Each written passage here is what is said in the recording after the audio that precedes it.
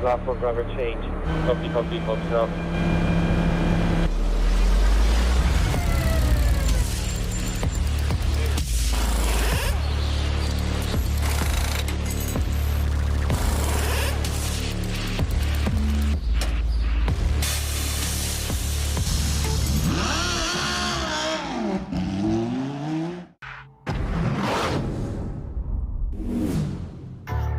Welcome everyone at the Lamborghini The Real Race, and I am Misano to be the host for today's show. And of course I'm not alone here because I am together with Renee and Lee. Welcome.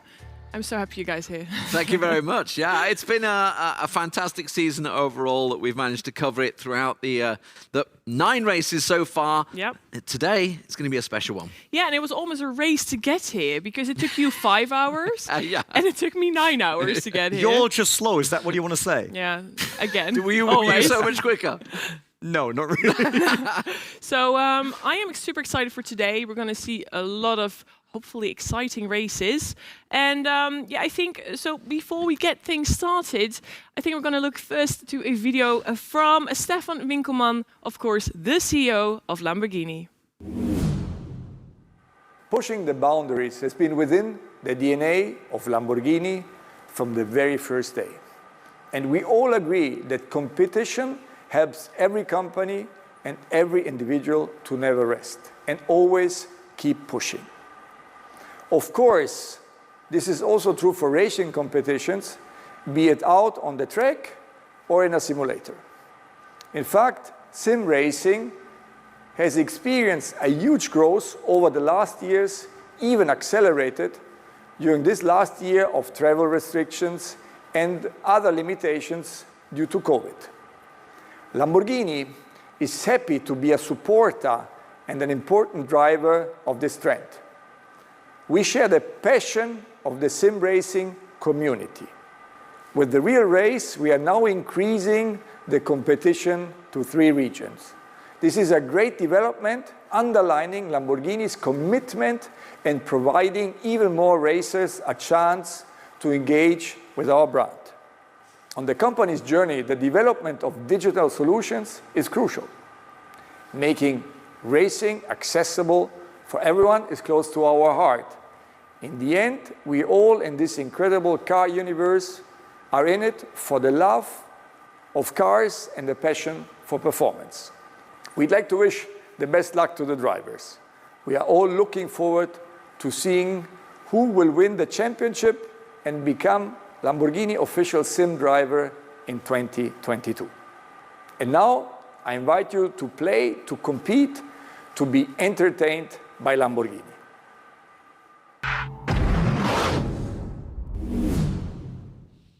Well, it's really exciting to see Lamborghini doing more and more with esports. What do you guys think about that? Yeah, it's fantastic and entertaining, as he just said there. It has been an entertaining season overall. You know, the format has lended it to that. You know, obviously the fact we've had these 9 races that's been open to everybody to qualify. It's not just been a closed circuit with invited racers. Everybody's been able to apply. And of course, it's all been on Assetto Corsa Competizione. It is. I mean, it's a great combination, right? We've got Lamborghini as one of the world famous brands out there, right? Everyone knows their cars. You grow up, you see a car, and you immediately can tell that's a Lamborghini, right? Which is amazing. And now they got this synergy with the Assetto Corsa Competizione, right? Which is the official game of the GT racing world out there, the most popular race class coming together for this event, and also combining more than just sim racing, right? It's called The Real Race for a reason, because the winner actually gets the chance to drive one of these amazing cars. I mean, that's so awesome. I mean, it's perfect that they combine these 2 worlds together. So, and I think we as car lovers and also car lovers in games, it's a perfect combination. It definitely is. And I'm always happy for all the sim racers out there getting their chance. I mean, I started sim racing over 15 years ago. Back then, we didn't have that, right? We were always dreaming about great cars and maybe one day sitting in them. But nowadays, it gets common more and more. And it's great to see that a brand like Lamborghini jumps in it as well and brings us this cool event. Yeah, and you see some people going from sim racing to real racing. But we will know that and hear that later. Before I say too much, we don't want that. So today's the final race with 3 regions, APAC, EMEA, and of course NALA. which one do you look the most forward to? Can you say that? I mean, obviously, we kind of know who's pretty much champion in the first two regions. Nala is an open book, though. That one I'm really interested to see how it's going to race. Obviously, that's going to be towards the end of the day when, you know, America wakes up. We're a little early in the day. But honestly, we've had fantastic racing from all the regions. When we covered, obviously, Laguna Seca early on. We were started out at Monza. You know, we had some brilliant race at Suzuka. The endurance race really delivered a breathtaking finish. So honestly, it's going to be interesting to cover all the regions. Yeah, so I think it's time to take a quick look at what this whole season is about.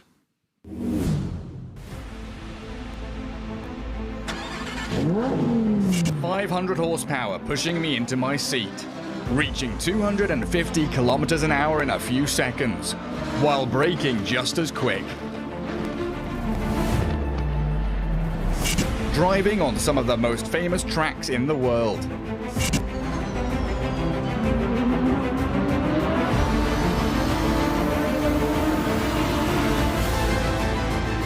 Driving bumper to bumper against great players from all around the world, fighting for the ultimate prize, being the real racer. The Real Race 2021. Sign up now.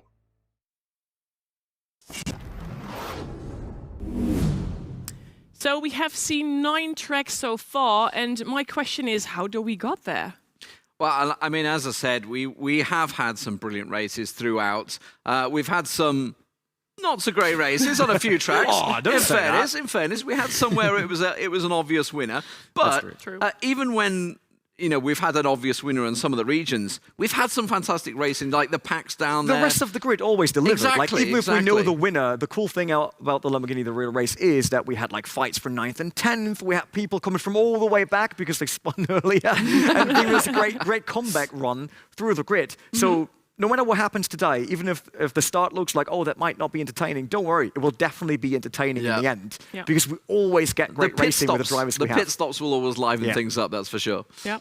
Okay, well, I think it's time to go through the schedule. And of course, we are going to APAC. We're going to see APAC, EMEA, but as well with Nala. And about that, we're starting with the APAC region. And we're going to also look a little bit to the race standings, because we had, of course, 9 races so far.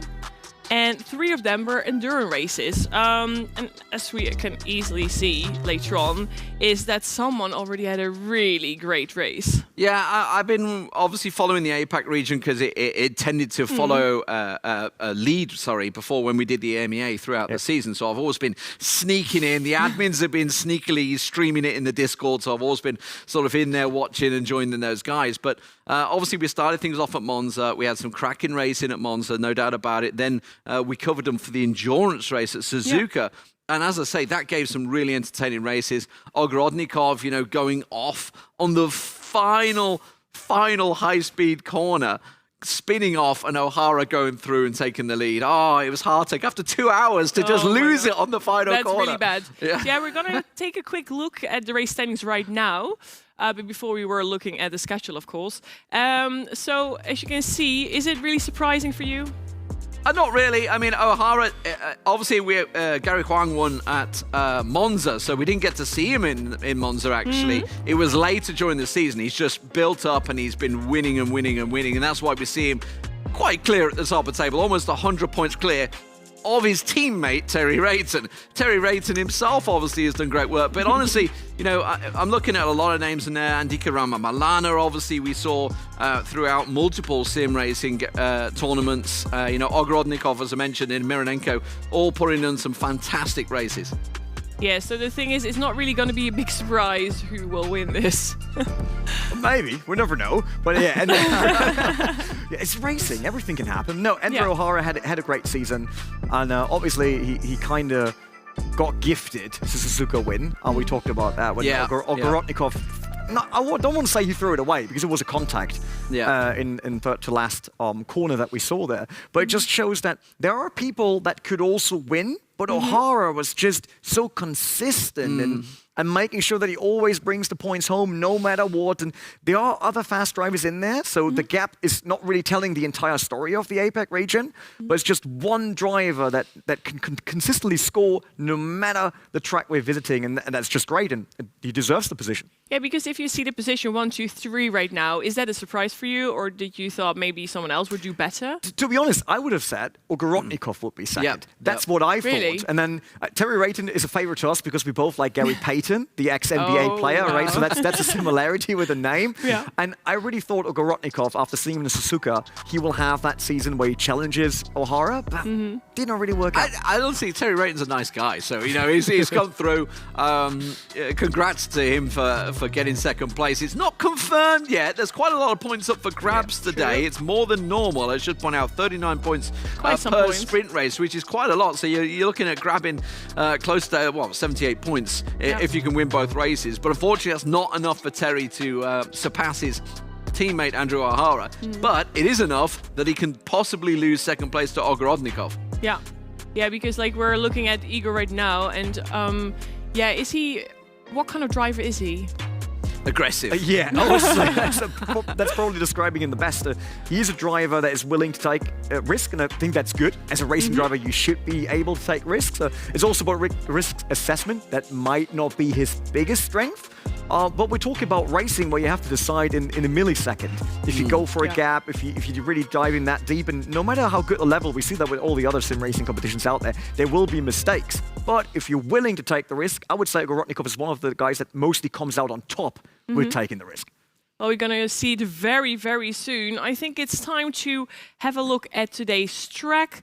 Well, these lovely guys will go through their positions so they can do all the great casting today. So I see you guys in a little bit. Thank you very much. Good luck. And let's have a look at today's track.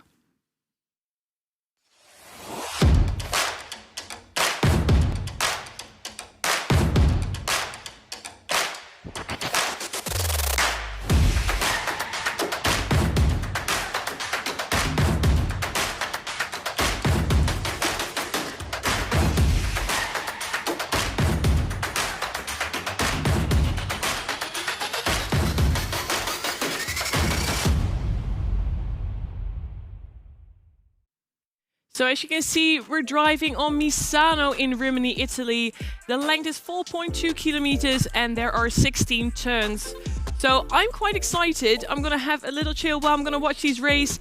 And in a very, very couple of seconds, our lovely Renee and Lee are ready. So guys, take it away. We're definitely ready over here at the casting desk. I mean, it's a long time that we have been here.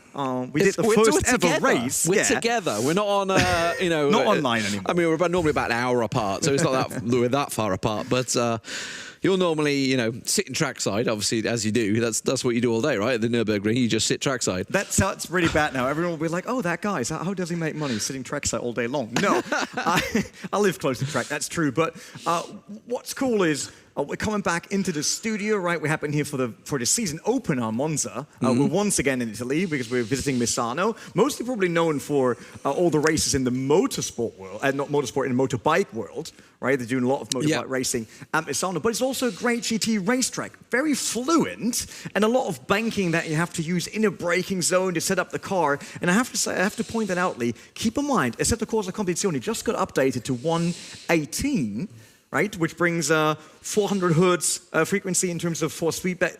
We're not going to deal. I could do that now, but we're not doing it. Look, there's a lot of sim racers out there but a lot of changes to the physics, right? Longitudinal, there's new longitudinal physics system for the tires, so curbs feel completely different. These guys really had to turn up practice once again to get into this, because it's not the same old. Yeah, I mean, obviously, it's the same when any patch comes to a new game, and that is, I guess it's the equivalent in racing terms of like new gear coming into it. You got new suspension. You're like, well, I'm going to have to get used to this one, aren't I? Don't touch any rear wing, though. Definitely don't touch the rear wings. That's for sure. It might bend. I mean, obviously, when a new patch comes to a game, it's a simple case of you're going to have to get in the car, get in the rig, and try it out. Try out, you know, all the cars, obviously, that come to it, and try out the tracks, try out everything, see what's changed. Because sometimes the track might have had an update, you know, they may have just laser scanned something, some corner may have had a curve change, which could be big. They might even have to change their strategy, actually, because tire temperature is now also working a tiny bit different. Great to see, by the way, Terry Rayton, our Gary Payton, he's 36. Maybe that is the second career after his MBA. He just changed the name slightly. He now went to got into Australia. racing. Yeah, got into Australia, running away from the NBA, now in sim racing. So he's leading this pack. That looks good. As you can see, we're not sitting on 20 cars or more. This is the core, I would call it the core racers back Yes. With Terry Rayton on pole position right behind Mironenko. We saw him in the Suzuka race as well. He had a great day there. Didn't really get the points in.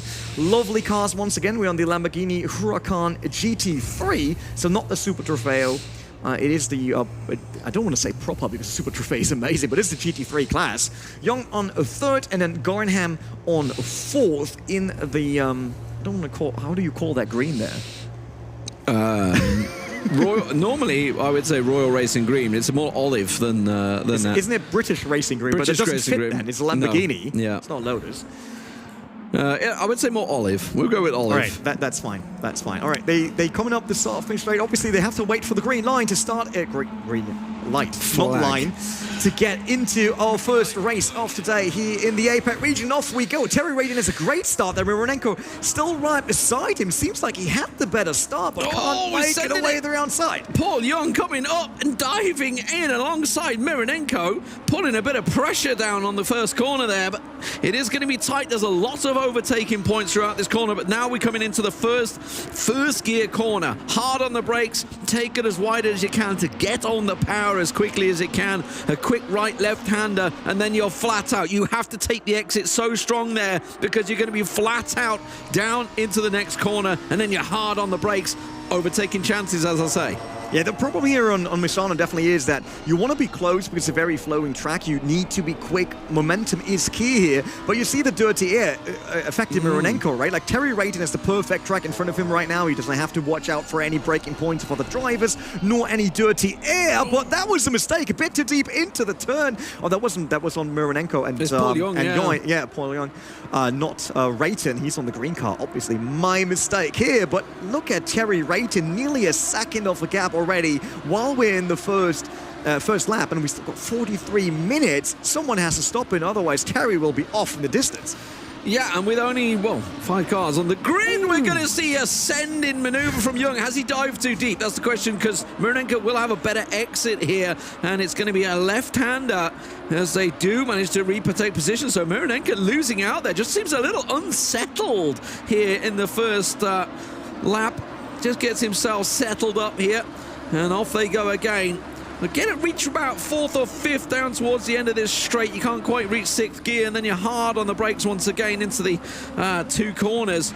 You've got to get your line right there. But Terry Rayton obviously setting the fastest lap in the first lap there, because as you can see in the lead and very much away. But it looks like we've got a bit of a battle on our hands between Mironenko and Young.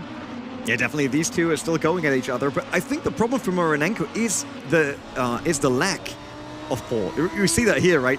His connection is not as great, and sometimes the car is a bit wobbly and moving in a weird way. And Mironenko does not want to lose the race right here just due to a contact, right? Yeah. So he tries to stay away, but getting really deep there into the apex, nearly right at the rear bumper of Paul Yoing, but not enough yet to make a move. And I have to say, Yoing's maneuver, that was liquid ascendant basically, right? Dive bombing in there, but it paid off. Yeah, I mean, we could see he was trying it about 2 or 3 times. It wasn't the first time he tried to make it work, but Mironenko's got some work to do. And as you mentioned, patience could be key here. It's a 45-minute race. For the first sprint race, 45 minutes, hour long in the second sprint race. You got a pit stop in there. There's no reason to lose your cool and lose it on the first corner. We're just a 5-car race, not the most ideal, I would say. Probably the first time I've ever covered a 5-car race, in fairness, unless it comes to a head-to-head, in which case you've only got the 2. But definitely where obviously a lot of points up for grabs. As I mentioned, for Misano, for this track especially, we have more points. Ordinarily, you'd be looking at 25 points for first, 18 for second, etc. like your standard point system. But no, it's 39 points for first place here at Misano. So there's a lot up for grabs, and Mironenko could make a lot of places. And while, obviously we're talking about O'Hara being the champion, as Mironenko tries a rather adventurous route around the outside. Don't think that's ever going to work. As we talk about O'Hara, almost certainly is the champion, certainly for the APAC region. It's not just about that. You obviously got sponsors, your teams, and then you can go to them and say, hey, look, I took part in the Lamborghini The Real Race for Terry Rayton. He's going to say, hey, I got second place close behind my teammate. These guys are looking obviously to the future, and this is a good selling point for them as a driver. Oh, that's a tight maneuver. Mironenko having to go hard on the brakes. He did connect, and that's what you were talking about, the lag chance potentially coming in for Young there. And looks like Carter managed to connect with him there as well, as Mironenko took some serious avoidance action. Yeah, he was a bit late there on the braking. I think he could have not made that corner anyway. Looking at the leaderboard, what we see, Mironenko still in trouble here with Paul Yoing. It's not going easy for him the entire time. This is down to lag, really. Like, we saw these guys racing. Normally they don't have that issue, but they're having heavily contact here on the apex once again, while Terry Rayton is more than a second per lap quicker right now. He's really running away there. So these two have to sort out the issues and get their hat down and start not fighting each other, start racing, because otherwise Terry Rayton will be off in the distance. He will never return. Absolutely. Well, I mean, I think for Terry, the problem is when you do have two cars battling as they are, you're either going to have defensive maneuvers or contacts. Either way, the guy in front is going to gain a massive margin, and that's what's happening for Terry. Terry, we saw him from the first race. He's been in every race throughout the championship. It's great to see. As we mentioned, it is has been an open qualifying session every single time. So it's not like these guys can just turn up on a Sunday and do the business. They have to turn up throughout the week, get the qualifying times in, set themselves some quick laps, then come back on the Saturday for the closed qualifier. There's quite a process to it, to get here in the first place. So yeah, I mean, it has been certainly a tough, grueling season for them, but it's great to see that Terry has managed to slowly build himself up through the season. Didn't have the greatest race at Monza, if you remember. Had a connection that, I was going to say got connected with at turn one, but who doesn't get connected with at turn one on Monza as you go into the Variante? But yeah, it has been a long season for Terry, and it's great to see how he's built up. As we were mentioning on the desk, we were talking about Ogrodnikov, who was fantastic in the first race. We saw him challenging out against Gary Huang. We saw it at Suzuka as well when we covered that race. We didn't get to catch Laguna Seca, but he did go and win Laguna Seca, Ogrodnikov. So we expected him to be putting the challenge in. But as the season went on, it's Terry Rayton that has slowly gained pace and points and position and finds himself now here in Misano in a fantastic position to take himself a first win here. It does look like that now Mironenko has settled, certainly ahead of Young at second and third place. Yeah, well, he picked up a 5-second penalty, Mironenko. Yeah, he won't be happy about that one because it cost him second place for sure, probably fourth and fifth as well. Carter isn't that far behind. Yeah, they've stayed pretty close, in fairness. Ordinarily, you'd see maybe the front runners sort of running off with it, but yeah, it has. It's It's a 10-second gap between Mironenko and Rayton. That's worlds between them, basically. Well, we heard race control already. We'll get a replay of what happened between Mironenko and Paul Yoing previously. It's good to see. And that was a deep dive into the apex. So this is the car of Paul Yoing, and that's Mironenko in the background. Oh, look at that. Yep. The thing here is, it's basically two corners. There's a bit of a right-hand kink, and then there's the full right-hander. So there's a fast corner that goes into what is essentially a first or maybe second gear corner if you hit it exactly bang on. But either way, yeah, like you say, I mean, it's almost like the motorbike setup, right? The slow corners where they'll come around the bend into a sharp corner.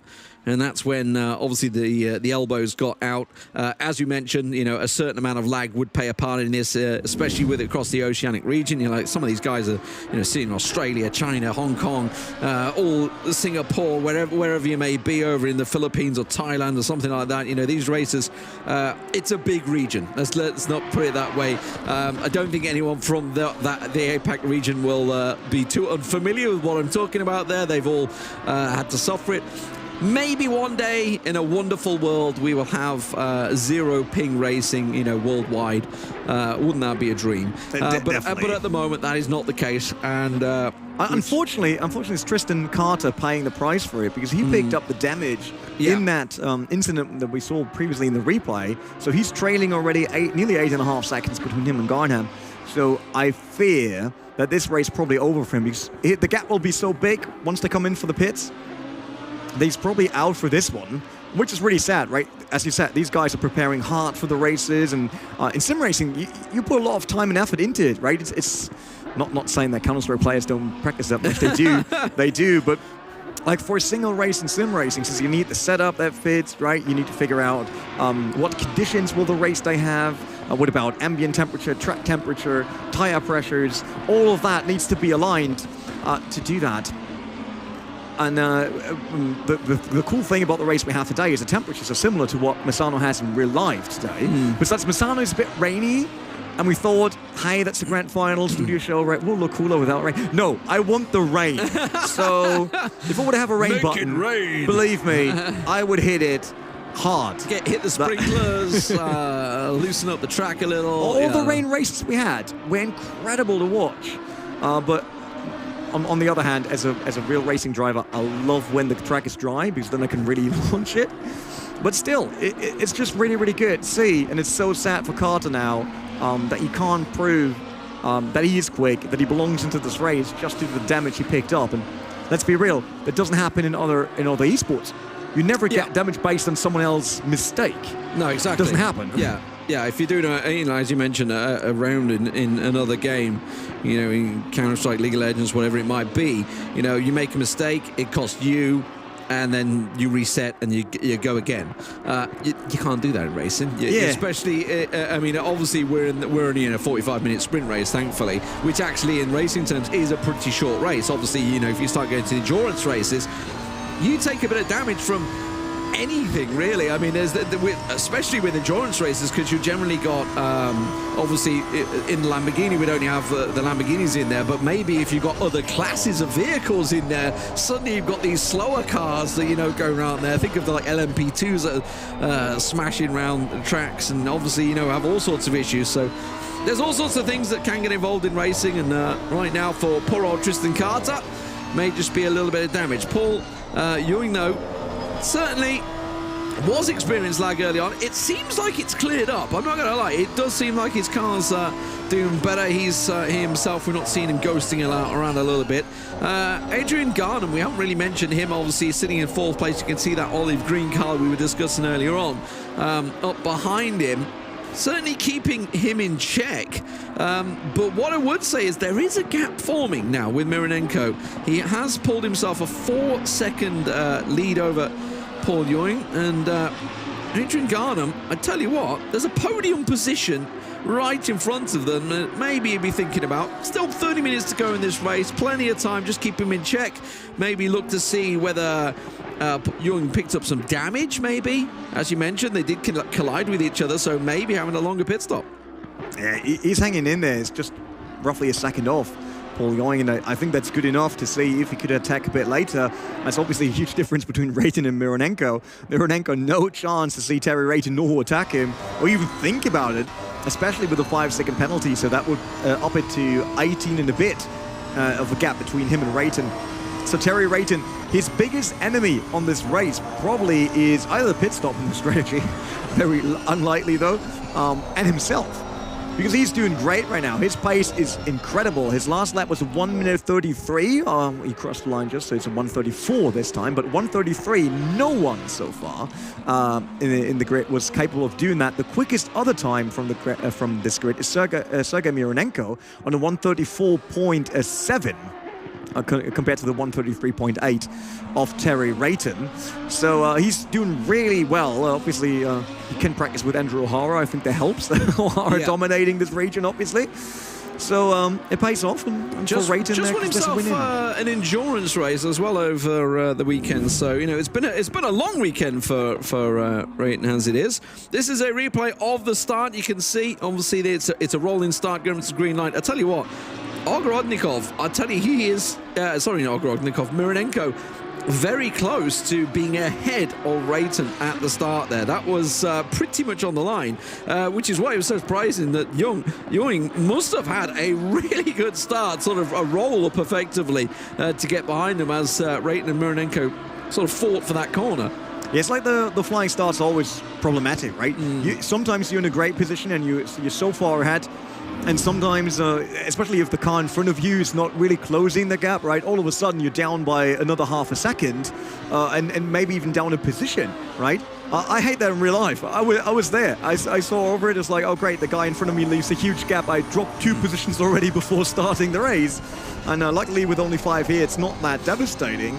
But yeah, Mironenko was right next to Terry Rayton, but Paul Ewing had an amazing launch off the line there. It's great to see in car for me, obviously as someone that's been practicing this circuit a little bit. Well, I certainly had a little go around it. Obviously, I can tell you it didn't help though. Well, we'll find out later on. I like to drive the tracks before I commentate every one of them, just to get my head back in it every time, just as as a racer sort of would. And it's always interesting for me to see the racing lines and where they take it, where they're potentially making mistakes. This, by the way, you're talking about the rain. This is a track that really can be affected by the rain. Like all these smooth curves and curbs, you just need to very much avoid. Like that line there, do that in the wet, you're off, you're gone. It's as simple as that. Some of these curbstones, because they're such low curbstones, they are fully avoided, especially in the high-speed ones, as they goes down to. Kept in a second, okay. Could drop to first, maybe get the revs up there.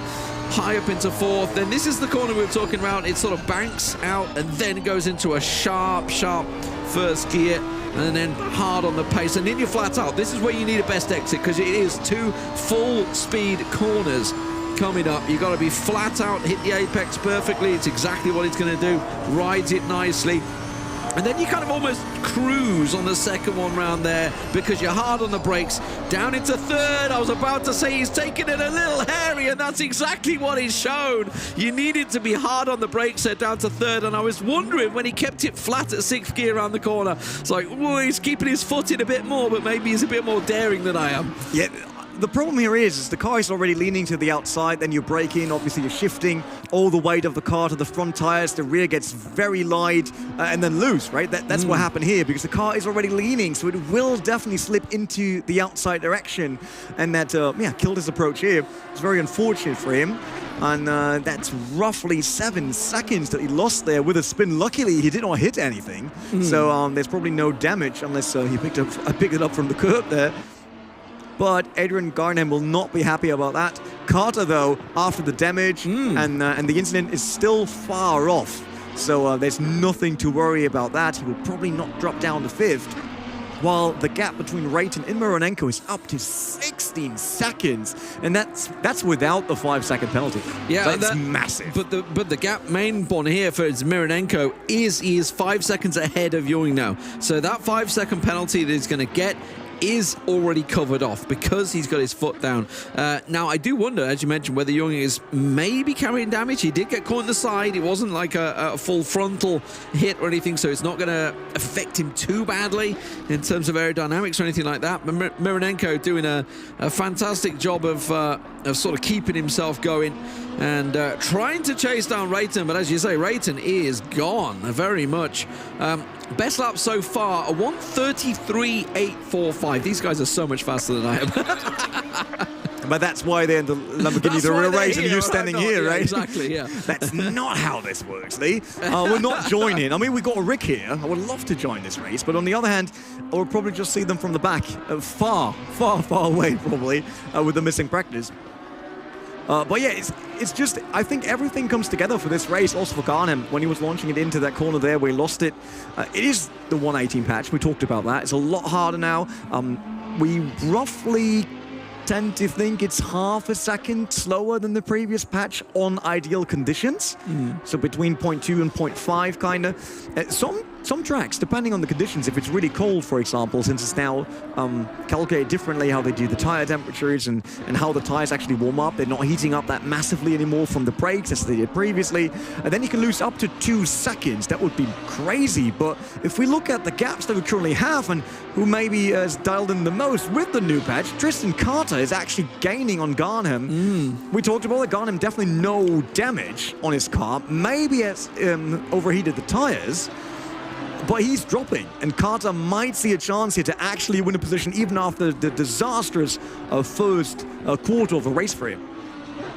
Yeah, I mean, it may be down to also just losing a little bit of focus once he's, had that spin effectively, that sometimes the red mist descends and you get a little angry with yourself. And that is the key part, right? Half the time you can't blame anyone else, it's yourself. So you just have a shout at yourself here. This is where he just got it, all sorts of wrong, fighting with the wheel. Almost caught it, but as soon as that rear wheel touched the grass, it was always going to be a case of generally going wrong. But Brenning on point, right? He saw the Audi logo there and was like, oh, wait, that's the same family, not crashing into that one. Yeah, absolutely. So second gear round there, Tristan Carter doing work, but here is a pit stop coming in. So our first pit stop for Garnham. Did it really ruin his tyres that much? That he wanted to pit that? I mean, well, the pit with window's 25 open, minutes still to go, so it's not like he's super early, but he's the first one to go. Yeah, pit window, I mean, it's a 10-minute pit window. It doesn't matter for the drivers when they pit. They don't need to use the in-game pit window. They can actually pit in the first lap if they really want to get it out the way. But obviously these guys are probably just going to run as little fuel as they can and then try and go for it. So we'll see whether that, works out. Obviously for Garnham, I mean, I don't think he's really going to have a chance to undercut Ewing, and more importantly, it's whether he stays ahead of Carter when Carter goes in. Yeah, I think that's the battle he's currently concerned about. Carter not for Paul Ewing, that's too far away, and if we look at the pace and pace-wise in terms of their lap times, he's just not up to that currently. Terry rating, by the way, last lap was a 134.2. While Mironenko's lap was a 135.2. So they all dropped in pace a bit, but there's still that 1 second difference between Rayton and Mironenko per lap. So he is just flying away from Mironenko. No chance to catch Terry Rayton. He probably is a big Jordan Sherritt fan, and he thought he could do the same. Well, shout out to Jordan Sherritt, who obviously sits at home right now waiting for the EMEA race, nerve-wracking, you think fearing he's nervous? That he might lose. Let's be honest. You think he's nervous? I'm not really sure. He won all of the races but one. That's it. Yeah, that's got to be annoying. That must be annoying. That's probably the hardest part for him this season, not being in for the perfect season. Ewing in now in the pits as well. Mironenko still out there. Rayton still out there. That is Carter coming in the background. So we will have more than half the field already done with the mandatory pit stop. While Sergei Mironenko is still out there. That's, by the way, a beautiful color for Huracán. So if you want to give me one out there, that's probably what I'm looking for. That's the color you want. All green. That's the color you're after. I love that aggressive Lamborghini green. That would be something for me. So you can't, because you will always find it when you're at the grocery.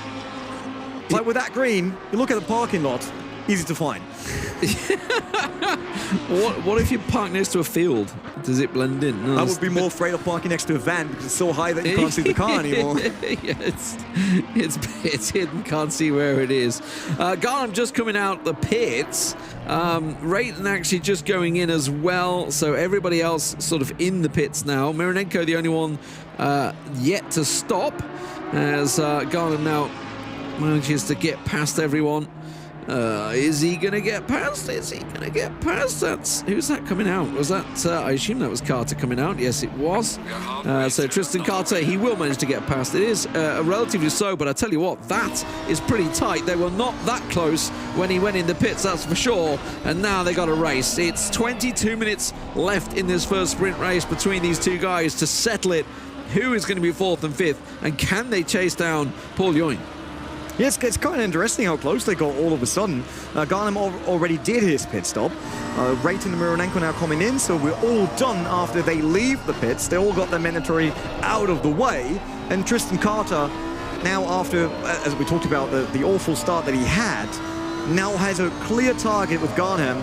Has a target all over his back, basically. But can Tristan really close the gap now to launch an attack? It's half a second, a bit more than that. But Garnham is... I think Garnham had a good run there. He got an early pit stop. He's already dialed in once again. Well, Carter just coming out of the pit. So if you swapped for, if you opted for new tires, then they obviously feel a bit different until they get up to speed and into the same groove once again. So Adrian Garnham should have the upper hand for now, even if he doesn't have the fresher tires. That was a mistake by Carter. Way too deep into the apex, crossed over the curbs, and then completely losing the momentum coming out of the right-hander. And that immediately punishes him, sends him back 1.2 seconds to Garnham now. It was half a second. Paul Young, by the way, in the pits again. He did his mandatory pit already, and his car is wobbling. Did he actually have a crash? Because look, that's not how a Lamborghini normally rolls. I can tell you that. Mint condition, never been abused right there on the UK market. But I think that was a bit of damage. Well, that may give a podium position away. Garnham at the moment is already in that 3rd place, so looking great for him. So let's have a look at what happened for Ewing there. Maybe it's Tristan Carter. I mean, suddenly this race between Carter and Garnham is going to be a place for the podium. This is Tristan Carter coming back. That is going to be obviously when Garnham just making himself that position. Since that point, he's actually managed to pull himself a decent lead as well. Yeah, you can immediately see Carter just taking a different route, not hitting the apex, going way wider, almost making a triangle out of the corner. That's me right in a nutshell there. Yeah, it's not ideal, right? It's killing the momentum for the exit there. Couldn't plant it that heavily on the accelerator without slipping the car. These guys are running TC and ABS. GT3 cars have a lot of assists. I don't want to say assists because in sim racing, people always think like, oh, you're running with assists. That's not how you do it. On these race cars, that's the technology you need to learn. How do I use my traction control? How do I use my ABS for my driving style and for the current conditions of the car and the track? I mean, obviously you can have different strengths. It's like down to each driver what strength of the traction control they can have as well in there. So some like to have it a little slippy. Some like it dialed in, like me. I get slippy, I get scared. I'm all over the shop. Speaking of being all over the shop, Tristan just running a little tight there, but he manages to catch it on the 2nd corner. Now through turn 3, looking good as they go through into the sharp right-hander down to 1st gear.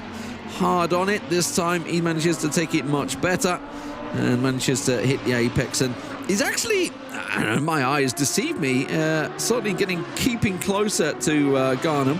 There's still a 1.7 second gap there. Ewing is out of the pits. Don't know what caused him to go a 2nd pit. Oh, he put the wrong tyres on. What did he put on? Winter tyres? So he must have put wet tyres on? Winter. It's just going, I mean, you got to make the change. We're in November. You got to get those winter tyres on. You got to be safe on the track. But no one told him that the race is not at the Nürburgring. It's snowing there currently, but it's definitely not snowing in Misano. So no winter tyres needed. There's also different rules for racetracks, so you don't need them even in December. We're not there yet in December, by the way. We're still in November. But yeah, that does not work for the 63 Paul Ewing. Down to 5th now. And Tristan Carter definitely not making up time onto Adrian Garnham. There's 1.8 seconds by now, so every single lap he loses like 1.15 roughly, which means he won't close the gap nor get into real fight here. By the way, Terry Rayton's last lap was 133.9, so he's back to his fastest lap. Best one was 133.8. 2 seconds faster than Mironenko's last lap. No chance right now. Like Terry Rayton on a different level. 30 seconds ahead. I mean, that is a massive lead. He could literally go in those pits again in a minute. Just chill. Get a drink. Just sit down. I mean, on these cars, normally you have a drink system to ensure that you can have a drink while driving. Stay hydrated out there. But yeah, Terry Rayton has nothing to fear, but disconnect, power blackout, volcanoes. What else could stop him? Did they have volcanoes in Russia? I mean, I'm sure they must. It's a big place. It's a big place. It's a big place. There's a lot of areas. I don't know if Mironenko potentially has a but we were talking volcano about Terry next Rayton. door. Terry Rayton, yeah. Well, Like, they what definitely can- don't have volcanoes in Australia, I'm afraid. Yeah, but they have a lot of other toxic, dangerous spiders. That's why I would never touch That's it. Australia. Yeah, crocodiles, insects. There's all sorts that Everything could happen. A wants to kill kangaroo you. bounces in the window. That could get dangerous. Yeah. Those things are scary, I tell you. Maybe that's why he's so quick, because his Ooh. country is so much more dangerous than a thrilling race. He's just on, Rayton's just on a fastest first sector, hasn't he? 23.430. So blasting it now. I think you'll see if he can break his fastest lap. I wonder if he's on, absolutely smashing it. I mean, he was 2 seconds faster than the last lap alone. 134, actually, tell a lie, his last lap was a 134, so he slowed down a little bit. He did 133 before that. 133.845, though, his fastest lap so far. He is absolutely blistering pace compared to everyone else out there. Certainly fantastic drive that he's having on a high as well. Looking to get himself, actually, I would have to get the record keepers out. I'm not too sure whether Terry's had a win this season yet. Obviously, with O'Hara not here, this is a real chance for him to steal the glory, effectively. O'Hara, by the way, the reason he's not here is power issues within him, which we were talking about, that could affect Terry Rayton, maybe. But yeah, power issues there. It has, that's something that has plagued Australia. I remember old Elon Musk saying he's going to help him out and build some sort of solar farm or something. I'm not too sure what his exact plan was, but either way, who knows what Elon Musk is thinking, right? Yeah, who knows? But yeah, Terry Rayton absolutely smashing it here at Misano, having a fantastic job. I'm going to be very interested. I love to compare, especially when we're covering all three regions, is to compare the fastest laps sort of across the region. So 133.845. Keep that in your minds, ladies and gentlemen. Certainly in the first sprint race, I need to write it down somewhere, is what I'm saying, or hopefully some admin out there is going to write it down. I know Nicholas, our observer, maybe he's going to jot it down on a piece of paper. I know he likes to keep it up there, the race director. So we'll see whether anybody can beat it throughout the day, because we've got a lot of racing ahead of us. Obviously, another sprint race to follow here in the APAC region. 2 EMEA races as well here at Misano, and 2 NALA races, which I'm really excited to see. That's just a little bit scary for Rayton there. I thought he came in a bit hot, just managed to catch it though. It's obviously where we saw Garnham losing it as well. It's that fast 6th gear corner, you're flat out into a 3rd gear corner, into a 1st gear corner. It's just like a sequence. And if you just get stepped slightly out in that sequence, as we saw with Garnham earlier on, it can just lose that back end. He's really consistent right now, 134.0. So he's doing very well, Terry Rayton, even though there's no pressure on him right now. He's bringing the same lap times over and over again. Tristan Carter still in 4th, obviously got the 4th off pole going. We had to have a second pit stop. We're still not sure what happened to him. We'll love to see that, because he's down to 136.7 in the last lap, not doing great at all. But Tristan Carter, 2.7 seconds now away from Garnham, so I think this will not happen for him unless he finds the boost button. Maybe a bit of nitrous that could help him out here. Not happening in GT3 racing, but Tristan Carter needs something if he wants to close the gap to Adrian Garnham and have a shot at a podium spot. Podium right now, Rayton, Mironenko and Garnham. So Carter and Paul Young outside of it. Coming across the line, that was 135.8. Gaining. Yeah, that was a bit quicker than Adrian Garnham. It's not that much, 135.89 for Look, Adrian. he gained 3/100th of a second. It's something.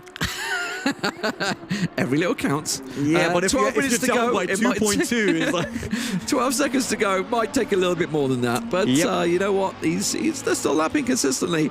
They're not that much slower than Mironenko, to be fair, in second place, although he is 34 seconds up the road. So actually 23 seconds ahead of Garnham. Sorry, he's 34 seconds behind Terry Rayton, who's just been blasting it. He's in cruise control now, Rayton. He's backed off a little bit. in terms of pace. No reason to risk it and sort of go off the circuit in any way. So, as it is just a 5-car race, not ideal, I know, for everyone involved. Hopefully we're going to have a lot more for the EMEA region, or maybe even for the second sprint race, obviously with a few people having issues in that region. Out of our hands, we can just cover what exactly is in front of us, and right now it is obviously Tristan Carter chasing down Adrian Garnham, and maybe hoping that he can pressure Garnham into making a mistake like he did before, because if you remember, Tristan Carter was actually challenging out for that 3rd place before he had the incident, before he had that damage on his car connecting with Paul Ewing early on. So definitely gaining here. It seems like he's putting a lot of work in. Down to 2 seconds now, this gap. It is closing, but there is only 11.5 minutes remaining in this race. And I always feel, Rene, when you're sort of in this position and you can see that car in front of you, it just sort of gives you, it G's you on effectively, but also can force you to make some mistakes trying to go a little quicker. Yeah, it's like you want to close that gap, but it was also frustrating if you see that you not making it further. That was not he missed ideal. that breaking point badly there, yeah. He's normally quicker in the second sector, but not with that. That's for sure. Down to 2.3 seconds by now, so... Tristan Carter, he can be quicker than Adrian Garnham. We see that, but it's maximum 0.2 of a second per lap. With only 10.5 minutes left, that's not enough for Tristan Carter to come back onto Garnham. Mironenko, by the way, still running 135.3. And Terry Rayton had an awful last lap around, 134.1. So for him, that's an awful lap, by the way. It's still over a second quicker than Mironenko, though. So yeah, that gap isn't increasing either. It's 35.6 seconds by now, and it's another 24 seconds to Adrian Garnham. So this is pretty much done.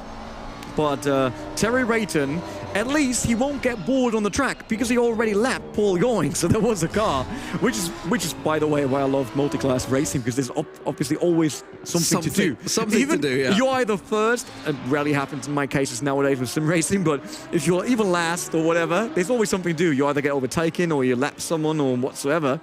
And that makes it great. So Terry Rayton hopefully enjoyed that one, because you won't do that often today, probably. Tell you what, he's lapped him and left him for dust. Ewing is nowhere to be seen back there.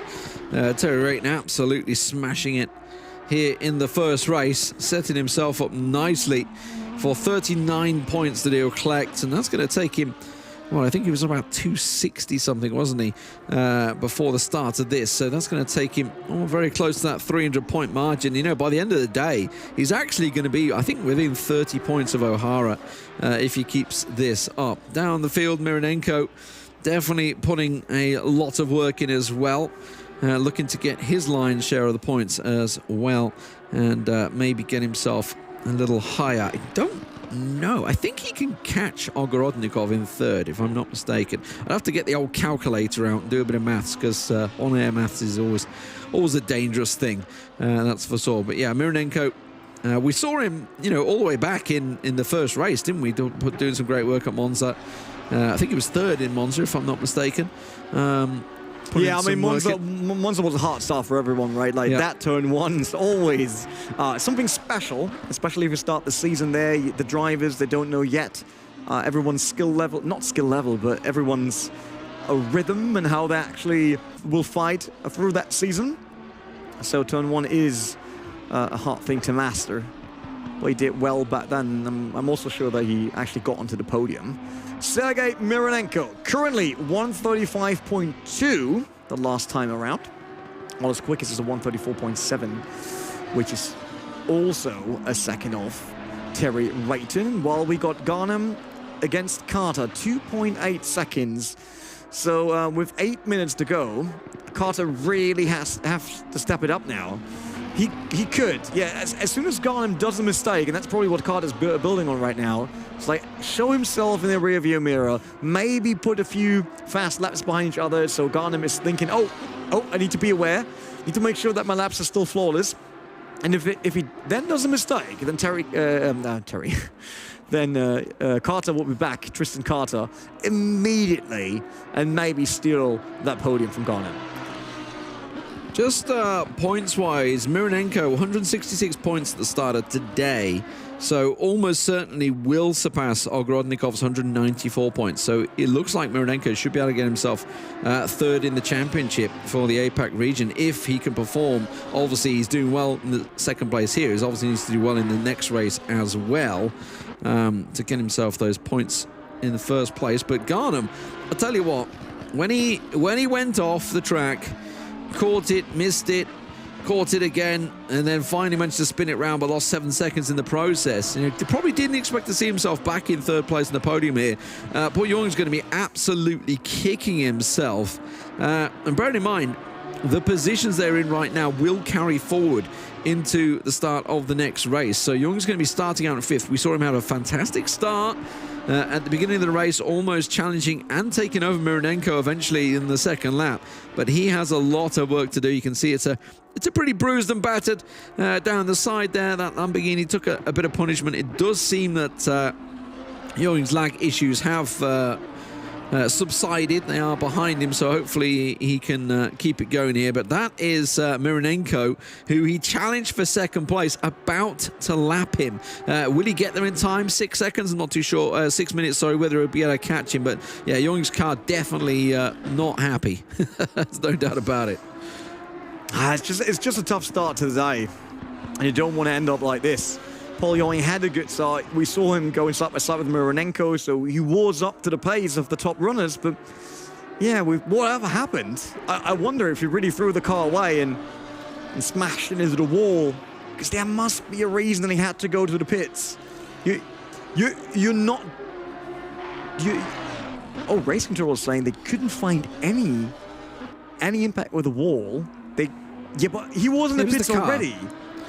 Do you really think he pitted the first time and just didn't repair? Didn't do the damage and then realized after coming out of the pits, nah, I really don't like it, I'll do it again? Can't see that happening to me. I mean, he definitely didn't repair it. It's the same place that obviously Carter connected with him. So speaking of, actually, for both Garnham and Carter, 11th and 13th place at the moment with 67 points and 53 points. This is a great chance, you know. While some people haven't turned up, this is going to put them into the top 10. You know, they're chasing down Shimatinsky, who I believe we had at Monza many moons ago, back in June, only on 85 points. So Garnham almost certainly will pass him, getting third place here, because obviously we have a lot more points for Misano. And then chasing down Ndika Ramamilano, of course, down in 9th place. You know, and then possibly catching 8th place, which is 107 points. So Garnham on 67. That's a big ask, 40 points. But I think with a third place here and possibly, you know, maybe better in the next race, it's a possibility for him, because as I say, a lot of points up for grabs here. By the way, when talking about what's up for grab, then there's always something like, oh, being the quickest lap, right? Being the best driver out there. What's really interesting when we look at the average speed of our drivers out there on the track, Terry Rayton has an average speed of 158.8, which is quite quick. I tell you that. They all max out at 223 in terms of the setup, but Tristan Carter is down to 221. So is that because he's really not getting the car to its maximum speed due to not carrying momentum, or is it because there's damage on the car and it's just not doing it anymore due to aerodynamic misfortune, basically? 224, though, for Paul Ewing.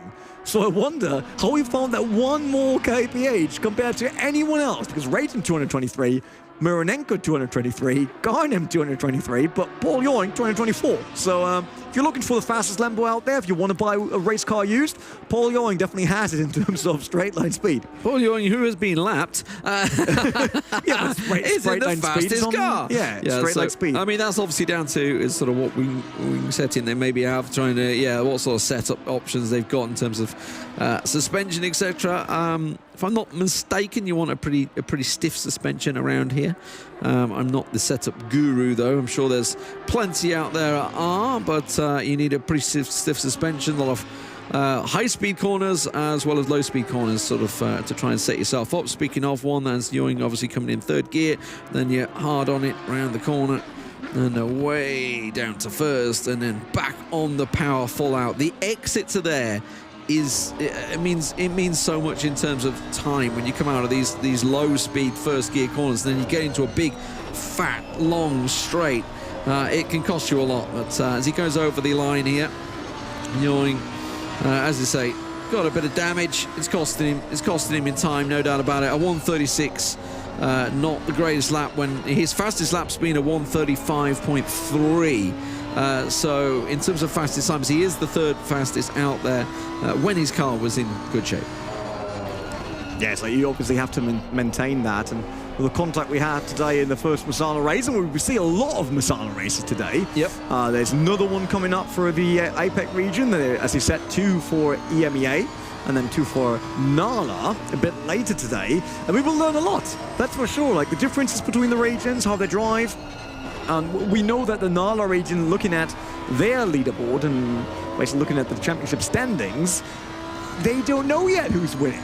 For APAC and for EMEA, we kind of know, right? We still want to see what's happening because races are always interesting to watch. But I think unless we give, like, you know, a points deduction to Jordan Sherritt, then I think he's pretty secure for EMEA. I would say there's automatic point deduction if you do not show up for the grand finale. So unfortunately, Andrew O'Hara. Oh, yeah. So O'Hara, sorry, buddy. He can't hear us because he's got a power issue. Yeah, it's maybe not fair. But yeah, just a minute to go in this, and Terry Rayton, you know, he's been dominant, 41.9 seconds ahead of Mironenko in second place. It has been a one-stop shop for Terry Rayton. Was challenged, I would say, at the start by Mironenko, side by side into the first corner. But since then, really has not looked back. Obviously, the battle that Mironenko and Ewing had solidified that for him and just gave him that extra impetus to sort of power ahead, not get involved in that battle. And that is always the case if you can start pumping in those times, and he absolutely has. Fastest lap out there, 1:33.845, way quicker than anybody else. The nearest to it is Mironenko at 1:34.7, so a second almost a lap faster, and his best lap, Dan Mironenko, in second place. That's why we're seeing him here consistently putting in those 1:34s every single lap. And yeah, when your consistent lap is faster than the best lap of the next guy, you know you're going to have a pretty decent run of it. Here he comes across the line. Flag will drop. The first sprint race will go to Terry Rayton. Easy as you like for Rayton. Really performing well. The man from Laundry House has done so well throughout this season, and 39 points for this sprint race. It is a massive point difference as opposed to 25 that you'd normally get, and absolutely deserved for Rayton now. Yeah, as you said, like his fast lap time so much quicker than Mironenko. Even though all the other drivers are fast, like if we look globally, they're not bad. Not at all, but it's just Terry Rayton today. He was on fire. When the oldest man on the grid wins, I'm happy. That's for sure. Because you don't feel left out. That's it. 36 years young, Terry Rayton, and showing him how it's done. Yeah, that didn't work. You tried a little wiggle there, didn't you? It didn't work. I saw that. You binned it. That was poor Ewing. Yeah. Did not pay off there. Tried the little wiggle down the straight and ended up beaning it into the barrier. Yeah, we're still waiting for Garnham and Carter to cross the line. They're there somewhere. Oh, yep. There's Garnham. There's Ewing. He already sees all the smoke from the Bengal fires, right? And then Tristan Carter in the background, while Garnham comes across the line. Podium finish for him on the very first sprint race off today, and hopefully a good start for him to get into the main race, which is a bit longer than what we just saw in the sprint race. It's an hour long. So yeah, ending with a podium, you can be happy about that. I would be happy with a podium. Now that you said that Terry Rayton is 36, that still gives me another 3 years. You've still got a chance. You've still got a chance. Get yourself in the ring. I'll go. You can be there for next season. Maybe get things going. You can but then you would miss me here commentating. That's it. Didn't saw his face, but his face was like, as if I would miss you. That's not what it meant. It's not what it meant. Sad day. We get Niels in. Niels can see you. Actually, Jordan Sherritt, because we need somebody else to win for Europe. Jesus. Yeah, but then we can't allow. Then it needs to be Jordan Sherritt and Niels Naujoks commentating, so we make sure that none of these guys wins. That's it. Yeah. Done. Well, Niels, you know my number. Well, Niels is in Berlin right now, so where we are, not too far from here. So he's doing his coaching business. But Not too far away, we're either from the main race, which is happening in just a few moments right after the break.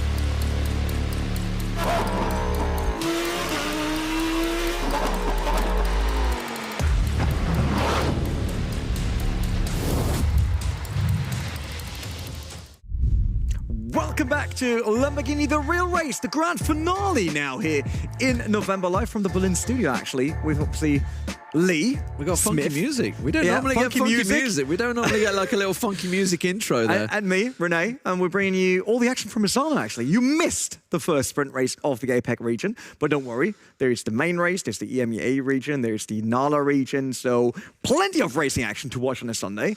So you can't really be sad about that. That's good.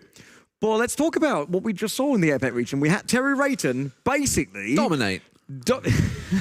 Yeah, kind of being on fire, deciding that why should I play with the guys if I could just run up front and win it? I do feel own. we may possibly see the same based on the fact that his average lap time was at the speed of Mironenko's best lap times, which actually surprised me. I expected Mironenko to be better. But this is a track where a lot of time can be sort of gained and lost. You know, these... It's really all about, obviously, not so much the flowing corners. It's about those hard braking, first gear, quick exit. You know, if you don't quite get it right, we saw a couple of triangle, entrances. Like if you don't quite catch the apex, don't quite get the fluidity, especially when we're talking about, the double corners effectively. You have that like third gear into a first gear, sort of like you have to get. And first gear is so rare normally momentum. in racing. Yeah, exactly. And there's like 3 first gear corners in this track. So yeah, if you don't get those points, you can lose so much time. Obviously, especially when you get onto those big, long, fast straights that you have to be flat out. Late braking isn't that strong here because it's all about the exit speed and momentum that you can carry on to the next straight. Because even though we have a ton of corners for the length of the track, they're all banged, and there's like it's always triple ride, so it's like a slight ride, medium ride, into a tight ride, and then the other way around.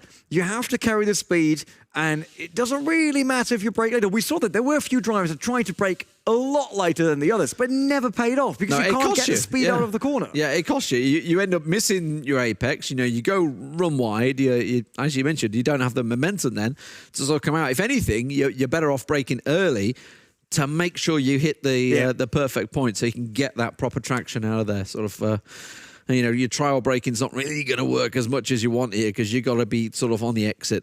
Although trail braking now, due to the latest patch, works a lot better. Yeah. But it also makes the rear more wiggly, which we saw with Adrian Garnham, who lost the car there. Because now what's always surprising for people when they drive real race cars for the very first time and you hit the brakes hard. You've got the huge monoblock brakes in the front. Is that the rear car gets take over you? And it's not overtaking you, but even if you do a normal maneuver, you're all straight, you're not steering, cars do like this, dancing. So basically, if you've got a manual shifted car, race car, you, like with the left hand, you're constantly doing this, and then shifting with the other one. And that's the same now with the latest patch. You really feel how all the weight goes to the front tires and the rear starts wobbling. It basically twerking all the way. and you have to manage that. Who managed that well was Terry Rayton. That's why he's on the pole position once again after winning our sprint race. Sergei Mironenko right behind him. Garnham, surprising to me that he got a podium there due to Tristan Carter having that issue in the front. He got called up by Paul Young.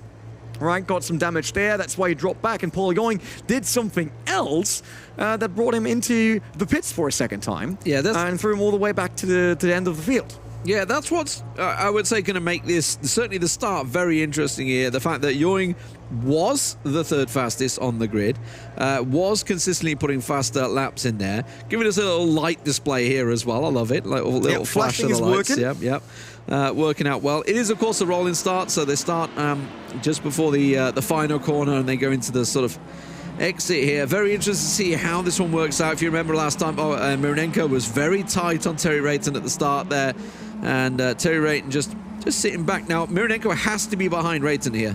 He has to be behind Rayton when they go over the line. He's ahead of him. That's a penalty. I'm also quite surprised here because Terry Rayton, he will be not be concerned because his average lap time, as he said, is so much higher than Mironenko's. But Mironenko hanging in there. But even with having that's 2.5 meters that he had on Terry Rayton from the start, they're already gone.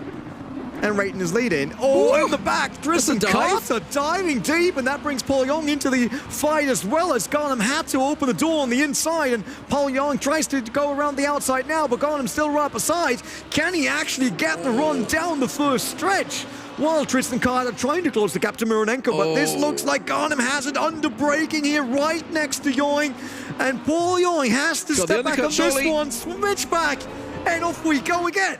Yeah, the switchback, I mean, obviously going in, you've got to hold, not only are you going to come into it, yes, you got the inside line, but you need to hold that position, and it hasn't worked out for him, as though Yoing outdoes himself in the brakes. He runs wide on the exit, and they are still side by side. I did mention that Yoing may well be able to get these times in. He was lapping faster before he had the damage, and this time he makes the move stick and gets it done. But Tristan Carter is going to be tough for him to chase. Tristan Carter took damage as well in that first race. He was the one that contacted with Paul Yoing. Whoa, Garnham is a little late on the brakes there, diving in a little late. Or was that simply Yoing being a little late on the exit? Not too sure. Either way, nearly connected as they come round to conclude the first lap. Yeah, I think that Paul Yoing was expecting this to be way quicker done in terms of his maneuver there, but it took him, what, 5 to 6 corners, more or less, to make that move. So he lost a ton of time, 2.3 seconds already to Tristan Carter, while Sergei Mironenko is also down by a second to Terry Rayton. And if he remembers the first sprint race and completely forgot about it, then he knows that this is the beginning of the end, so to speak, because Terry Rayton is just really dialed in today. He's doing a great job. I wonder if Tristan Carter, though, has a chance to catch up to Mironenko. We will see with the first laps. Now, obviously, they just started, so we don't have that much data from this race yet. But as he said, Tristan Carter had damage before, Paul Yoing had damage before, and now we finally get them without all of that. Looking at the first sectors, third sector, Garnham was a second down on Terry Rayton. But Paul Yoing was really quick, 33.8 in Sector 3, compared to 33.3 for Terry Rayton. So he's not slow, definitely not. No, that's for sure. It's going to be interesting to see how this one plays out for the next hour, whether Rayton is going to run away with it, which I suspect he will do. I think he's got this one dialed in. I mean, judging by the lap times that he was doing last time around, but this man on your screen, Paul Yoing, definitely a contender, I would say, for one of those podium spots. Carter definitely got to watch his back as Carter gets going here.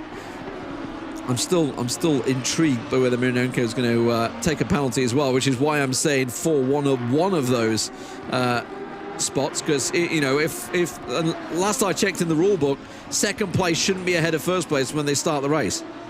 I'm not good with numbers, and even I think that's not correct. So we will see. There will be an investigation around for that. Obviously, Tristan Carter, beautiful blue Huracán. That's Paul Young in the background. Look at this. So Tristan got on the inside of Garnham, that opened the door, and Paul Young was like, oh, not asking twice with that. Immediately launching it up the inside, getting side by side with Garnham, and then they went on. Tristan Carter had a bad exit there, that's for sure. Went over all the sausage curbs, poor suspension. But yeah, he was the one enabling Paul Young to make that move on Garnham, that's for sure. But let's see the last laps. 134.2 for Terry Rayton, 135.3 for Mironenko, so it's already down by a second per lap now. Carter, 136.4, it's another second. But Paul Yoing, 135.3, so he is gaining massively on Tristan Carter. With Adrian Garnham not coming any closer, nope, not gonna happen. But yeah, I think that's the next big fight. Paul Yoing in the red Lamborghini Assetto Corsa Huracán GT3 against Tristan Carter. And Tristan will feel the pressure already, that is for sure. You can't overlook that bright red car in your rearview mirror. And it seems like Paul Yoing has a great exit there on the start-finish stretch, getting slipstream now. Obviously dirty air not affecting as long as this is a straight, but it gets a bit harder here. You need to make sure that that front end gets enough grip. You got the engine in the back, so traction is good. But what you need as well is something keeping that front tire biting the tarmac. Paul Young all over Tristan Carter after that mistake. Yeah, look, Tristan tried to defend that, but he wasn't really in control in terms of the braking zone there, but he's still hanging into it, and he's still in third place. So I'm surprised, because that was a major mistake there, but Paul Ewing couldn't really get the upper hand with it. I think it may have been a classic case of, you know, you're watching what the car in front does, and you kind of slip into the same mistake as well. And, while obviously we saw Tristan Carter massively outbraking himself, Ewing wasn't exactly the smoothest on the apex either. So Tristan Carter getting himself back in there. Ewing definitely hanging in, but this is bringing Adrian Garnham back into it as well. And you can see Ewing frustration flashing his lights there at Carter, but he is absolutely within his rights to keep that place. He didn't gain or lose track position going off the circuit. He certainly hadn't made the overtake stick this time around, but certainly trying to make it work. Going to go possibly a little tighter this time around, but Garnham's getting closer and closer while they battle. Yeah, it's like it will cost them time. We know that. Once you start fighting, you're not really running for the best lap times anymore. But Aaron Garnham last time around 136.8, while he comes across the line now 136.9 only, while Ewing and Carter still at the 138 but both cars. So yeah, they lost a ton of time with their late braking and all the games that they played basically on the Apex. Garnham is not yet in any range to really launch an attack here into one of these corners. And look how flowing this track is. Look how fast it is, right? Yes, there are first gear corners, which kind of goes against what I'm saying, but there's no classic hammer down chicane or something where you need to brake hard, or a classic hairpin. Everything is kind of flowing one corner into the other one. Yeah, I mean, ordinarily, obviously, you've got turn 4 where you can sort of slip up the inside, which is what they're aiming at. That's another late braking session coming out from Tristan Carter. And that seems to be where he may well catch him out here, because Tristan's defending hard, but it does feel like Ewing may well got the pace on him here as he keeps looking. I'm looking at the best laps, and you know, Ewing's best lap is a second faster than Tristan Carter's, so that's why he's sort of trying to bide his time again. Goes through that third gear exit, then down to first, and at the moment you can see Ewing sort of banking on sort of going for this switchback approach, effectively trying to late brake, get the quicker exit, and maybe trying to catch Tristan Carter out. But now through the second gear, well, maybe you could do it in third, actually, to be fair, that final corner. And then they're going to be up to fourth or maybe hit fifth before they get hard on the brakes once again. Back down to second gear, sort of hard around here, sort of try and run and flow it round. And then you're back on the accelerator hard until you reach this corner. And this is where Ewing may well have a chance, but he's not close enough for me to get past Carter as they go down to that quick first gear, hard braking corners. Yeah, they're losing a bit of time still, but last time around 136.4 and 136.6. So Adrian Garnham only winning 0.1 of a second to the duo battling in front. Not getting him any closer. Paul Ewing around Tristan Carter completely off there, missing the braking point. Was he sleeping there? I go off there all the time, all the time. That is the exact corner that I have so many problems with. And finally, Tristan Carter submits to the pressure from Paul Ewing there, just missing his braking point, just slightly going wide, and it can cost you in the end. Let's have a quick look at that. You can see as he's sort of coming around the side there. Yeah, you're just totally missing the braking point, didn't he? Wasn't in the right point for the apex, was way on the inside, trying to be defensive, and just completely outdid himself. Now he's under pressure from Adrian Garnham as well. Now, we were talking about him coming into it. Garnham very much on his backside. Both Garnham and Carter doing very much the same laps in terms of their best lap so far, although, of course, most of them have been battling the whole time. Yeah, normally Tristan Carter should be a bit quicker than Adrian Garnham in this race, but seems like he is braking under pressure. As you said, he was on the inside, tried to cover up for Paul Ewing to move, but it just wasn't a corner to do that on the inside. Paul Ewing did exactly what he had to. He went all the way outside, making sure that he get a great run out of the corner. And with Tristan, he would have been slower at the exit anyway, so there was a chance for Paul Ewing to do it no matter what. But with him being all the way on the inside and still trying to to do similar speeds on that corner like he would do from the outside. That didn't work, so Tristan Carter really got penalized for that massively, especially now that he has Garnham on his back. And if Garnham can stay close enough to at least get some pressure on the Tristan Carter, I think there's a chance, even if I would say Carter's the quicker driver. Yeah, at the moment, Carter is having quite a few errors. It does seem that the pressure is maybe on him a little bit here as he loses that podium position. Ewing managing to get himself in that position, and you can see Garnham very much on his back wing. Gets closer and closer as they go hard on the brakes once again. It's going to be all about how they carry the momentum out of this exit here. That's where he comes in. It's obviously going to be quicker on the exit. You can see they just managed to carry the power through once again. Then this corner here, this is where he outdid himself. Garnham manages to carry it well as they come over the line once again, hard on the power into the quick two right left-handers. And you've got to be careful you don't outdo yourself, but not so much on the first one, but the second one here, you can kind of miss your braking point. There is quite a big runoff, actually. You can see it's, I think it's for possibly a motorbike race, the curve there. I'm not too sure. And then obviously that you can end up going down that runoff. But back into the first gear corner, then you're back on the power again. And yeah, I mean, look at this. You can see it's visible right now that Garnham is very much on the backside of Tristan now. And Tristan Carter suffering a little bit, and maybe it's just the case of, you know, you lose a little bit of knack. He's been fighting the whole time with Young, and he's done it again. He's just done himself a little bit on that corner, didn't he? The exact same corner where he ran wide on Young, just missed his braking point only by a fraction, but again it brings Garnham right into him.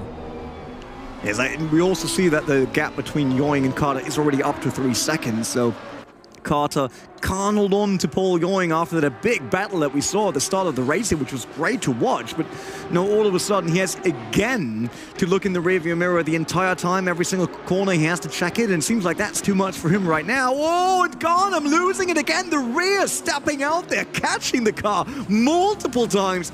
Has to kill all the speed here to get the car under control once again. But yep, that was it. Same corner. It's the engine in the back. The power in the back. The same corner again. Yeah. It was the same one. He's bringing all the way. You're coming out from your sixth gear. You're coming out here, sixth gear, and then you're hard on the brakes into a third gear corner. Right, there you go. Full speed, flat, flat, flat, and then he's transferring too quickly from full acceleration to brake, and he's doing it just at the point the car is sort of just slightly off balance. Sure, he totally forgets about the weight of the engine in the back. Yeah. It's like the engine's not yet stopped. It basically still goes towards the outside because it was so quick. And when you bring all the weight to the front, the rear's just like, all right, then we separate ourselves here because I got a different idea where to go. And then it ends up in such a spin. So yeah, Garnham costing us a great fight to watch here. Adrian, we have to talk about that one. We were looking forward to your fight with Tristan Carter, but it's not going to happen now. Over 5.5 seconds away. So Adrian costing himself, at least early here in the race, a shot for 4th position. Obviously, this is a 1-hour race, so we're now approaching the time of our sprint race, which is 45 minutes long. So they still have the same distance to cover like they did in the first race now.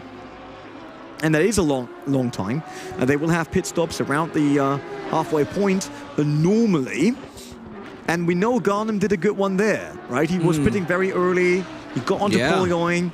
But Paul got ahead of Carter. A lot quicker than anyone else. It was Carter, wasn't it? Carter and Garnham that were very close to each other on their pit stop. I can tell you we do have an update from the start of the race. Obviously, when Mironenko was over the line ahead of Rayton, no penalty can be applied because it was judged that Mironenko gave the place back to Rayton. So no penalty coming there unless there happens to be a post-race discussion about that from the drivers raising the points. Obviously, all the drivers have a chance to post their grievances, which we know in the sim racing world never happens, right?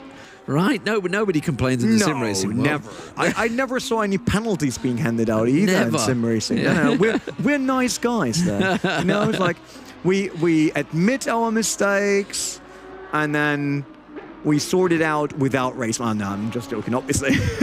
I think sim racing is a lot worse in terms of penalties than real racing. I mean, no, by the way, we never see the behind the scenes though, No. right? From like what goes on. Oh, in I did. I mean, you do So- from your racing, but it's no, for real. The thing here is, and I think we can discuss that now because we've got a lot of cars going around circles right now, not being that close. But when you look at sim racing versus real racing, right?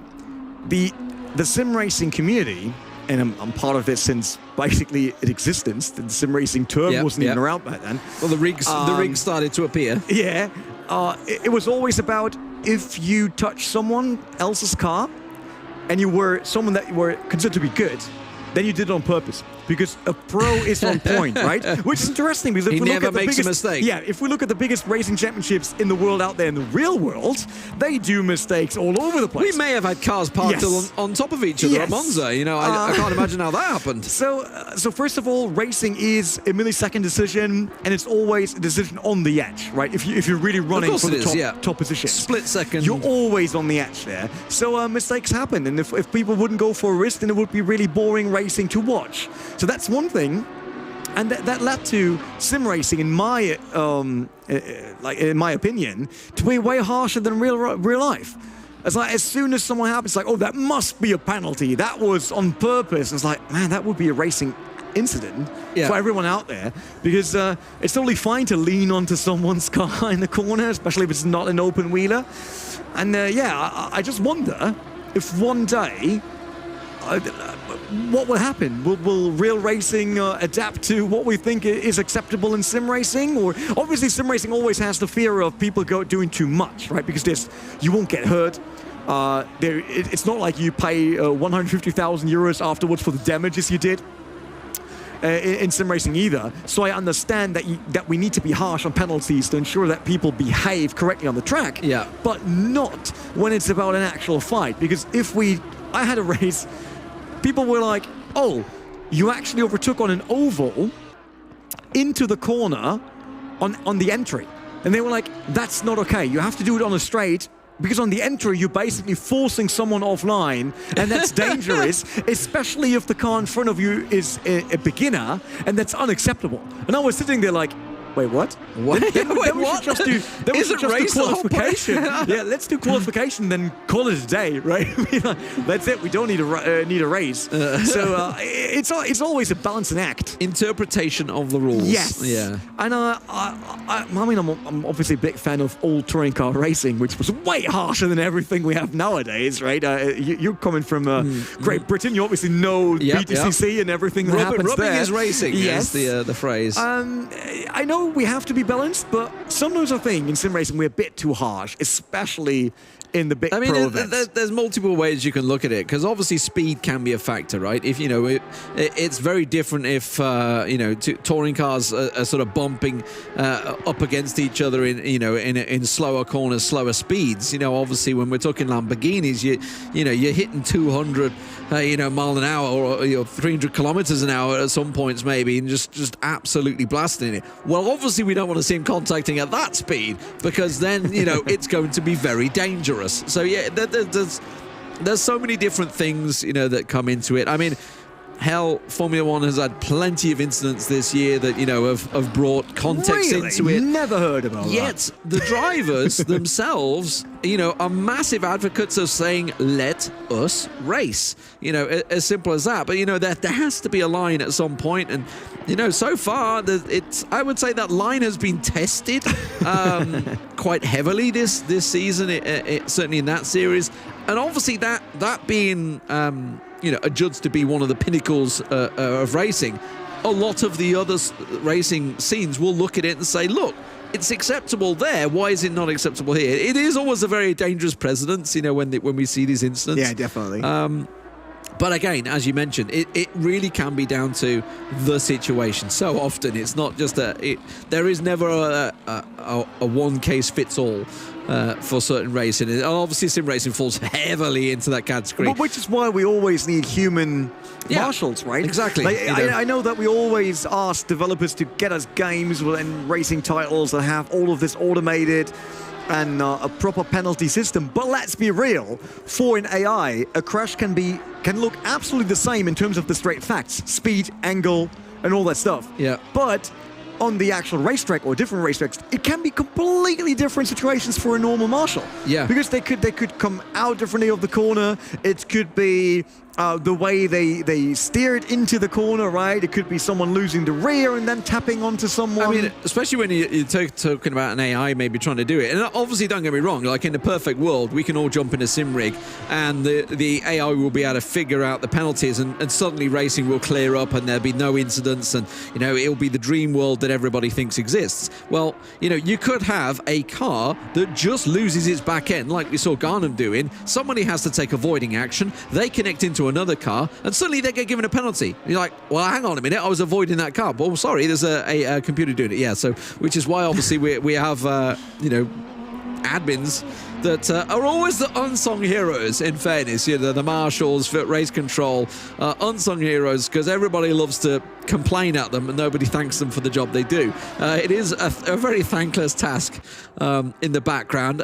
We here, us commentators, do thank you. We don't always agree with the decisions you make, but we do thank them for the job. And I certainly know we've covered many races ourselves throughout, obviously here at The Real Race and many other racing series that we've covered, and we've saw an incident and said, oh my God, that guy's completely made a mistake. And then the penalty goes the other way. We're like, what? But it's not for us to decide, thankfully. Yeah, I mean, we don't get all the information now. I would give that. Because otherwise I would get all these awful messages on social media of people telling me how to do it. So, yeah. We get them anyway. Marshalling and not my kind of stuff. So, talking about the race on hand, where Terry Rating is still leading while we're into the 14th lap. Mironenko in second, Paul going on third. So podium still unchanged. Why do I want to say Terry Carter? Just because of Terry Rating. Tristan Carter. Oh, Paul Yoing! He just thrown it away! No! What? Okay, is he still third? 6 seconds, I got told by race control that he just lost with what happened. And Tristan Carter is nowhere near him. I mean, we saw him in the background, but luckily, Paul Yoing has a big gap between him and Tristan Carter. There he comes around the turn. And there's Adrian Garnham. But yeah, Garnham definitely comes a bit closer to Tristan. And if Paul Yoing keeps going at this rate with spinning, they might all come together once again. Well, Garnham's not been, you know, he's caught a few spins himself. Either. Yeah, I mean, it's coming together nicely because the pit window is going to open in 2 minutes' time, and we'll start to see whether they can get their groove on there, whether anyone's going to be undercutting, overcutting. Let's have a quick look at that spin. There's a bit of disco dancing on the racetrack, and it is once again that same corner. Running in the 90s. Sixth, initial down music. to third, down to first. It's that whole momentum shift that's catching people off guard. I was just waiting for the Euro beat to kick in. That was a beautiful drift there. Like it. Hit like, subscribe. But it's not how this works. To be quick on a racetrack, so Paul Yoing lost a lot of time. Once again, lucky that he did not hit a wall. No impact, no damage to his car. But Garnham currently is coming out of the personal best, so it's definitely feeling better in the car now, more dialed in, and with having Tristan Carter in front of him once again, knowing that Tristan already was braking under the pressure of Paul Yoing, Garnham just has to close this now, and he does so. Look at that run into the corner. Great job by Adrian Garnham, really closing massively onto Carter.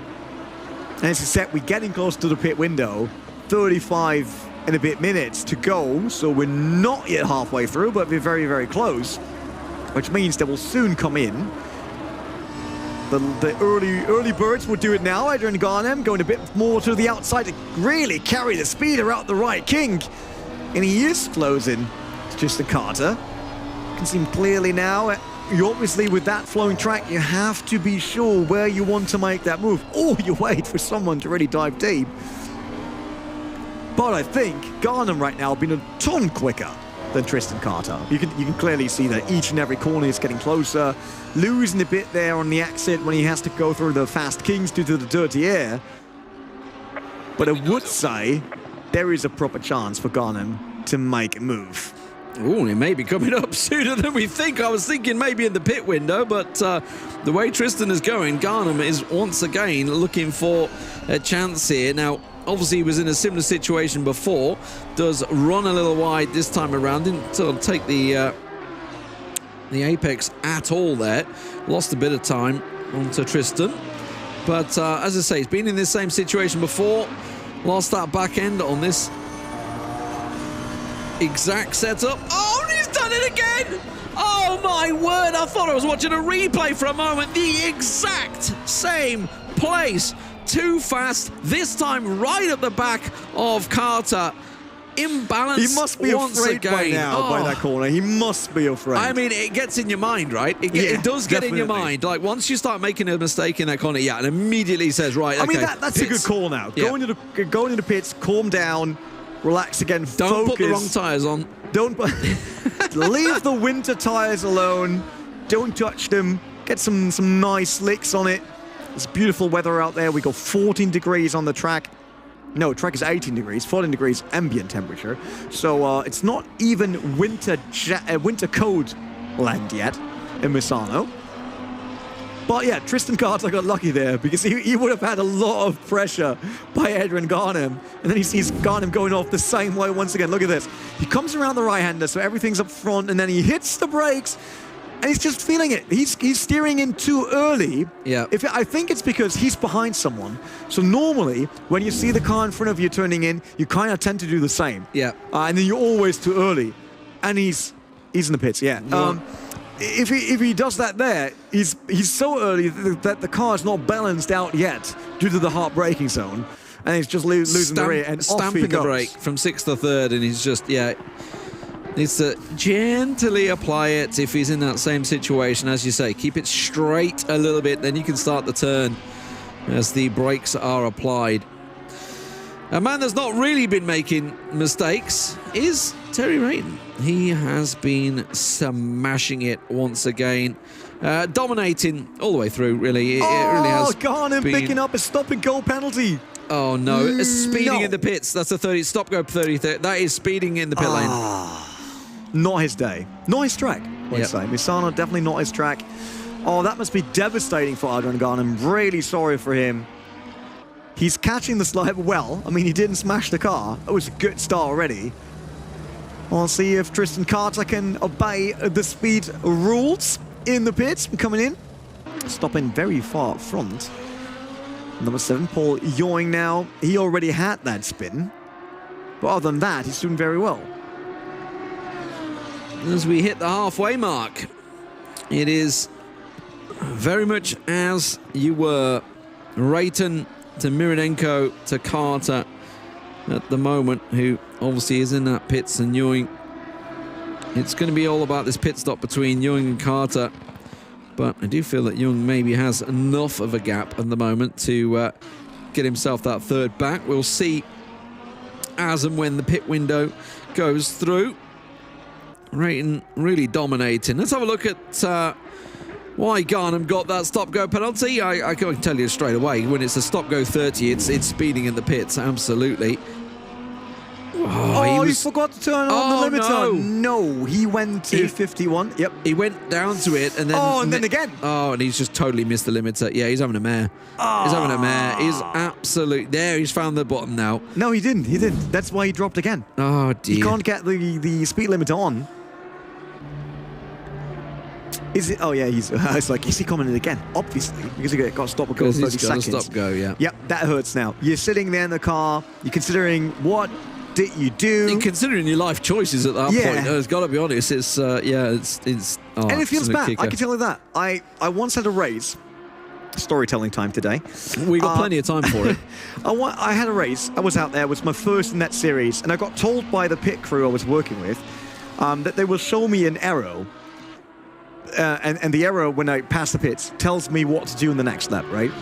And they told me if we drop it to the ground, as in like the arrow points to the ground, then you did something wrong and you probably missed that race control wanted something from you.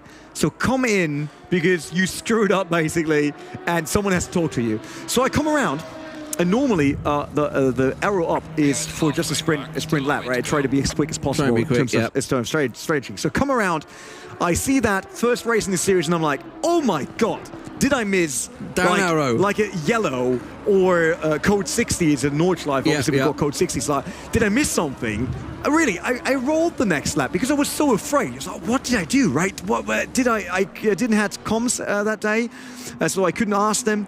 And I was really afraid, and I rolled. I felt so bad. So coming into the pits, stopping at my garage, and everyone looking at me like, what are you doing here? It's like, there was this arrow, and that tells me I did something wrong, I have to come in. And then the guy from the pit wall looks at the arrow and be like, oh, hold it the wrong way around, sorry, buddy. I thought, man, I lost 2 laps due to that. Because I obviously had the rolling lap where I thought, like, oh, better not speed. Who knows what I did? And it was terrible. Oh, I threw away the class win there, by the way. I feel like at that point, you take the football in terms of you play to the whistle. You're like, and unless somebody is physically flagging me down to stop, you just keep going, surely. No, because if you do that and you missed it, then you're going to get might penalized, end up with fines, big fines, losing your license. There's a huge risk in racing. Oh man, but yeah, so much about storytelling time for today. First advent of Christmas, so obviously it's totally fine to sit in an armchair, telling a few stories from life. You got a bit of break now, haven't you? Really, from racing? There's no. I don't think there's going to be anything around the Nordschleife anymore. So yeah, there's snow right now. There's World Rallycross this weekend. There we go. That's going on right now in the snow. But who's not in the snow? That's Terry Rayton, who pitted now, which gives us the first ever time someone else leading, and that's Sergei Mironenko, who's pitting now for 1 lap, basically. For 1 lap. He's coming in now. Yep, got speed limiter on. That's good. While Paul Yoing exits, that means Rayton will lap him, because I think Rayton just came around start-finish stretch. Let's see. I hear a car. Where is he? He's already gone. A little further out. Yeah, because the pit exit is after turn 3. Yeah, but Terry Rayton passed him already. Look, Terry Rayton passed it already. 1, 2. Yeah, it's sort of on turn 3. The exit is. Terry Rayton passed him already. Yep, there we go. Oh, didn't he? No, that starts finish stretch. No, he's not lapped him yet. Oh, he didn't. I thought that was Terry's car. No, so number 2 is Terry Rayton. Yeah, I see. Race director is like, let me bring up the track map for you, Renee. It was there the whole time. You just weren't looking at it. I was so focused on the picture in front of me. It was like, oh, there's the track map. I mean, I was trying my best to steer you towards it. I really was, sorry. but yeah, okay. No, what's actually happened is Carter is pretty close to Young. It is still around about a 2-second gap, though, so still quite a bit of time there. In terms of, obviously, race leader, it is, of course, Terry Rayton on your screen there, the 36-year-old Aussie. Putting in work, representing Laundry House, actually, is his team that he's been with in real life. Who are doing very well right now, picking up endurance wins. Obviously, as we mentioned earlier on, Andrew O'Hara, who will be the champion of the APAC region and picking up that wonderful prize, is unfortunately not able to join us today due to power outages, but he has certainly put himself on the map once again this season, certainly dominating his teammate Terry Rayton. Going to be in second place, closing in the points, obviously, because it's 39 points for a win, so he's picking up 78 points today. Unfortunately, he was just shy of 100 points behind, which does pull him into about 30-point deficit for the season. But nonetheless, Rayton has put in a magnificent performance all through the 10 races this season long in the real race. And Mironenko certainly been challenging him, but in terms of lap times, just not on the same level of Rayton, I'm afraid. Been relatively consistently a second adrift overall. In terms of like even the quickest lap, I guess you could say. A 33.977, Rayton's fastest this time out, by the way. Not as quick. I think he had a 33.8, didn't he, in the last race? So, yeah, 1:33.845 confirmation there. It was his fastest lap. We'll keep our eye through that because obviously we have the benefit of sort of having it the whole day long, covering all 3 regions. Tristan Carter, Paul Young, still very close to one another. That is the closest on the circuit right now. As you can see, though, 2 to 3 seconds between the two at the moment. So while they are visibly close, there's certainly no chance of an overtake for the next foreseeable few laps. Unless there's a mistake, obviously. But yes, no hoping for that one. Paul Young, I think he had his fair share of sideways action today. I think Tristan Carter's the only one so far that didn't. Yoing at the same as Garnham. Obviously not talking about Terry Rayton or Marinenko because they having their own race up front, but Tristan Carter's the only one in this fighting group that didn't have the mistake in that specific corner. He just tends to be a bit too deep into the apex once he's fighting. So I think that is down to the track. Everyone trying their best to keep that car stable, and it isn't easy. So if we look at side by side, so Paul Young against Tristan Carter, Carter on 135.9 is his best lap. No, in lap 21 against 135.9, so same lap basically. Paul Young being slightly quicker there, and the sectors clearly show though that Tristan Carter is the quicker driver. He's just not bringing it all the way to the end. 23.9 in the first sector against 24.1 for Paul Young. Then another 37.9 compared to 38, and then 34.1 to 33.7. So yeah, Tristan Carter is the quicker driver currently in terms of just sectors, but he's not getting all the sectors together. I feel like race directors going in car on that exact spot just to try and catch them spinning again. It's the same spot. But Tristan Carter, in his defense, has not made that mistake in that spot so far. Young obviously has. Garnham absolutely has. I think we've even seen Marinenko having a bit of an elf at one point, but Terry Rayton certainly hasn't, and Carter didn't. Carter just not quite on the same laps effectively at the moment, just a little adrift. He gained the ground on Young in the pits, but it doesn't look like it's staying the same way. He was once again 3/10 slower than Young in that last lap, so unfortunately losing a little bit of time. Can Tristan Carter use the last remaining 22 minutes here in the main race of the APAC region to catch up to Paul Young and get himself a podium finish for the end of the season? Because although we have plenty of races left today, for these guys, it's the very last lap of the season, second season of Lamborghini The Real Race. We started in Monza, Italy. We ended in Misano, Italy. So that fits very, very well. And I think it will be good to end on a high and on a podium spot. Yep, absolutely. You always want to be on the podium. It gives you that little bit of something to go and tell your mates. You know, nah, what do you mean? You mean it's 2 hours? I didn't waste my time. I got a podium. Got a podium, mate. Started at the back. Started for Young. Started at the back. Got a podium. Yeah, Paul Young sounds a lot better really when you say that way than started 5th and ended 3rd. Yeah, we're not telling. If he wants to brag with that, we're not telling him. No, he can certainly go ahead and do that because he has done fantastic today. Probably going to be a little annoyed that he didn't manage to make it work with Marinenko early on. Obviously had that lag spike at the beginning of the race. Certainly he seems to be behind him now. He hasn't been lagging about like he was before, but yeah, Young, good recovery, I think is probably the best way to put it, which you do need to take. Obviously, try and take as much high points as you can. Speaking of high points, another quick lap from Rayton, just 3,000th of a second faster than, slower than his fastest lap so far. As I say that, he goes and puts a 1:33.9 in. So there we go. Another very quick lap coming out from Rayton. So certainly smashing it right now. Fastest first sector of everyone, naturally, because he is obviously the fastest lap by far. But the fact is that he just slapped in that lap almost 2 seconds on a single lap faster than Marinenko in second place, just from that one lap. Bonkers.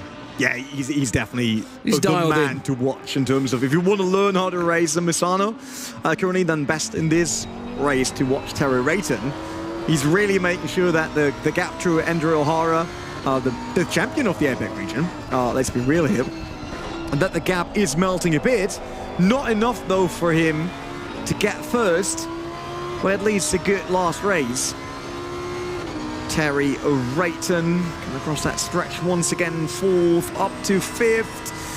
It's just such a high-speed track, and then boom, you really have to hammer it. Coming around, you see, Interesting. you have to wait to balance the car, but he does that so well. You saw it, Yeah. how quickly he was reacting, not overcorrecting, just letting the car slide around that turn and then catching it at the exit. That was great racecraft here. Yeah, catching it very well. Interestingly, was only in 5th actually, didn't hit 6th. So kept in 5th, just high revved in 5th. So that's an interesting approach. Okay, I'm very interested to see whether anyone else is doing that. I was toying it with myself, but I'm nowhere near as quick as these guys are. So it just for me, this is great to watch because I get to see how and when and where they do it. So he's keeping in 2nd, up to 3rd, and hits the 4th just before you got to get hard on the brakes at the 50-meter board. Generally around about 60, 75 meters actually, generally looking out there, but hard on the brakes, holds it well, gets himself around. Once again, flat on it as soon as you come out the back there. And he's going to get up to probably close to 5th before he has to be on the brake. 5th gear, and then, just taps into 5th gear, and then you're hard on the brake once again. Down to 2nd and keeps it all nice and tidy, as you would expect from the race leader. And once again, this is a tricky one. It's like a half corner into a hard braking zone, so you can't just sort of keep that straight braking zone. But as you saw from Terry there, just straightens up the wheel quick, brakes, turns it in, beautifully aligned. It's a good lap to watch, that's for sure. And okay, I want to see. Get back in car. there. Get back in car. I want to see this corner coming up.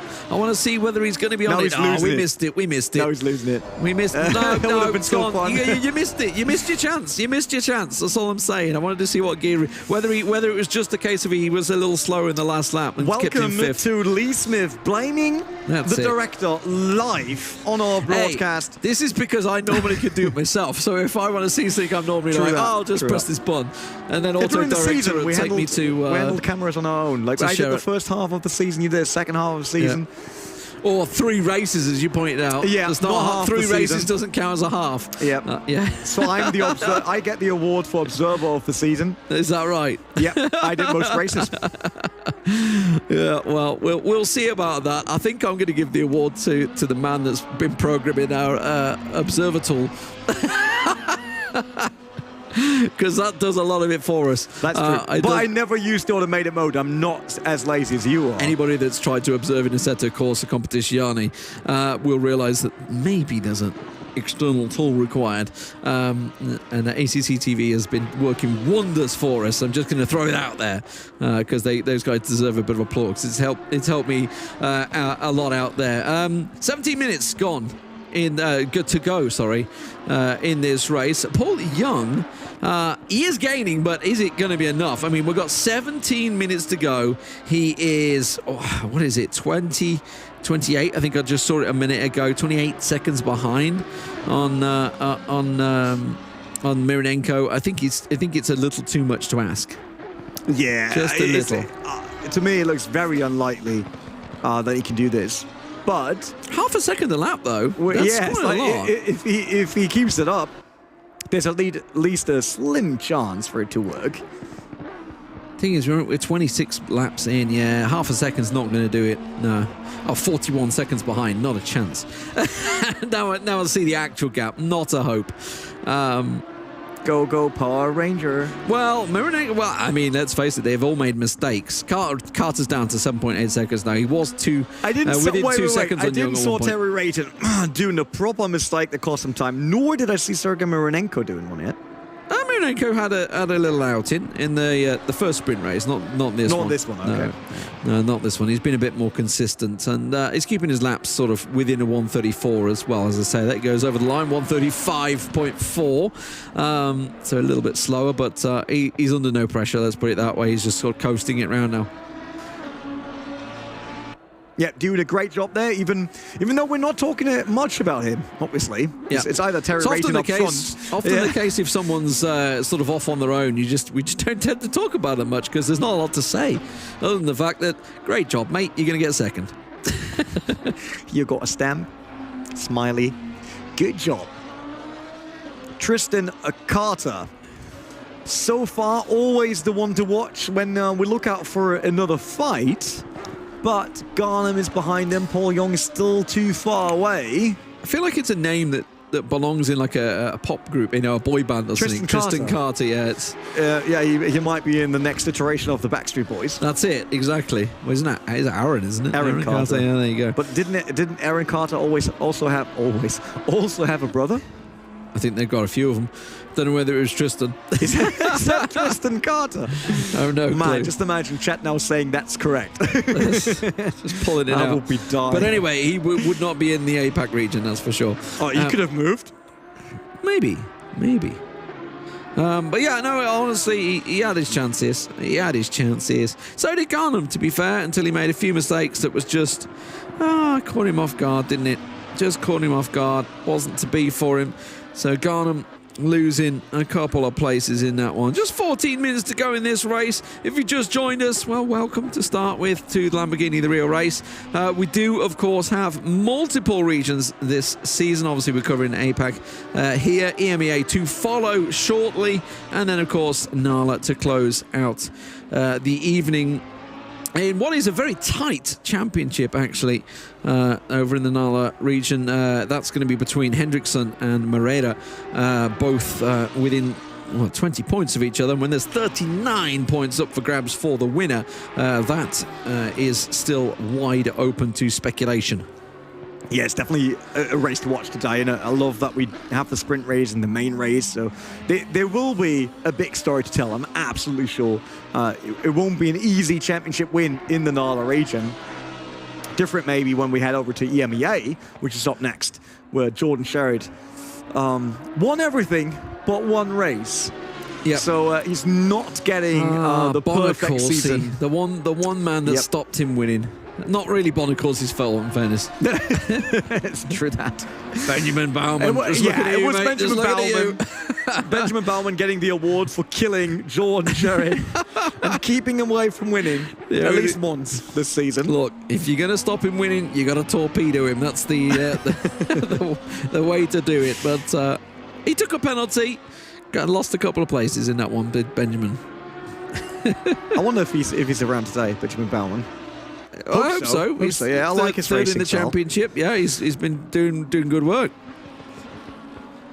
Terry Rayton also does good work because he's still leading, and he's leading since the sprint race basically, which makes this so far. If we look at 45 minutes previously, so he already led an hour with the sprint race to this, and he will probably lead another 12.5 minutes because we saw his racecraft there. When he lost the rear, he catched it so quickly.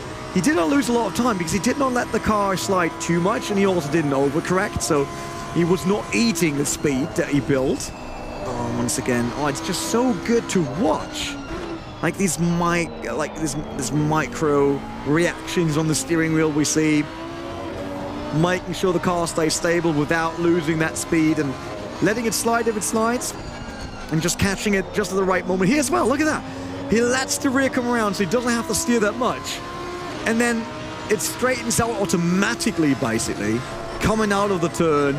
He's not losing time. Absolutely love that driving style from Terry Rayton. And it's something that you have to master if you want to be quick. Just that rear sliding and not overcorrecting because you're panicking. You have to use it to your advantage. That's what he does. With us only doing a 1 hour race, he also doesn't have to watch out for tires too much. There's no limitation on tire sets either. With only one pit stop, it doesn't matter. So he can go that way and go that route. He does that fairly well. Always surprised when we have such a slow corner on Misano. He's so quick. Everything else on this track is just quick. This is an awkward one. It's the out of position, as you say, almost a motorbike corner effectively as he goes down, sort of third down to first, flat out now. The fun part of the circuit for me, flat out through the corners. Keep your foot in as much as you dare. Keep flat. He stays in fifth again, so it must be a setup. Whatever his gear setup may be, down to third, holds it perfectly this time around. No wiggly business this time around.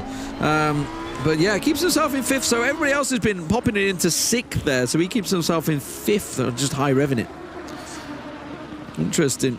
Right with a turn and looking wonderful throughout as he concludes that lap once again. Another belting lap from Terry Rayton. Consistently fast. Another 1:34.3. So faster than anyone else on the circuit's best lap. Just an average lap. You talked about Terry Rayton staying in 5th gear, and I think we kind of see that with the maximum speed he's actually thrown at us.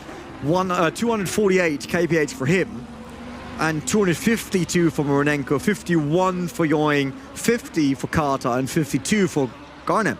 Maybe it's just that. Maybe at that point that is the fastest part of the track, because his average speed is 199.6, a lot better than anyone else out there. 192 for Moronenko, 192 for Ewing as well, so they're close, and then 180 for Tristan Carter, and same for Garnham. So really, I think that's the big difference in their driving style, besides the slip angle that Terry Rayton is capable of playing around with. Definitely smashing it out there. All 5 of these racers, though, you know, thanks for turning up to start with. We wouldn't have much of a race, we don't anyway, but still a long way to go. Terry Rayton putting in work, and look at this, though. Terry Rayton up behind Tristan Carter. He's going to lap himself up to 3rd place. Incredible. 4th place for Carter. Think, well, 8 minutes to go. I think he may well catch him and take him, because he's putting in like 1 to 2 seconds a lap faster. Definitely. There's no way for Tristan Carter to avoid that. I'm absolutely sure, unless Terry Rayton decides that that's too dangerous. But I highly doubt that. Look at him gaining every single corner. It's incredible. Not saying that Tristan Carter is not doing a good job behind the wheel there. Just Terry Rayton is in his own league, more or less, in this race. Beautiful work of the suspension. Once again, leads us to, obviously, all the updates in Assetto Corsa Competizione. Shout out, by the way, to Kuno Simulazioni for bringing such a massive physics update to the game. Which normally for others is probably a new title. That'll be going to the next game, and exactly. Kuno Simulazioni is like, no, we do it for free, giving it out to all the people owning Assetto Corsa Competizione, and that is great. I met the team multiple times. I had been with them on the real racetrack as well, driving. Oh my word, no, what are you doing, Tristan? Around the outside. I mean, Terry was flashing him to get out of the way. That's not how you get out of the way. You don't park it on the inside. Oh my word. Well, they're still side by side, aren't they? They are. No, there we go. It's fine. He's give up the place now. But yeah, the team behind it is very passionate, and we see that with that update they brought to the game. And set not even a paid DLC. Kind of hard for physics update to do that, but yeah, I love that, and it's great to see passionate drivers absolutely smashing it round as Rayton, doing a fantastic job, dominating the scene. And dominating today, 78 points in total, 39 for 2 first places with just 7 minutes to go. Terry Rayton, barring a complete and utter disconnect, is going to just dominate this race. Yeah, I would be very surprised if we see any mistake, even by Terry Rayton so far. I mean, it's not like we watched him every single lap, but if we look at his times, although his last was a bit slower, 135.0, which is down to maybe tire life and lapping. Moronenko, though, he does on the last lap with 135.4, so it's only half a second off. As he eats a sausage curb. Maybe he was hungry. He thought that they're called sausage curb for a reason. They just went for it. Didn't really help, though. I'm hungry by now, talking about sausage curbs. That's it. It's the curbs getting tasty. Yeah, no, Mironenko's been fantastic. I mean, obviously he was under pressure a little bit at the start. We saw him, obviously he was ahead of Rayton at the start as they went over the line, but did give that place back as the race got underway. Just was a little bit eager in his start. Was remotely challenged by Garnham and Carter early on. Young obviously was busy retaking and getting himself into that 3rd place. But since then, really hasn't looked back, kind of ran his own race, just like Terry Rayton has. 35 seconds behind Terry Rayton, but also 48 seconds ahead of poor Young. So, you know, he's just been going about his business. It's a happy day on the track, just doing the laps. keeping yourself entertained as you go. You've got to keep your mind sharp and make sure you don't slip into the doldrums and make some big mistakes. A man that has made plenty of mistakes on your screen. Carnham. It's the same corner. It's the same corner he's struggled with every time. Just had so many problems. I mean, he has been a quick driver. We've seen him, obviously. He's caught Tristan Carter twice in this race, and the exact same corner has made the exact same error. So, yeah, so it's we know he's certainly got the pace. But just don't know the curse. As if we're trying to put the pressure on him. Hey, he's keeping in 5th. Oh no, here we go. He's up to 6th. He's up to 6th. Now straighten it up. Yeah, they see that's what he should have been doing. That's what he has been doing. I feel like he almost took that a bit slow, because he felt like it was a bit tentative going through that there. That was definitely a lot slower than you probably should be going. If you look at ratings, so he's sort of almost fighting it every lap there. But yeah, definitely a bit slower for Carnham this time around. Yeah, I mean, you don't want to do the same thing exact same spot. You see the aggression as he fights it on the curbs. That's much quicker. He's just balancing the car differently. Yeah. It's like he ensures that the car is if we talk about suspension and weight, is flat before he turns in all the way for the corner. Yeah. And this overlap is the problem for Carnham. He brakes and all that looks identical, but he has an overlap between braking and throwing the weight to the front and steering input. Yeah. And then together with the banking, which if he steers in, his car points down the banking, so there's even more weight falling to the front. Just offloads it completely, The rear is just loose and that's it. And then you have to live with what happens. Often the case for me as well. Then you offload. You just completely lose the car and spin it out or something like that. Actually, generally, I'm just not quick enough. Actually, my main issue I have driving in general. No, is braking points, hitting the exact right braking point. Maybe sometimes just overrunning, and then you just find yourself in all sorts of trouble as soon as you get the corner. So just not sharp enough on the brakes, generally. I mean, braking... It's the classic case of, right, you're trying to go faster, and then you start screwing up your braking points, which actually makes you go slower, because you're not, because you're trying to push too hard. Braking is obviously, like, if you're good on the braking, that means a lot in racing, right? You can make a lot of pace just with that. And the hard part is to understand how hard you want to be on the brakes and which rhythm you want to have on the brakes, right? In everyday driving, you kind of learn, like in driving school, driving instructor taught you, brake a bit, and then when you come close to the traffic light, then get the car to a stop, right? And it's kind of the other way around in racing. So you get hard into the pedal to stop the car, and if you want to trail brake, then you ease off the brake while getting close to the apex. Yeah. And then once you never want to be, two things, you never want to be off everything, off brake, off throttle. Yep. And you never want to be out of gear. Not happening in GT3, obviously, it's that sequential gearbox, but you never want to be off gear either. So there's always load on the car somehow, right? And this rhythm, to understand that when trail braking into a corner and then going over to throttle input and sliding the car around even, because you will see that basically when we talk classic racing, a slip angle up to 6 degrees is still quick. Yeah. Because it means you don't have to steer that much, and you have the momentum because the rear tires are still spinning, right? Even if they're sliding a bit. And that's what we see Terry Rayton is doing. He's coming to the corner, he's throwing the weight around, the car rotates on itself, basically, not by his steering input. The momentum flows, yeah. And then he's just accelerating out of the turn, and that makes him so quick. And he's doing it fantastically. 1 minute to go here, Terry Rayton. Will he go over the line before? I'm just trying to see where he is. He's flat out, so may well be going over the line before that minute is up. I think so. I think another lap, yeah. I don't think he's going to time hard on the brakes. First gear, he's got, what, 2 more corners, so definitely going to be getting another lap here. Yeah, he would have to, he could just park it up and wait and then just trickle over the line. To be honest, he's got that much of a gap. Going by. It could be a close finish, yeah. He just slowly pulls up. No, I think he's going to go for it.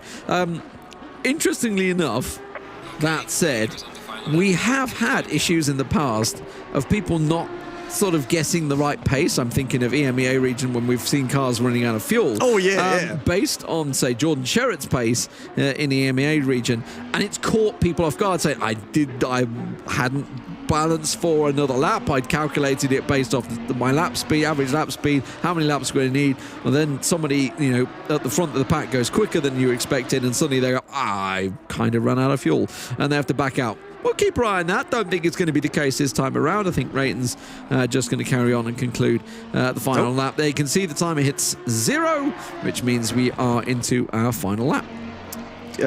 Tristan Carter once again a bit far off the track there, not respecting track limits, but he also didn't gain any time there. Sergei Mironenko kind of bound to be second every single race today, not being able to challenge Terry Rayton for win here in the APAC regions.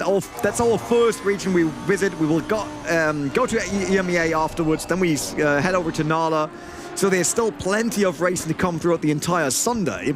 54 points, though, for Mironenko from those 2 second places that should be enough. Pretty substantial. Yeah, it may well be enough. You know, he started the day on 166. 54 points will put him into 3rd place here. Terry Rayton, by the way, coming around the last corner. So that's the end for Lamborghini The Real Race for his season here. And he's getting another race win in Misano, 2 in a row with incredible driving, great racecraft, ensuring that there's absolutely no discussion if he deserved the wins here in Misano. So maximum points for him. Unfortunately, not enough to grab the championship though. And Paul Young, he did not cross the finish line yet. Yeah, and I wonder, has he run out of fuel? Yeah, Tristan Carter crossed the line. No, he did not cross the line. No, it's because both Carter and Garner will be crossing the line, so he's just sort of parked up. He's going to be 3rd regardless. Yeah, I mean, you can't lose it, you think? Yeah, absolutely, yeah. Sergei Mironenko came across the line as well, 2nd again. It's a good weekend for him, 2 times a podium. Paul Yoing will get a do we see already just donuts while not even finishing the race? I mean, Paul Yoing, normally that gets you disqualified, man. Yeah, ordinarily. But it has been a fantastic season for these guys. Obviously, Rayton, Mironenko, Yoing concluding their race here and getting themselves those podium positions. Garnham coming up to the final corner and over the line. You know, it was nearly for him, but just cost himself on that same corner twice in this race and again in the sprint race beforehand a couple of times. I'll feel the same. It's like race control was just like, wait, if Paul Yoing does not finish the race, the server will not end this, and they won't get the actual result. He's having fun. It's okay. We all want to have fun. Yeah, absolutely. But yeah, I mean, congratulations to, first off, O'Hara for winning the championship at APAC. And, of course, his teammate, Terry Rayton, getting himself 2nd place there, finishing just about 30 points behind in the end because, obviously, we had 39 points for a win here at Misano. It is a huge points differential. And, of course, for Mironenko for getting himself up into 3rd place, taking over Ogrodnikov. Yeah, unfortunately, Igor Ogrodnikov did not join us for today's race, but many other races will do throughout the day on Sunday as we finish now APAC. We're heading over to EMEA, and then we get the Nala region as Lamborghini The Real Race will have its final event live from Berlin, and we're back right after the break.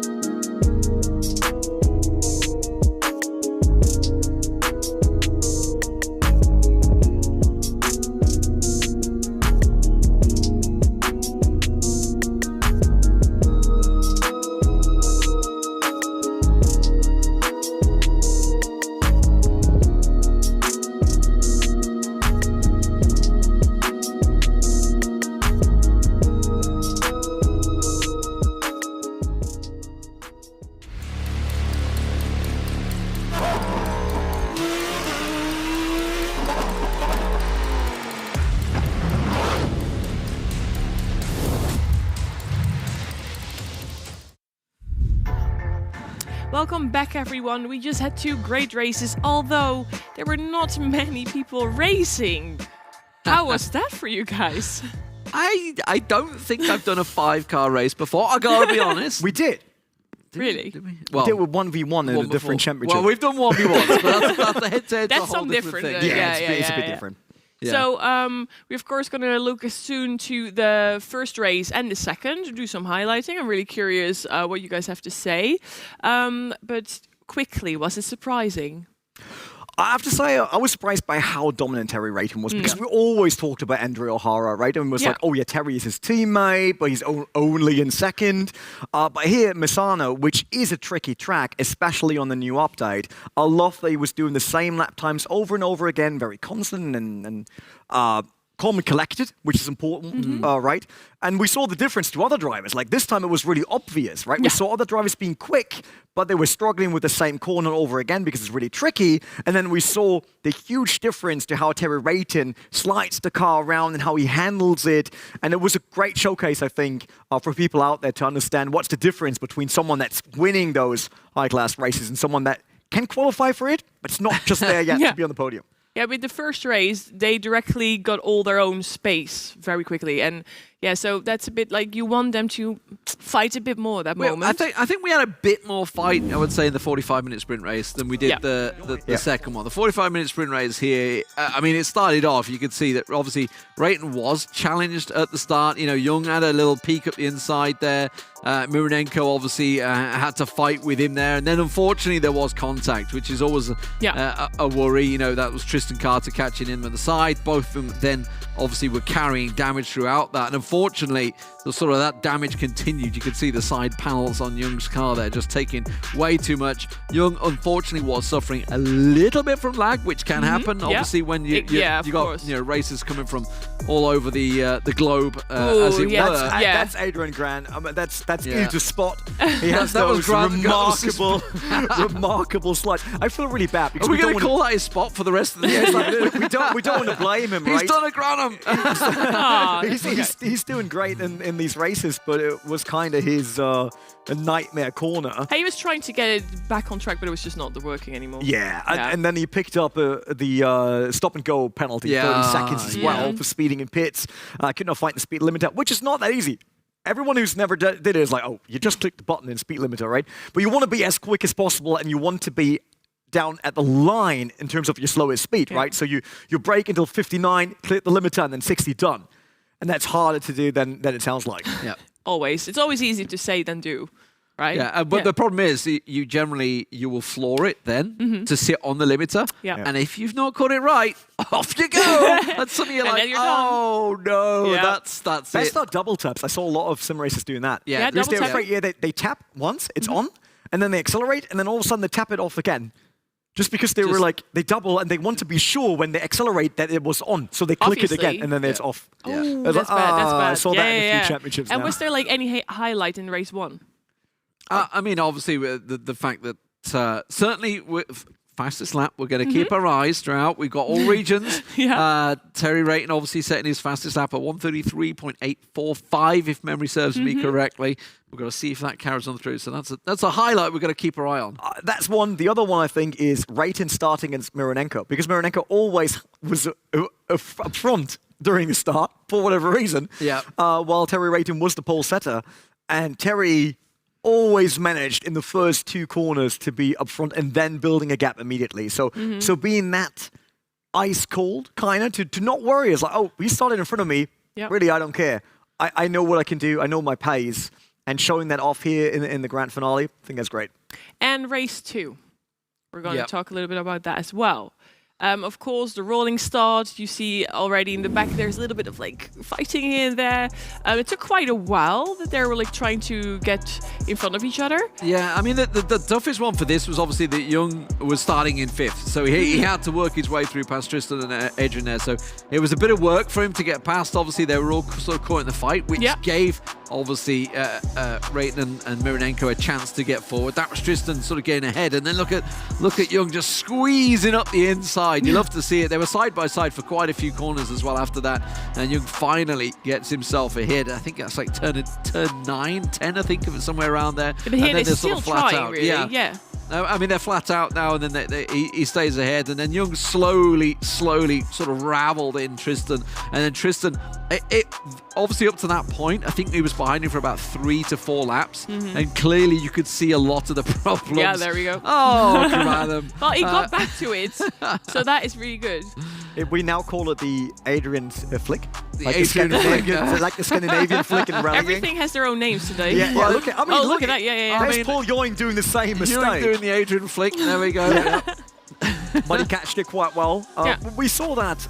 It's the same for everyone, right? We saw the Terry Rayton Adrian having it as well, and the Adrian doing it again. But that was the better one. Yeah, he I mean, called it that that looked time. rallycross style. And Oh, this no. still, look at that. He's over it and then Yeah. under it again. Now he's accelerating again. Now he goes up Yeah, to he's 35. ooh, yeah. He's like questioning. He's like, did I press it? He goes up to 35k. Yeah, I've pressed it. I've Yeah. confirmed it. Let me floor it. Oh my god! It's took me exactly over what again. you meant. Like Yeah. they don't know. Did I click that Yeah, button? Yes, yeah. no? You Yeah. see it in the display, obviously, and depending on what sim rig gear you have at home, it might flashes like mine flashes like crazy. Basically, I can lit up the entire village with it, but it's still hard because you're so focused. And racers, we're all racers. such and a small thing. We tend to think if we lose a kph there, that's a massive issue. Yep. While we lose way more time when we actually screw it up, right? But it's the same for all of us. We're always like, oh, I need to be even later breaking into it because I lost 2 kph. But it doesn't It's really not matter in the long no. run. Oh, yeah. It's not And gonna if you work. get a stop and go, then it wasn't worth it. Not worth. No. Well, I think it's time to go into a break, but stay tuned. Stay tuned. There we go. We're going to have a lot more fun content and great content. So see you guys in a bit.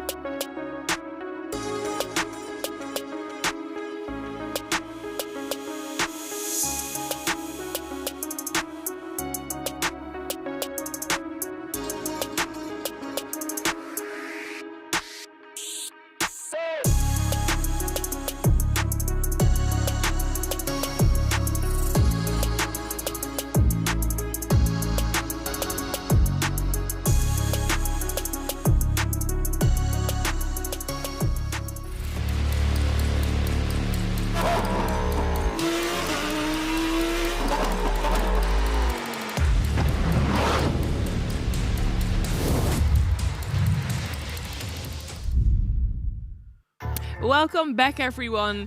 I think it's time for something that Renee did yesterday. It was me, I swear. Was not you? Who was it? Renee, what have you done? Yeah, normally when people ask me like that, that's my first reaction, wasn't right? me. Because it was something bad, probably. Well, you wanted to be you at this moment. Yeah, it was cool. What have you done? Can I say it already? Yeah, Is that how it works? You can say it. Obviously, we know that Kuno Simulazione is working hard on the game. They're working together with Lamborghini, and they're actually bringing a new car to the game. It's not in it. It's not in the newest patch. So everyone's thinking like, oh, I Not got yet, one, not 118. yet. Why it's not in there? That's why it's not in there exciting. yet. Yeah, that's why exciting because they allowed me to drive the brand new car that's coming up. Their Lamborghini is a whole mouthful. Lamborghini Huracán Super Trofeo EVO 2. Correct. Yeah. It just rolls off the tongue. It is a pretty long name. But it's beautiful. It's beautiful. It is quite aggressive, I can tell you that. Oh, yeah. It looks aggressive. It drives aggressive. And it's I would put it in the category of a cup car, right? Like a one-make series, which is great to see because that's a lot cheaper than doing GT3 racing nowadays, right? To get people into that. And it's cool to see that Lamborghini has that huge heritage of these. There had been like a Diablo Cup back then, many, many years ago, right? When that car was still around, the Aventador. And now we got the Huracán Super Trofeo EVO 2, so the second version of it. It got better, got quicker, got way more aggressive, and more slidey. So what else to ask for? Sounds good. So you've done 3 laps on the Nürburgring, and that's what we're gonna watch right now. All right, so we're actually taking the brand new, or the soon-to-be brand new in Assetto Corsa Competizione, Huracán Super Trofeo EVO. I went for the Nürburgring track, I have to admit, because I'm an awful driver at Misano. And I thought if I take a new car for a spin that I don't know yet, then better do it on my home track, right? I'm living basically down here a few kilometers. So I thought that's a perfect spot to take the new Lamborghini, and it's a beast, I can tell you already. Like, basically, as soon as you leave the pits, you feel the rear stepping out, and it really showcases the power it has, and it just wants to go, right? There's absolutely nothing holding it back.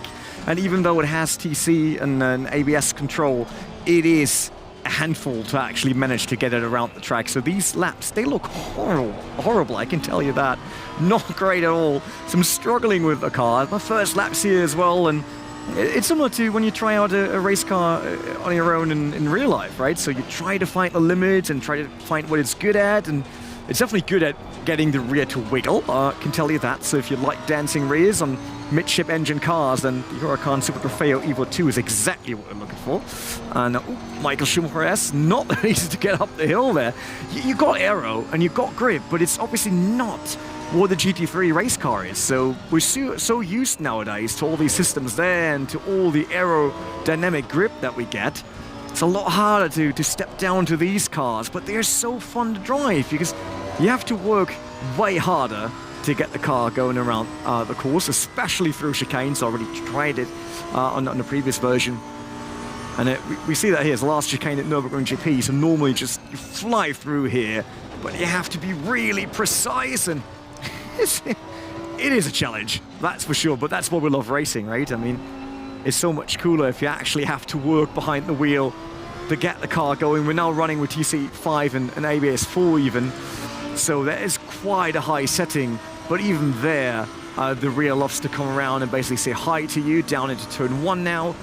Probably a bit late on the brakes, but look, the brakes are amazing on this car. You really get it to stop even into the hairpin there, which isn't an easy corner, even in real life, tell you that. On the inside, the car drops so hard, but we didn't bottom out our new Huracan, which is important. We want to make sure that it's still in pristine conditions, right? We need to give this one back to Lamborghini, or basically to Kuno Simulazione, since the car is not yet released.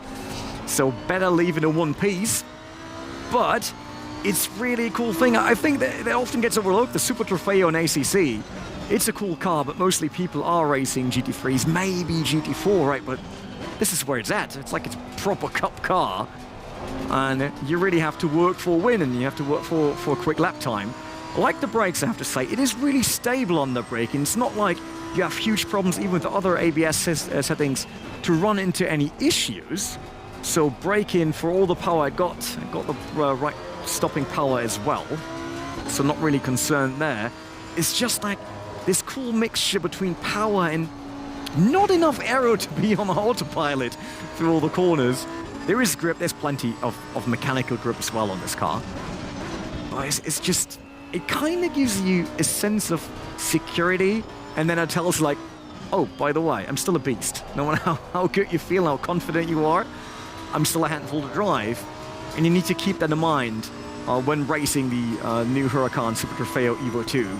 That it wants to bite you, but in a good way. It's not like, man, I don't want to drive this. That's way too different, way too difficult. It isn't. It just needs a tiny bit of adjustments on the driver's side to really get the best out of it, or not clipping the inside. Had that one in the real-life race. I was really afraid of smashing it into the wall there. Don't want to do that in the virtual world either, because it really hurts. Obviously fast lap time because we didn't do anything with the car just yet. But look, like the stopping power is really good. We hammer it down into turn 1, drop it low. Now with DC5 it gets a lot better, but obviously we would need to be really quick. We would need to set a bit lower, maybe around 3. 2 I tried, but that's already hard. That's not first gear, guys. We're not going to first gears in racetracks normally.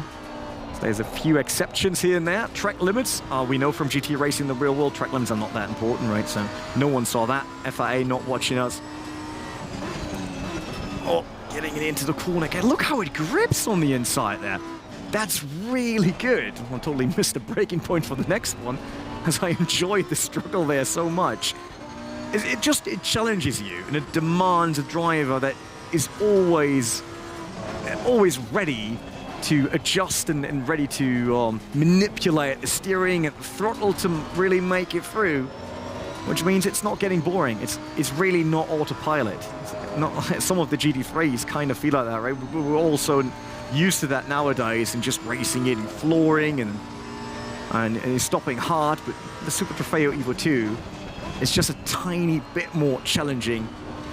That makes it more fun. So yeah, really looking forward to the car coming to Assetto Corsa Competizione. It's an awesome 3D model, and obviously not seeing that here on me driving as I'm not doing it from a third-person view. I think we could do that actually in one of the other laps to showcase how it looks from the outside. It's a stunning view. Great car. Oh. Wow. Oh, look at that. It really wants to go basically in any direction, just not the one I'm pointing at. But we're getting there. I think it feels good, and the Huracán is something that you should definitely check out on the news patch. So that was quite an experience, Renee. I think a lot of people are jealous now. I'm more afraid that the entire chat will tell me I was too slow. Well, it was your first First of all, try. I'm a real sim racer, so let me go through all the excuses real quick. First of all, that wasn't my rig. That wasn't my normal pedals. Setting was not the same. Seating position wasn't. Yeah. The car was new. Different lighting. Wrong that was shoes. really wrong shoes. Yeah. Since I normally use racing Gloves, shoes maybe. in the sim rig, yeah, I use gloves. Yeah. So with that out of the way, all the excuses why I was slow. I say it's a cool car because we get so used to driving cars with assists nowadays, which have their own challenges, because if you want to be quick like the guys here in Lamborghini The Real Race, you have to understand how the systems work. How can you make the best out of the traction control and out of ABS? It's the same on the Super Trofeo, but it gives you a bit more room to play with, and it's more raw. Yeah, the car drives more aggressive, like you said I love before. Yeah. And do you think it's a great car to use for races, like fully on? Aggressive Definitely, races. but I wouldn't do endurance races with it, because it's probably too harsh on the tires, and then everyone tries to preserve them, and then it gets boring. But like 25-minute sprint races, that full grid, hell yeah, that would be great. I might not survive it after turn 3, because I would be like all sideways and then off into the wall, but it's just these cars are great for close wheel-to-wheel racing, and that's what I want to see. Cool. Well, are you jealous already, Lee? A little bit. A little bit. A little bit. Well, I can tell you one thing. You're looking at me like, oh no. Yeah, we're gonna have a 1v1 now, but not in that car though. Yeah, not on this. You guys, because I will set it up. Yeah. So I obviously put everything on off. Just turn everything I am off. gonna It's really not the use. Super Trofeo EVO 2. You get the Huracán GT3. Yeah, we're back on Like, normal now. back on Everybody normal. else Yeah, is, and we're driving on Misano. We drive Not on Misano. Nürburgring. It's Misano weekend. Yeah. And, Yesterday wasn't the race day, so I could do Nürburgring GP. True. I think we both have to get our shoes off though, because Yeah. I'm not going to be able to drive I'm just with this. happy that still smelling TV is not a thing. Yeah. So Okay, so Lee, Hot you can go laps. first. All right, I'm going to slip my shoes off Yeah. right here. Are you going to do Slip it my here? shoes off. Look, Oh. you can't race in a rig with work shoes on. That's we're for giving sure. these, by the All right, way. I'm of going like round the back. we auction these off. If you want to Oh have my. Lee Smith's shoes, ex-League of Legends Worldcaster, that's your chance. Message me on Instagram. I'll do it right now. I'm afraid to touch it even. Is that all I did in my Yeah. career? Just League of Legends? Kinda. Aw. and other things, but we see them later. All Are right. you going to make Made it it. warm for me already? You can change the seat, you know that, Yeah, right? this needs to go forward a little bit. Okay. Is your belly so- in the way now, or does it work? Oh, you just said his belly in the way? Yeah, absolutely is. Aw. Look, it's a tight Yeah, squeeze. and the next time when I have to drive, like, it's going to be so far for me. You in? Okay, I'm in. hit I'm in, I think. X, You're in? right I'm in, side. I think. I know. Okay, here we go. So for me, this is the first time ever, so please bear with me later Yeah, on. that's not burning out completely. Low tire pressure. We're on Already? 22 psi. We Okay, definitely, okay, we definitely I will need to redo start that this for one you. out. Come on, yeah. Just hit no, go down. So we're going to check quickly I was something. returning to garage. No, I was, I'm not trusting you anymore. There we go. There we go. We got tire Better? pressure at last. Yeah. Look, Yeah. I tried to get him cold tires, so All you right, got a chance, he but he immediately tried. spotted it. Oh, too bad. Too Yeah, bad. I tried my best. All right. No, he's, Alright, he's get going to yourself warm it up set for up. me. Yeah, he obviously wants to prove that he can do the Adrian flick. The Adrian flick. I probably will do the Adrian flick, actually. He's looking for that coming across the line for the very first time. That is the first corner. He practiced, by the way. Yeah, but look at his face. Oh, Do you- he's got already.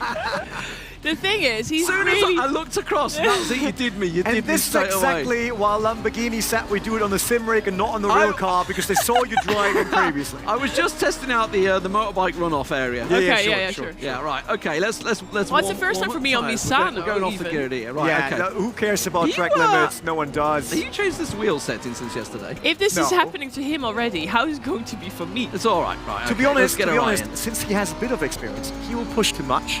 Yes. Screw it up. Yes, If you yes. just roll around the track, you probably got this. Yes. I will go very slow, like a grandma.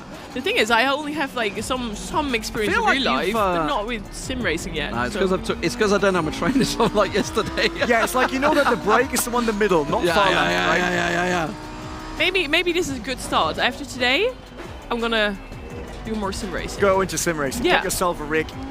Oh, I And would then not right in mind. there. I would not mind. I'll take this one. I mean, a lot of people expecting when you do a lot of car We're stuff that you we're have approaching that. the Adrian flick, by the way. Are you doing him? Well, this is the you already Adrian flick. practiced it. Oh, you already practiced it. And we got it. Right, No, that's yeah, fine. yeah, yeah. That's Ooh. fine. Not doing the flick.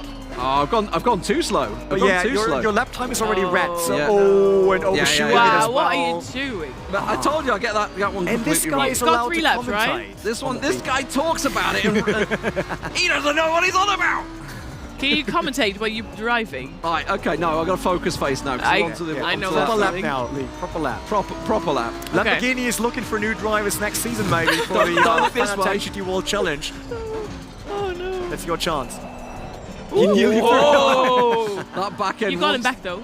No. No, Failed And it's lap. red again. What do we do, Lee, if you don't manage to get Oh, one dear. legit time?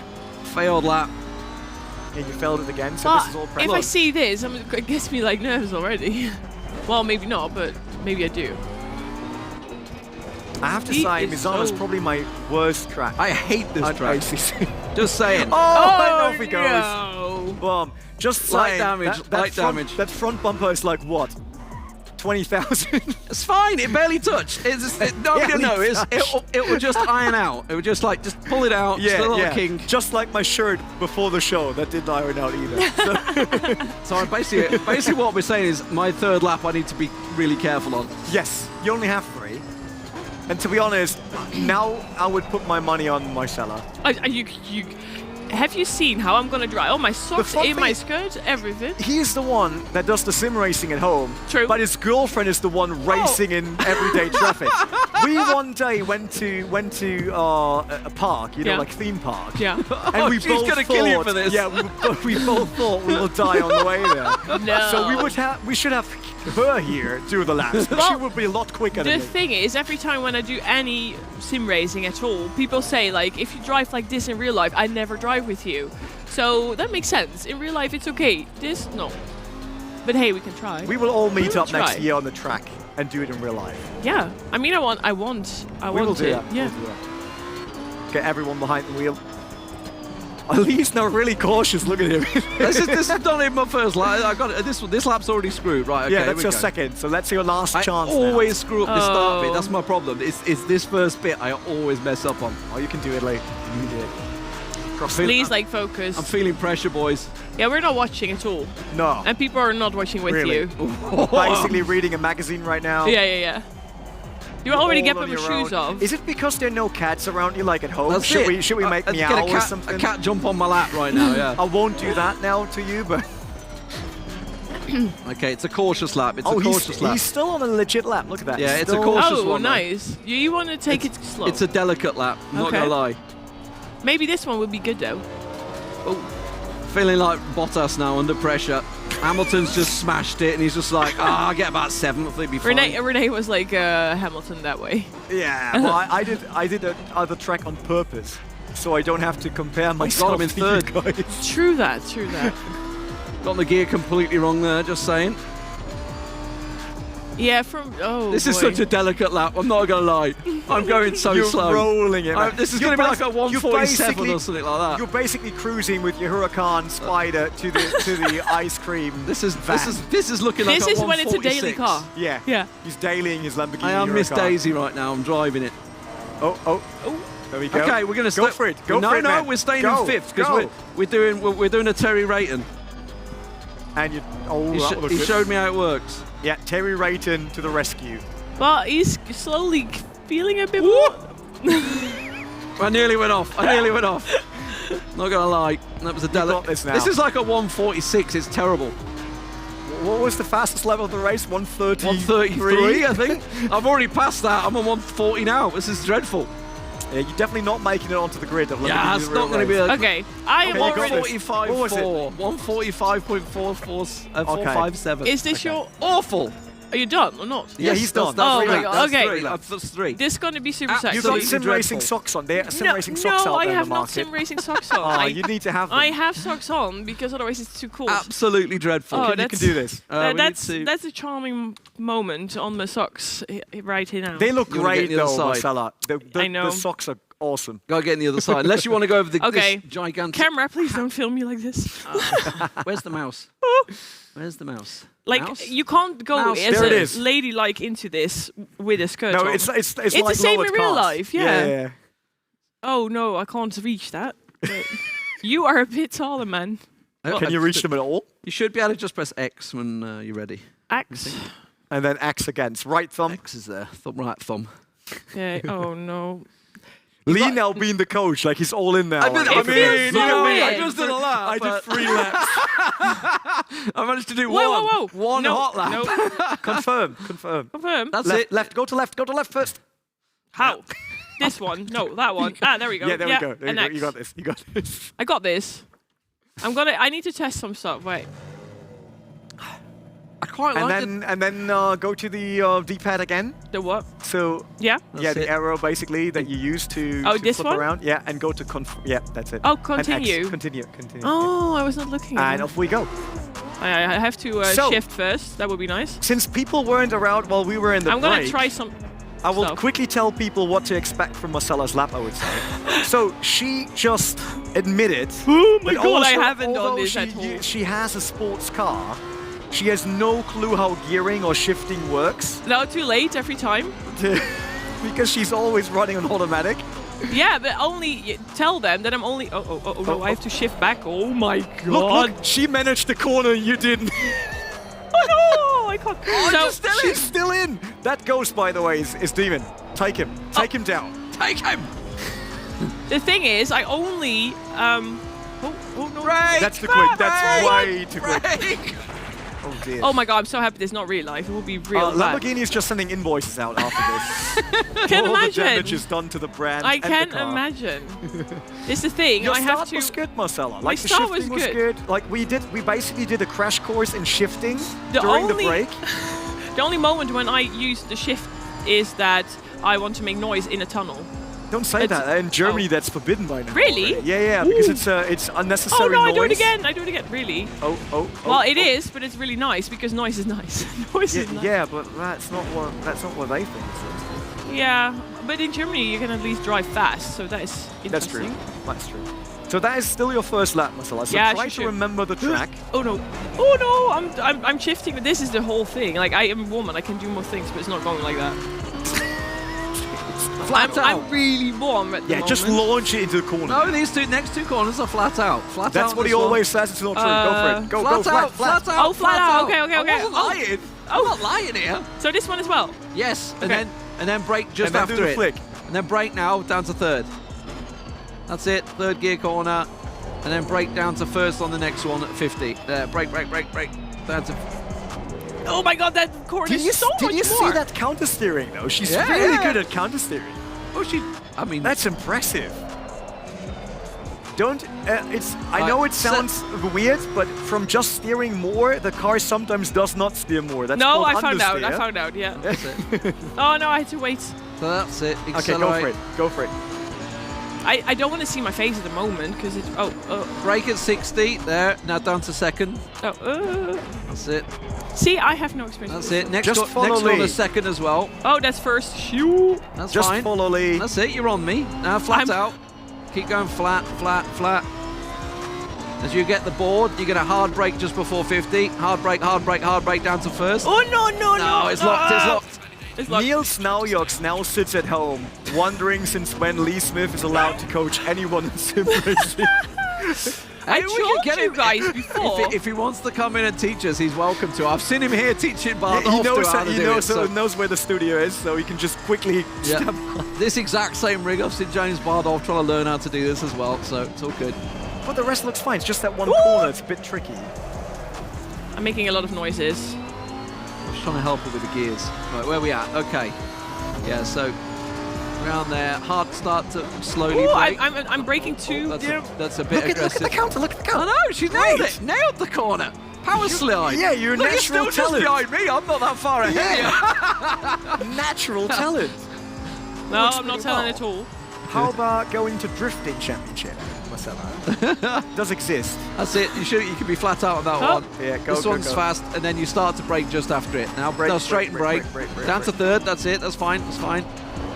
Stay on the left. That's it. Yeah, brake again. Harder. That's the one you're always overshooting. This one is too much. Oh, okay. Yeah, that's a curve. Oh boy. Sometimes it hurts. He's having fun now, though. You can tell. Yeah. My but face is like so her focused. First two laps look a lot better than your first two laps, though. All I did is go off on the corner. Everything else was fine. I'm so sorry, Lamborghini, for breaking all the cars Okay. again. Go for it.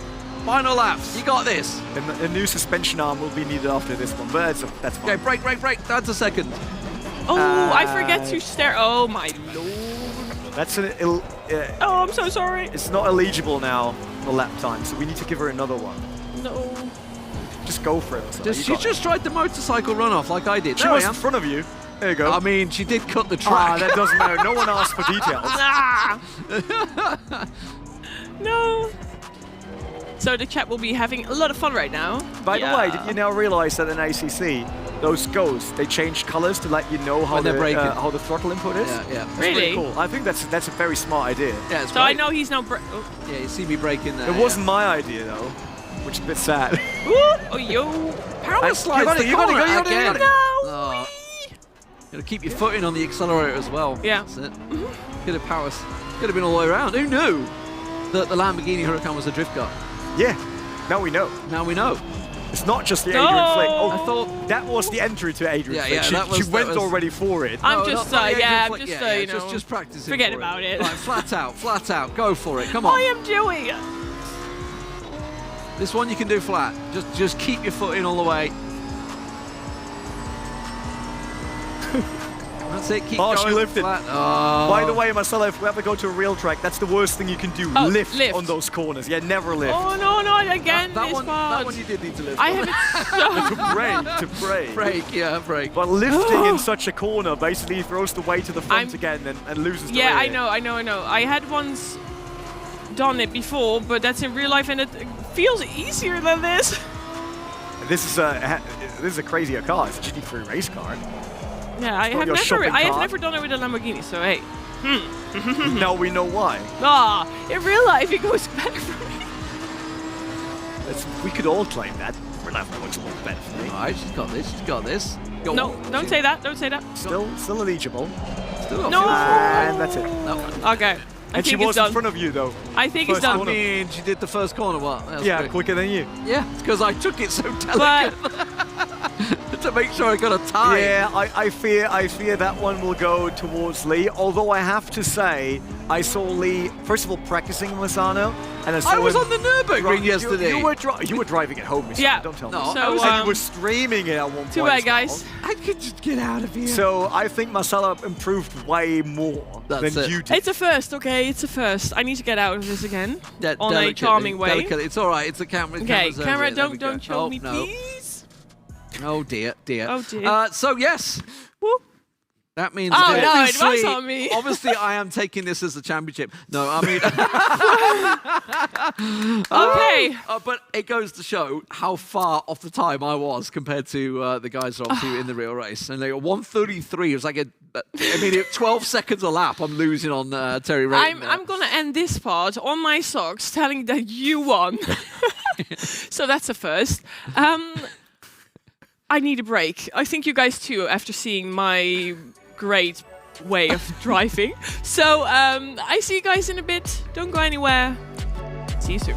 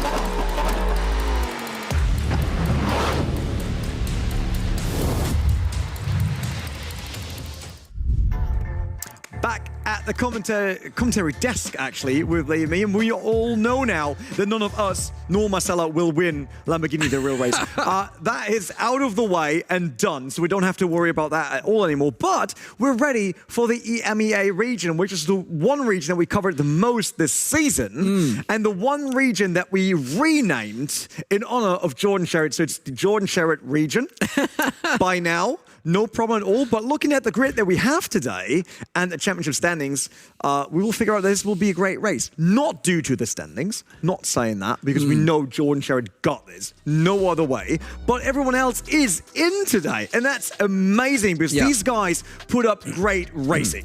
Absolutely. Obviously, Thomas Rosieri as well, you know, has been working out well. His arch nemesis has returned as well. He's not in the top 10. Maybe after today, who knows?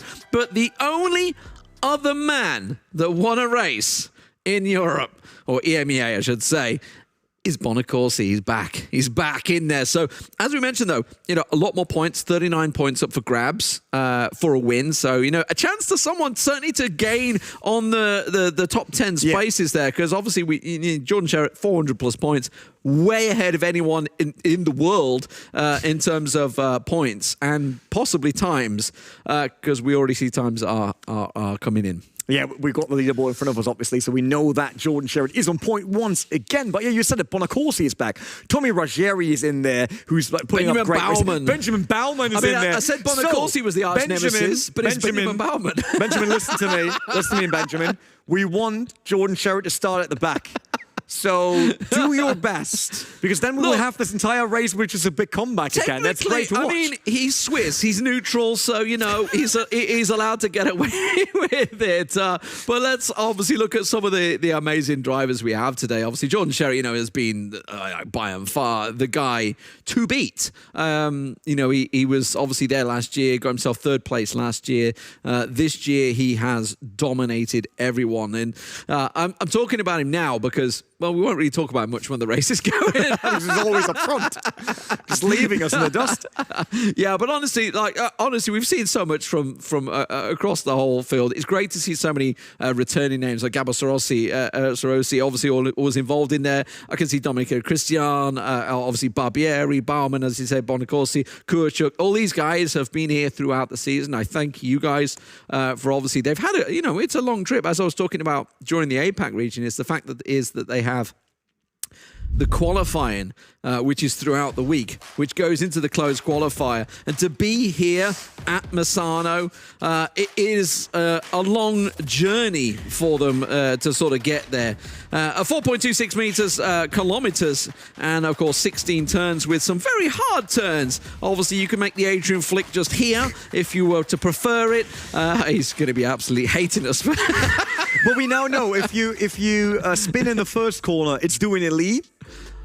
I did spin in the first corner. Yes, I so was that's like, I doing didn't a spin lead in the first now. corner. Oh, I did. Yeah. If you wonder where that's coming from, that's because we already had a region. Did I spin in the first corner? Yeah, I was wondering that myself. I wasn't used to. I mean, yesterday I had a little go and I was in my trainers, so I wasn't used to just jumping in my sock. I can't drive in office shoes. So you can't drive in office shoes, you can't drive in socks, any other excuse? I can drive in socks. It just took a little bit getting used to it. Yeah, Look, sure. When I'm getting used to it, my first corner, that's how it works out. But here is the lineup. And as I mentioned, Bonacorsi alongside Jordan Sherritt, second place. We saw how close they can get, certainly if you're starting off second here. Ruggieri, Bauman, all these four drivers have been heavily involved. Calandrino, he's been involved in a couple of things that I think he'd want to forget throughout this season. Kurchuk alongside him has certainly put in a great performance. Barbieri, often racing off on his own, actually. Tends to be separated from the pack. Gabo Sarosi, a lot of overtakes for him last race out, if you remember, but also went off a couple of times as well. Bazzaghi and Domenico Christian. That's a high finish for Christian to get in 10th place. That's a good qualifying for him. Robin Hurik alongside him as well. And Berindia, that's a new name, I think. I haven't seen too much throughout this one. Kompu, we saw doing very well. Got himself, I think, 6th place, if I'm not mistaken, in the last race. Senator down there, Heikki Haitanen had a great race with his Finnish compatriot Kompu in the previous race as well. But here we go, Rene. The Jordan Sherritt show has been dominant throughout the season, and he starts out on pole position, and immediately Bonacorsi just tucks in behind him him and says, yeah, go for it, Jordan. I'm not going to wipe you out in the final race of the season. Maybe he tries to defend him from Benjamin Baumann, I don't know, but I think it was because Bonacorsi knew that he can't go alongside and survive that one or like get ahead. Jordan Sherrod had a great start, but look at Baumann trying to dive on Tommy Ruggieri. He's still in there, and there is a chance for the young Swiss to make a move, but being on the outside on the next left kink did not work out for him, so he has to be defensive now because Calandrino is already catching up. And Calandrino needs to be careful. If you remember the last race we had, he got caught out in the third corner, wiped out, sent to the back of the field, and it was a long journey back for Calandrino to try and work his way back in, so he needs to keep that Lamborghini clean and clear, ready to get the first lap underway. And I'm glad to say, as far as I can tell, 0 incidents in the first lap so far. And that's an impressive start, I have to say that. We got everyone out there. It's the final race, so everyone's hot on their heels. But it worked well so far. Half a second gap already for Jordan Sherrod, doing his usual stuff, trying to get away from the TV cam as far as possible, kind of, and not being picked up again. Carlo Barberi in 7th, right by Kurczak, and in front of Gabor Rossi. They all have the same color. That was not a nice pick for us, making it really hard in this fighting group. But Barberi is there, and he could make a move fairly soon because Kurczak is right in front. That's the red car we see there. On they come to the start-finish stretch once again. It's the Lee Smith corner up next. Let's hope they got all the grip and they're not spinning out here. Oh, surprisingly, they do a lot better than Lee. And they're actually still in. Surprisingly, they do a lot better than I did. Look at this, look at this. Barberi lost a lot of speed all of a sudden coming out of the turn. Lost to Gabor Rossi. He's on the inside now, but Barberi is still fighting back. Look at him, but that is also Berinde going through. Small contact once again. Can Barberi keep it going? And he does. Yeah, sends him off the track though, and that's going to bring a potential chance for Robin Huring to try and sneak on through, along with Bazagi, and they're both going to squeeze on in there, so that's a great little work. And at the end, it's such a danger to try and keep your nose in there because you are going to be on the outside on the next corner, and if you don't get that drive, that exit, it's going to put you in such a dangerous position. Huring's in the same situation now because he could leave the door open, shuts it in the end there, make sure he just tucks in behind, but doesn't go to let Nico Kumpo through, who puts some pressure in. Speaking of pressure, once again, side by side, that is Benjamin Baumann isn't under pressure, I think, with Calandrino. Calandrino, sorry, defending there, so great work from him as he tries to stop him through. It has to go wide, and that's going to give him a poor exit. You can see he tries to get his elbows out to force him as wide as he can, gets himself the race in line, but who's this trying to sneak up behind? Is it Kurczak trying to have a little peek? Oh, what a start to this race. Love it. Calandrino right behind now in waiting position, basically. So we got Baumann in 3rd, passing Tommy Ruggieri, and Ruggieri is not easy to pass. We know that. Yeah. He's aggressive and he's good defender as well. Well, Calandrino looks up the inside. Seems like Ruggieri really tries to get a quicker run. Look at that. I think he had the better exit. That's the view of Benjamin Baumann's rear wing onto Tommy Ruggieri. And we also see Kurczak in the background, who got away from Gabor Rossi. Oh yeah, that was the fight we saw there because who was it? Barberi dropped out there after a mistake on a previous corner. Benjamin Baumann still in 3rd, keeping on to a podium spot. But hey, Ruggieri ran really wide there. Ruggieri just opening it up for Calandrino, really did himself on the break-in. We saw in the previous race that was happening a couple of times. Ruggieri still keeping his nose in though. Cheeky 3rd gear down to a 1st gear corner. It's a chance for a tight one as he tries to squeeze it round, but they are going to be flat out, and he does tuck back in, so Calandrino goes through. Ruggieri losing 2 places in 2 laps, will not be happy with that. Meanwhile, there's an overtake happening further down. That looks like Bazagi trying his luck at the moment. Berinda getting past him, so great work from him as Bazagi goes down to 10th. Yes, dropping a few places here, and it seems like to be really heated up race. And early on, we are just 5 minutes in. with a ton of overtaking already. I was in the relaxed APAC region time. Yeah. We had 5 cars. I'm confused. There's 18 cars on the grid. We're back to normal. It's going to take us a little while to get up to pace, just like some of these drivers. Obviously, Razzieri a little off that pace, but still within a chance. He may be putting a chance onto Calandrino in a second. Robin Hurrig trying to keep his pressure down there as they come in towards that second gear corner. Runs it a little wide, which is going to put him out of place for the second corner as well. You lose a lot of time if you don't have that fluidity. It's almost like a snake essing through there overall through the Varianti. So further down the field, Vincenzo Senatore giving himself a little bit of a chance, not a senatorial chance, but Domenico Cristian started down in 14th, started in 10th place. He's lost himself 4th places off the start, just what, 2-3 laps into this race. Speaking of 3 laps into this race, Bonacorsi already 2 seconds off the back of Jordan Sherritt. He's off again, isn't he? Since it's just such a momentum-heavy track, when everyone's still packed together, you lose out on one corner, someone dives in on you, you lose even more speed, and then all of a sudden you drop 2-3 positions while we see another driver dropping through the field. Who was that? It's Rafael Alvarez getting past Heikki Hoitonen, yeah. which actually, if you think back, obviously Heikki Hoitonen did fantastic in the previous race, got himself up to 7th place up alongside Compo. They had a really great race, the 2 Finns, but the flying Finn at the moment loses a place to Rafael Alvarez, and you can see Alves is just keeping him in place. I know Alves was certainly very vocal at Spa, talking about track limits at Spa. Obviously not too happy about how things went on there, as well, people were maybe just going a little off track limits, but as it is right here, no chance of that, that's for sure. Yeah, it's actually a fairly good track for keeping it well within the limits, because you're trying to set up your car in terms of rotation for the next corner. I say track limits, and someone cuts the entirety of the curve there, right in front of Tommy Ruggieri. That was Calandrino. But Ruggieri will not be happy with the early phase of this first sprint race of today. There will be a main race, a bit longer, 1 hour right after this one. But Tommy, yeah, can't be happy with that. Nowhere near that.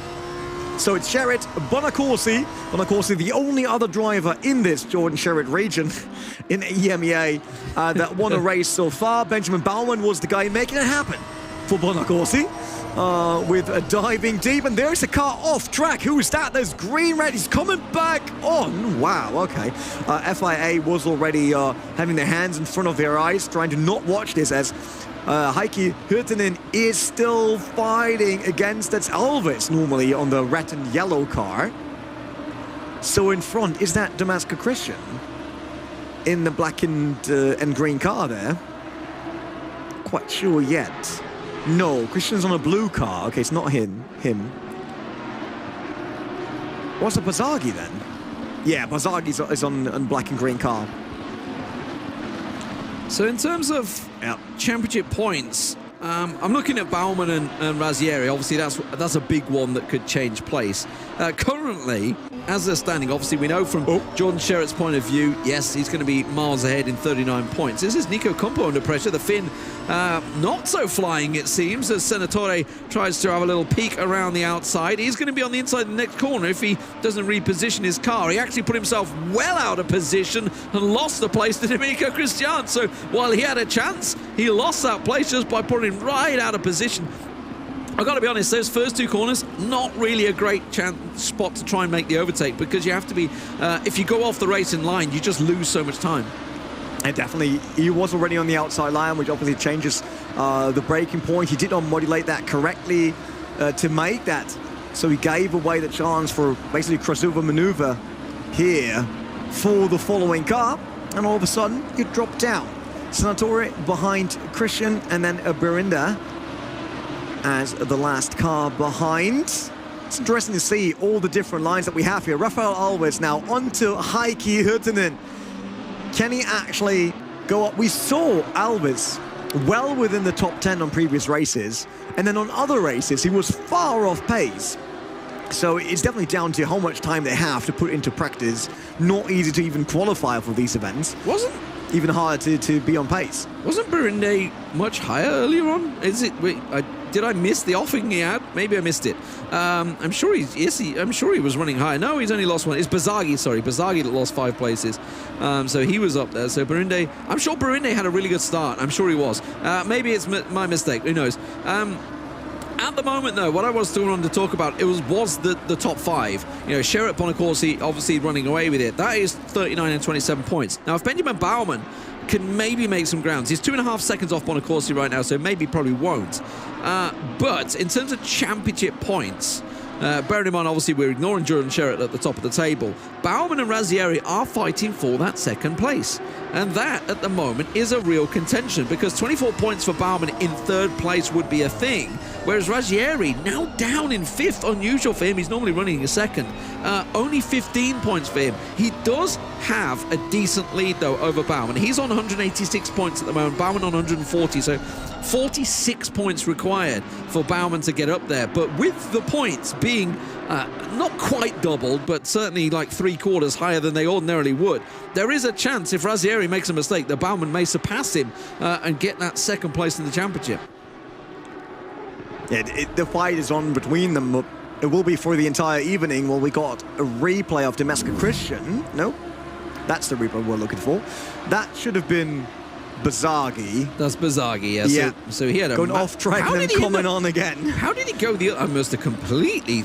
I don't even know how he was going the opposite direction that way. You know, sometimes it's navigation on GPS. Oh, there we go. Pushed. He clipped the back end. So that... I think that's Barinde. Not that. That's a different one. Yeah, that's Barinde. That was Barinde, but it was Bazagi that was behind him that clipped him, and that's why Bazagi went off the other direction. So it was Bazagi that clipped him. I was going to say, I'm sure I remember Barinde having a great start and getting up there. So 5-second penalty for Bazagi for well, you know, causing that incident. Yeah, and it's put Barinde back down to 13th. I'm pretty sure he was up behind Barbieri in 8th. 8th and 9th at the time, but that's the case. Anyway, Razzieri, he did lost 2 places in 2 laps, didn't he? Baumann and Calandrino just had a bit of a bad time of it. Back on the rear end of Calandrino to see if he can try and make up some of that ground. As I say, you know, championship points-wise, Benjamin Baumann and Razzieri have been having a great fight throughout the season. Quite often it has been Razzieri that's finished ahead of him, though, which is why he sees and has that 46-point gap in the championship over him right now. But we're just going to have a replay. Yeah, let's just go to it. I like that one. If you ever wondered how it looks in the background when you do that, we give you inside here, Lamborghini The Real Race, showing you absolutely everything. I like that. We show you the guts, the lot. Yeah, it's like, I will roll a camera over now to race director to also show them. What's going to happen is we're going to cut to the green room. Marcella's going to be sat there with her feet up. Cup of tea in hand. Actually, I'm not sure what the Dutch drink. Yeah, she did. She said she drinks tea, just not with milk. And cappuccino, I think. Yeah. She's going to be sat there with her feet up. That's what happens backstage. Well, we do the hard work. Oh, Senatore may well be able to get through here. Domenico Christian. Way too far on the outside. Open the door so wide, very welcoming. Basically here on, how we say in Germany, it's Tell a lie, that's right? Barinde. Barinde making up a place on Senatore there. So Senatore's really dropped back because he was up with Christian and Compu a moment ago. So he's lost a couple of places there. Heikki Hoitonen having a little peak as well. I think can see further back, and Bazage, of course. Both these guys were running higher up the field, so not too surprising to see them sort of trying to make this ground up. Don't forget Bazagi in that olive green car just behind Senatore does have that 5-second penalty that he will serve when we go into the pits. Speaking of pit windows, obviously 45-minute race, it is going to be opening shortly, and that's when the action will really hot up. Yeah, Damascus Christian still pushing on to Compu, but Barinde is right behind, and we know how it is on such flowing circuits. If you attack, be sure that this is worth it. Otherwise, you definitely lose a position to someone behind you. But Tommy Ruggieri now onto Calandrino, or basically becoming part of the rear bumper of Calandrino. Right behind when we jump into his cockpit. What did he change? Did he change TC or ABS? He just change? Yeah.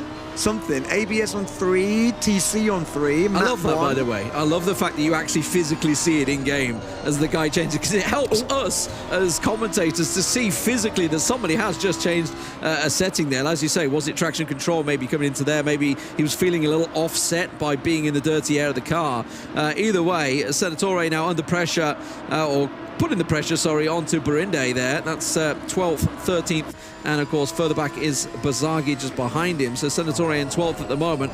Under that pressure from Senatore. He has just taken over him a moment ago. Obviously, they did get put off the track, so I think we're likely to see Bizzarri, if anything, passing onto Senatore more than anything. Yeah, it is a tight group, and it'll be very interesting to see who's calm enough to just wait for that opening and then throw the Huracán right in there. Obviously, with Bizzarri with a 5-second penalty still, he's kind of out of contention on this one. When we head into the pits, Dario Bizzarri right behind Senatore. So what's going on in front of him? What's going on in front of him? That's Burinde became really slow.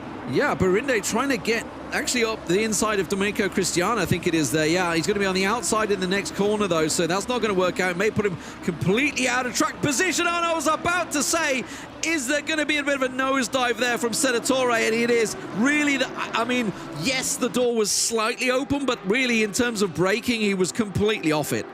That's like trying to walk as a adult through one of these cat doors and then just forcing your way open. Just like, I can get through, honest. What do you mean my shoulders don't fit? Heikki Hoitonen having a bit of a cross-country journey there. I know the flying fins are great for rally, but don't think that's what he wants to do in the Lamborghini. He has Mike Orant up behind him, by the way. Good to see the Brit back on the field again, putting some work in there. Razzieri back onto Calandrino. Now the battle for 4th position continuing to hot up. He's been here before, hasn't he? Kuchuk still watching behind him, flashing angrily, but I don't think that's going to be enough to get Calandrino out the way this time. He wants to get a better position, and Razzieri clearly frustrated. Yeah, he knows he can go the pace, right? He started further up ahead, but he's just not getting there just yet. Calandrino's still defending hard, and still another 28 minutes to go. This is the replay, so... Oh, that was the first contact. So this is Senatore being pressured by Compu behind. That's Bizzarri and Burinde, trying to put a challenge on Domenico Cristiano. Burinde was around the outside, so it was Cristiano that actually got clattered, which means Bizzarri went through on Cristiano, and it sent Senatore down in the end to 16th place. I think Senatore got a bit unlucky here because the cars in front were braking. Why they normally would just go through that. It is a first gear corner, so generally you should be braking. No. It's like, it was too late. They were already done with the braking phase. No. But the second car they were on the third, and then they were going into the first. Yeah, but you see that the second car is, while being in a spot where you normally don't brake, is slightly tapping the brakes to not run into the leading car. Yeah. And that hit Senatore basically off guard, and let him roll into it. I think he wasn't really diving. Yeah, but he wasn't even on the apex. He was going, because the apex of that corner is you run wide, hard on the brakes wide, and then you cut in, because that's when you're going literally flat out into the fastest part of the circuit. So yeah, just out of position. Let's talk about fastest laps, though. Something that we're talking about while we see Bizzarri. Oh, actually, I'm just going to keep my eye on that, because Compu really under the pressure from Burinde once again. And Burinde should be able to slip on through here. Will be on the outside again. That might open the door for Bizzarri. Bizzarri trying to look through. Burinde looks at the inside. Bizzarri goes around the outside. Burinde's kind of caught in a hard place at the moment, but it is a sharp corner as he does work his way around. And as I mentioned, it's really tough to overtake in that spot. It's more this corner here. If you can be in the right position for the next corner, obviously this is classed as a corner, but this corner here is the one I meant. This is where you can kind of make it work for you. Whoa, a little sharp on the brake in there, as I think Compu was more harder on the brakes than everybody else, which kind of backed them up a little bit. Burinde continuing to have a little peak round the third gear, and then hard on the brakes once again into that first gear corner. As I say, you leave it open this time. Has Burinde left it open for Bizzarri? Of course, you're going to be all about the exit now. You're going to be flat out for the next two corners. So unless you can get the drag, I'm not too sure how the drag's going to work. We haven't really had a chance to look at this yet, have we? To see how much toe you can get around them. But now they're hard on the brakes. This is the Adrian corner. Down to third gear, keeps the car all composed. Compu goes defensive on the inside there. Is going to run him a little wide, but he should be fine. Yeah, it's just lovely to see how we have this big fight in our very first sprint race in the EMEA region here. And we see the first pit stops, actually. Burinde and Bizzarri both coming in. Barzagli obviously will serve another 5-second penalty. So has Senatori Got to after make what he sure did. they hit those pit limits. Don't get another stop and go 30 seconds. That really hurts. Talking about the front runners though, Jordan Sherritt now nearly 4.5 seconds over Bonacorsi, then Baumann, and then Calandrino, so nothing changed there besides Tommy Ruggieri probably having even less patience now because he wants to make a move. He wants to get closer to Baumann, not losing a spot in the championship standings, but so far Calandrino does a great job defending him off. I tell you what, Kuchuk's doing a great job of just staying behind and keeping relevant for if any mistakes do happen. Kuchuk is there to absolutely pounce. I wanted to talk about the fastest laps. We were keeping an eye on it. At the moment, Jordan Sherritt's fastest is a 1:33.422, so faster than Rayton's 1:33.845 that he did earlier on. Speaking of fastest laps, I can tell you that Bonacorsi's also got a 1:33.767 and Benjamin Baumann a 1:33.677, so 3 drivers at the moment are quicker than Rayton's fastest in the previous lap. Oh, you're correct actually, there's even more. Razzieri a 1:33.795. There's even more 1:33s. There's so many 1:33s out there at the moment. Yeah, the a couple of EMEA 1:33.9s. The EMEA region definitely stacked. But here we go. Razzieri into the pits. I think this is the right choice. He's been up the back of Calandrino, unable to make that pass. Kuchuk got behind him, so he's gone for that undercut to see whether it pays off. Hurling doing the same thing. We did have, I think it was Barzagli that had to take his 5-second penalty. Don't forget, Senatore also got given a 5-second penalty for that dive. So the admins race control moving. Okay, so this is an overtake. This is on Alves, I think. Yes. Yeah. It should be Alves, and the car in front. I think that's Senatore, isn't it? It could either be Senatore or it was no, it was Senatore. Yeah. Otherwise, it doesn't fit. Robin Hurrick also in the pits now. So most drivers coming in. Pit window is open on this 45-minute sprint race. Carlo Barberi in 7th, behind Garbo Sharosi, who we didn't have a lot of screen time for today. Is that Sharosi? Sharossi's changed the car colour. Yeah, Sharosi is Sharosi, nearly you always can't with us. catch us off guard. He's normally in like a yellow and red car, isn't he? The same as we just saw from Alves. Same colour car. But anyway, he's changed his colour car. There we go, just to catch us off guard in the last race. You guys trying to keep us on our toes. Is really quick. Look at him. He's right on Calandrino. He closed the gap to Calandrino. Before that, they had who was in there? Ruggieri. I wonder if he's realised. Ruggieri has a stop and go penalty, 30 seconds. Oh, that's Tommy. a wild entry. That is a bouncy entry from Calandrino, bouncing off both sides of the barriers there. He came in a little too hot. We were talking about you don't want to lose a couple of kilometres. That was what was happening there, but oh no, Ruggieri. Now, impacts. Let's talk about the impact of that. Stop-go penalty is almost certainly going to put him outside the top 10. And as I was talking about, Benjamin Baumann, 46 points behind in championship points on Razzieri. Currently running up there, Baumann. Yeah, I mean, that stop-go penalty is probably going to put him in 18th. I think it's going to put him in 18th. So Baumann could pass him in the championship in this race. It's Ruggieri again. He's such a quick driver, but he's always ending up with something happening. A penalty here and there, like a spin here and there, a dive. Like, he's a great driver. He's just not getting it together for an entire race so far. He's in second. Yes, he had very good races this season, but there is a certain difference between him and Jordan Sherritt. Oh, yes. And that is definitely that Tommy Ruggieri gets into more trouble. Yeah, if he's also fighting more, though. You know, if you were to compare it to, say, Rayton, obviously a little unfair to compare it to Rayton, but obviously, you know, he's on 300+ points as well, whereas 186 shows that obviously there has been chances. But look at this. Calandrino, once again, with the backside filled by Kuchuk there. And we've got to make sure nobody got a stop-go from this one there. Okay, they're clean. They're clean. The game chose them correctly there. Which, who else is that, actually, tucked up behind them? Is that's Senatore, isn't it, who hasn't pitted yet? I think that's just behind them. All of these cars came out of pits, didn't they? There should be... Yeah, there should be Korachik, and that's Calandrino. Calandrino's the last car, the orange and blue. Oh, yes. No, sorry. So Kuchuk actually took Calandrino in the pits. Okay, that's what threw me. That's what threw me. Benjamin Baumann was the car we were looking at. So Baumann actually lost a lot of time in the pits. So what did he take? Because he was way ahead of Calandrino and Kurchuk by at least 3 seconds. So I don't know what happened there. Bonacorsi also pitted in. Sherratt has now just pitted as well, so he's going to be coming out in just a moment. Is just exiting the pits right now, so should be way ahead. Yes, he is, because Bonacorsi just going through, well, the first turn. Actually, tell a lie, Bonacorsi is number 5, isn't he? So Bonacorsi actually just going over the line. So Sherratt is way ahead, isn't he?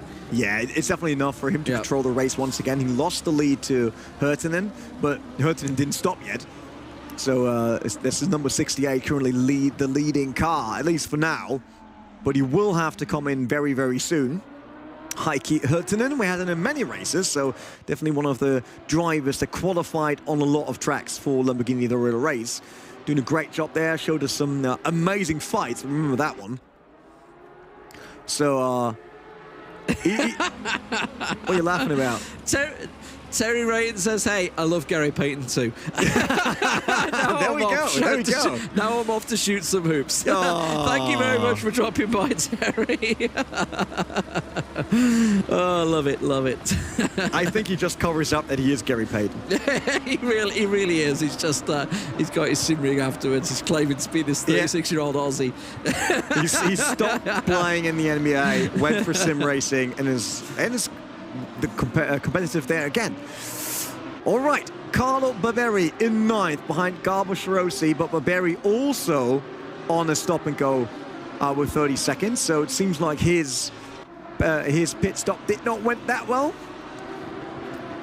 That really hurts a lot. Like 30 seconds is massive.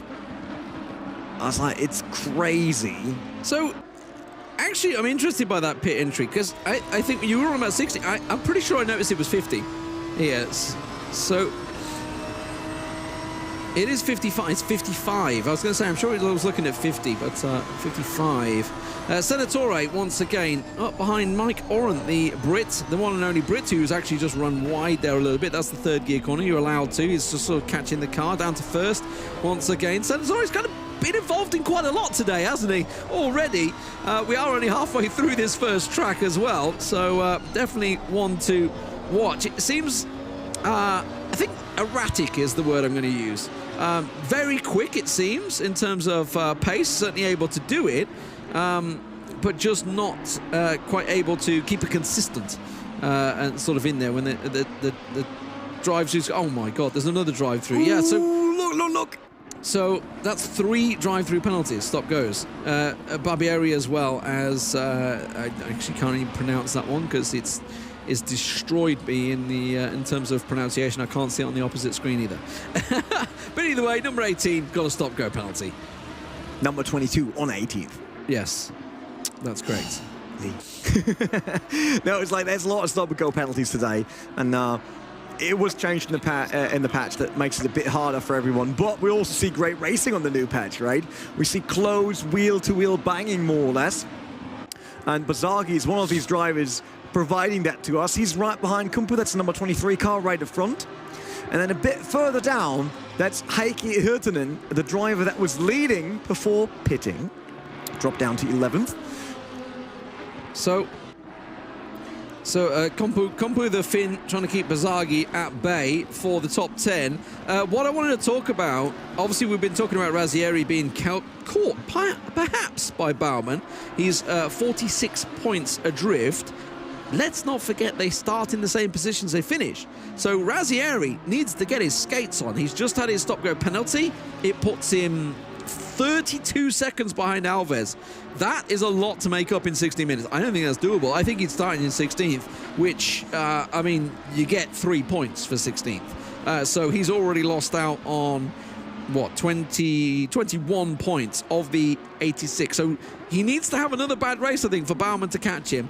Still a lot of work to do here. Bazagi trying to go, well, a little deep on Compo there. Not quite working out for him. Compo keeping what? Oh, that's a bit wiggly. And that may give Bazagi the chance, should have the drive down the straight. Oh, that was really sad now. He just lost it on the sausage curb there. I mean, he did not lose control of the car entirely, but so much forward momentum was lost that now Bazagi could just sail by more or less. Flat out anyway. Easy to do for him. Now Bazagi's up to 10th, so back into the top 10. No, he's up to 9th actually. Kumpu would drop down the 10th. Burundea up in front, but a bit further away actually. I was expecting them to be a lot closer than this. But Burundea did a great job there following Robin Hurrick and Garba Shirosi. Shirosi currently in 6th. That is Nico Kumpu. Can he actually ever return on Bazagi? I highly doubt that, to be honest. Bazagi did a great job there, really had everything on his hands, making sure to not go over those sausage curves that you see there on the outside. It sometimes cost you a ton of traction. Really getting the power down there. Did what? Did Barbieri come in for his penalty? Did he go fast again? I'm pretty sure him and Razzieri came in for their stop goes. I'm pretty certain he did. You remember the race where David Coulthard came in to the pit several times, like six times or something? It's a second penalty. That's devastating now for him. Yeah, that's gonna hurt. That race is done. That's gonna hurt. There's no doubt about that. That's not good news. Where's Luke Addison today? That's what I was wondering. Luke's true, your UK driver isn't with us. No, he's not. Luke Addison's not UK. He's another fellow South African. Oh, true. Oh man, that was me being completely wrong. Who was the UK driver that we're normally cheering for? Mike Orrant's there, 13th at the moment. Another one. Yeah, there was another one, but he dropped out fairly early because he forgot to turn up for a qualifying one week. Oh no, I forgot to qualify. So yeah, I can't even remember what his name was. It was that long ago. I would have to find out. And also, where's your favourite? Not in. Max Grip. Max Grip. It's not just Max Grip. There was Max Grip, and then, you know, on the other championship we commentated on together, it was Bas van den Boom. Bas van den Boom, so that was it. If you ever wonder, like, do I have a cool name for sim racing? Probably not. Because if you're not named Max Speed, then you're definitely losing against Max Grip. And if you're not named Bas van den Boom, then you're probably not cool. Tavanari not here Tavanari is not here. True. He's been here throughout the season. Oh yeah, that was definitely when Kompu went off track there, and yeah, easy in the end. I did just see also some traction adjustments. I think he did an ABS adjustment. Is it ABS? He's on 4. Yeah, from ABS 3 to 4. I think I just saw there. Yeah. Cheeky, but it worked out. I mean, that was not really him winning. No, he was doing it already. Yeah. It was like someone else losing the position. You can do this. You can do this. Do not exit those pits too fast. He's been in.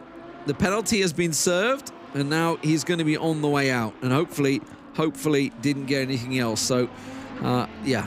I mean, look, his best lap, 1:33.94. He's a fast driver. Yeah, he should be among the top 5. Yeah, just made some mistakes. Yeah, some very quick drivers in EMEA, no doubt about it. 1:33.422, 1:33.722 for Bonacorsi, 1:33.677 for Baumann, 1:33.895 for Kurchuk. Also, as we mentioned, Barbieri's fastest is Razzieri, 1:33.795. Barbieri's fastest down there also. So technically, he's got what, the 5th, 6th fastest lap of everyone on the track right now, but unfortunately, he's down in 17th. We did just lose a driver as well. I saw 18th dropping out, DNF for him. But Jordan Sherratt is on it. He's just done a fastest first circuit, I think, in that last lap. Only got a 1:33.4322. So just a 100th of a second faster is slower than his fastest. I mean, come on, Jordan. You're not pointing your heart to this, are you, really? Yeah. Oh, Jordan, why did you not be quicker on every single lap? I know, we want faster and faster and faster. Yeah, but if he reaches light speed, that gets dangerous. That's pretty scary that he's like is a normal lap. He's 100th second off. It's incredible, really. Heikki Hoitonen, he's worked his way through the field again, hasn't he? It's what we've been saying. Is he just really bad at qualifying? He's back up behind Kompu, just like he was in the previous race. They sort of slowly worked their way through the field once again. Yeah, unfortunately, that's outside of the top 10, right? We've got Jordan Sherratt, Bonacorsi, and Baumann. That's our current podium. Kurchuk, Calandrino, and Garba Shirosi. I have to say Garba Shirosi is probably the one that won most positions to get maybe there in 6th. Yeah, Hurricane 7th. Barandea 8 and then Bazagi 9 with Kumpo being 10. Kumpo just got sent down to 10th by Bazagi. So that's the top 10 currently getting most of the points, although Heikki Huttunen's not that far away from Kumpo, so there's a chance for him to catch up, maybe steal 10th position, but Senatorius also right behind. But yeah, Garbo Sharosi, he had a great race. I mean, I think he started around 10th. He's in 6th now. Calandrino still holding on to what it was before. Biggest loser so far of the sprint race, definitely Tommy Ruggieri and Barberi. Both with penalties. Ruggieri dropped 2 positions early on in the race and then got that, I think, 5-second penalty and then another stop-and-go penalty. I'm not mistaken, maybe just a stop-and-go.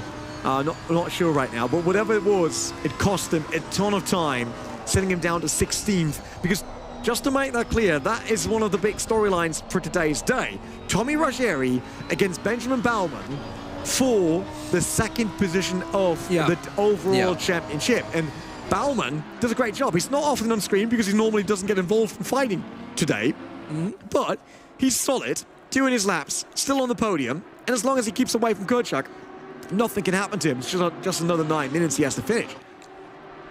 Yeah, 2-second gap for him. I was just about to say, Berinde, for me, is one of the drivers of the day so far. Obviously was doing great, got himself up to about 8th, got punted off by Bazagi, has worked his way back up to 8th again, and he should, in my opinion, be taking Robin Hurrig here within the next few laps. He's certainly on him, and as we know, once we hit that 10-minute marker and surpass it, things start to get a little bit crazy because people start to realise, okay, I want that position now. So Berinde fighting it nicely around the Adrian corner, coming in a lot hotter certainly than Robin Hurrig there, and that puts him right on his bumper as they go around the final 2 corners before the start-finish line. Not really the place to overtake here. I hope he just keeps it neat and then looks towards maybe turn 4 to see if there's an opportunity. You can kind of get at the inside here, but the problem is it puts you on the outside of the next corner, and generally it just doesn't pay off for you in the end, and that's exactly what he's doing. He's going to try and keep himself close, gets very close into turn 2 and 3, and now he's in a great position at turn 4. Let's see if he tries to have a little peek. No, he's going to stay there. Actually, I think in the end, I think it was a nudge. I think he just nudged Hurrig. Yes, he did. Hurrig, and he just lets him return to the track and keep position.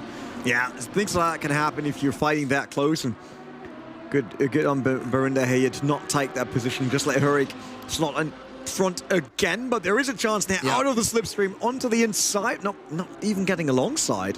Seems like Hurrig is way later on the brakes there, carried good speed out of the corner, so Christian Berinde is definitely not getting any closer on this stretch. Let's see under brake. Oh wow, he's really closing the gaps under braking, but due to him having to avoid contact, he's just losing momentum coming out of the corner, making him a lot slower once we hit the straight, and with that, Hurrig can definitely defend 7th position for now at least. 15 seconds off of Garbo Sharosi in 6th, so Robin Hurrig can freely concentrate on just defending 7th. Once again, Berinde really close on the brake. He's doing well there.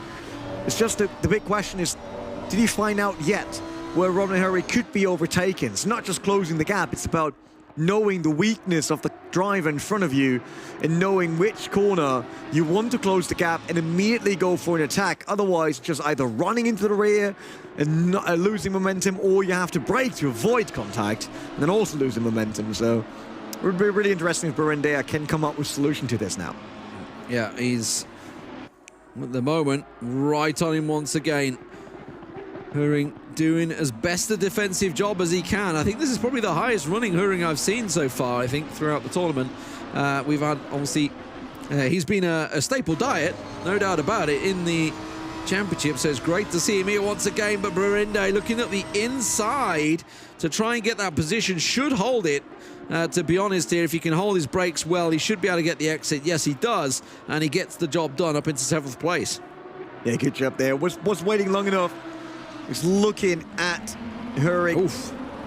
At Hurrig to find all the weaknesses.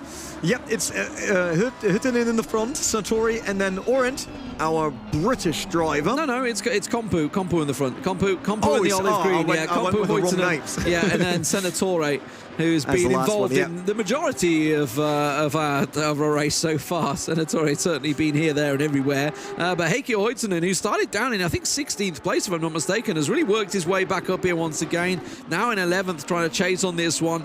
And you can see, can he get past Compo? They had such a hard fight at Spa last time out.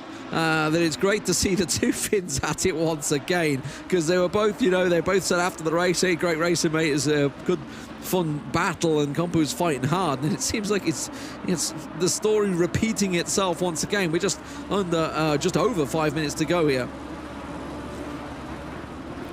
I really wonder if that opens the door at the end of this race to Centauri. These two will start fighting. We will see that.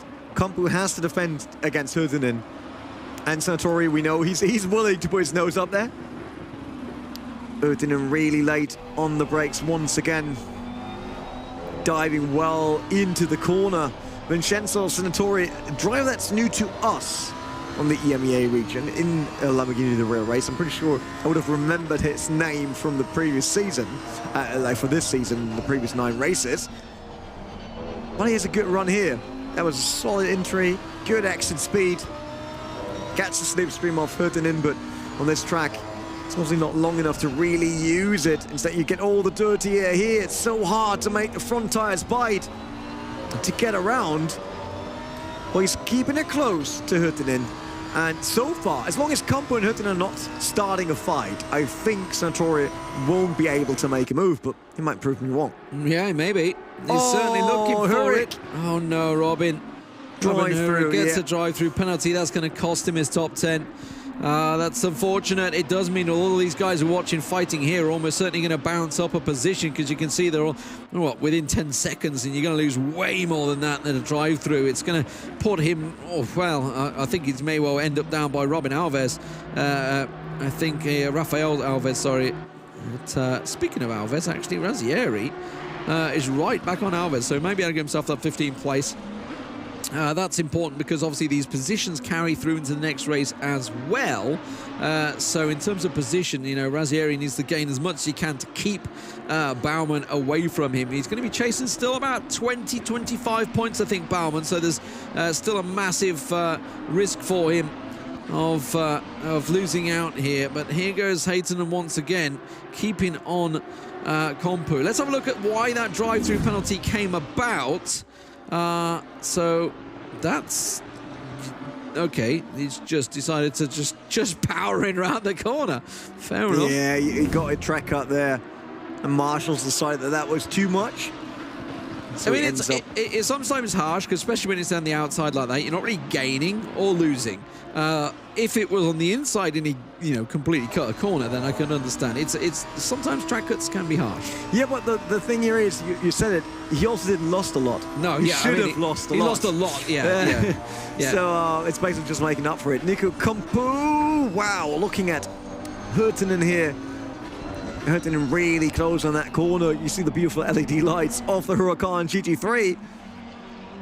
But is it enough yet? Oh, Tommy Razzieri side by side. That was an easy one onto Rafael Alves. So Razzieri up to 15th. Every single point counts, because Razzieri needs those points to stay in second if Benjamin Baumann has a great day at Misano. But Rafael Alves is not done just yet. Diving again. That's a going bit deep. Too far. Yeah, where is he? Oh, is he still in this world? Yes. Razzieri is just like, you're not sticking that, mate. I'm not even going to attempt. There's a drive-through. That's a drive-through. No. That's what I would call a drive-through penalty right there. He just stuck that in completely. Yep, there he comes in box. You saw the sign on the right side. And off he goes. Oh, that's so bad as a driver. You sit there and you roll through the pits, and they are so long. Luckily, they're not the endurance pits in Spa. Yeah, they're the worst. Otherwise, you're gone for 8 minutes. Race director says 50 seconds here, probably. I thought he was going to get the better exit, but he had to tuck back in behind Compu. I wonder if It feels like Heikki would normally make a move here, but I feel like he's being overly cautious because he knows it's Compu ahead of him, and therefore it's like a fellow Finn. They've had some great racing in the past. Got to make sure he doesn't sort of send it a little too hard, but only a minute 20 to go here. So Jordan Sherritt, who's been the overall leader, is going to be coming up to his final lap shortly. Oh, Heikki having a little look up the inside. Got to go tight down into first gear here. DL, really not a position you can make it work because you're constantly turning right. Well, I love the aggression here, and I also love the respect between each other, right? They didn't touch. Both drivers made sure that no one is leaving the track and hitting the wall there, but that brought Senatore back, who now sees a chance to get inside the top 10 on the very last lap, because we've got 45 seconds. Oh, it depends a bit on Jordan Sherritt if he's going through, going over the line once again, but Senatore has a chance for a top 10 finish in Misano at the grand final. Wonder if he can take it. There will, Race Director says there will be an additional lap with Jordan Sherritt and where he is Sherritt's just behind them? Yes, he has, yes. Kinda is. There's Jordan Sherritt, 9 seconds over Bonacorsi, the only other driver that won. We said it so often, but this man was deserving a perfect season, would win every single race, but he didn't got it. Unless he just brakes and goes over the line. Senatore having a look on Heikki. Heikki's just going to hold it. He's got the line, so he should be fine there. Yeah, but now the final lap going to get underway as Sherritt goes over the line and continues. So 29 laps will be had in this race. Sherritt, his pace has caught people off guard before in terms of fuel. Shouldn't affect them this time around the 45, but it has absolutely paid off in the hour-long stretches before.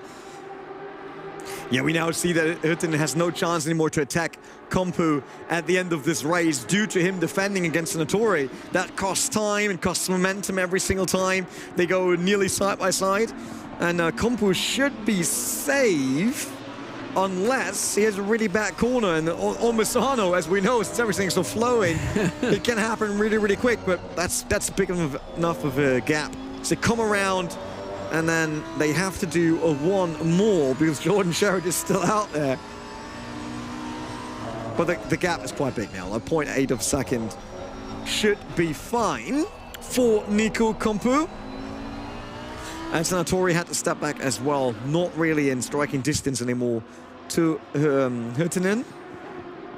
Sherritt, Bonacorsi, Baumann, that's our podium. Kurczak, Calandrino to finish off the top 5. Then in Scarborough, Shirosi, Berinde, Bazagi, Compu, and Hurtinen, the drivers that we just had on our screen. While Jordan Sherritt comes around the last corner. He was winning in Monza, he was winning in Laguna Seca, he was winning in Suzuka, he was winning basically everywhere around the globe, and he's winning in Misano. At least the sprint race once again. That means he's just one race away from his not perfect season. Yeah, I mean, it was just that one single sprint race that he lost when this man in third place, Benjamin Baumann, caught him on the first corner, sent him down to 19th, but he was fine with that. Got himself all the way back up to second in that race. It was Bonacorsi who finishes second, gets himself that win, though, overall. But Calandrino, what a great move from him, making some overtakes. Kurczak as well, working as well up there. Cabasarossi, he gained a lot of places along with this man on your screen. Berinde gaining, I think, 5-6 places overall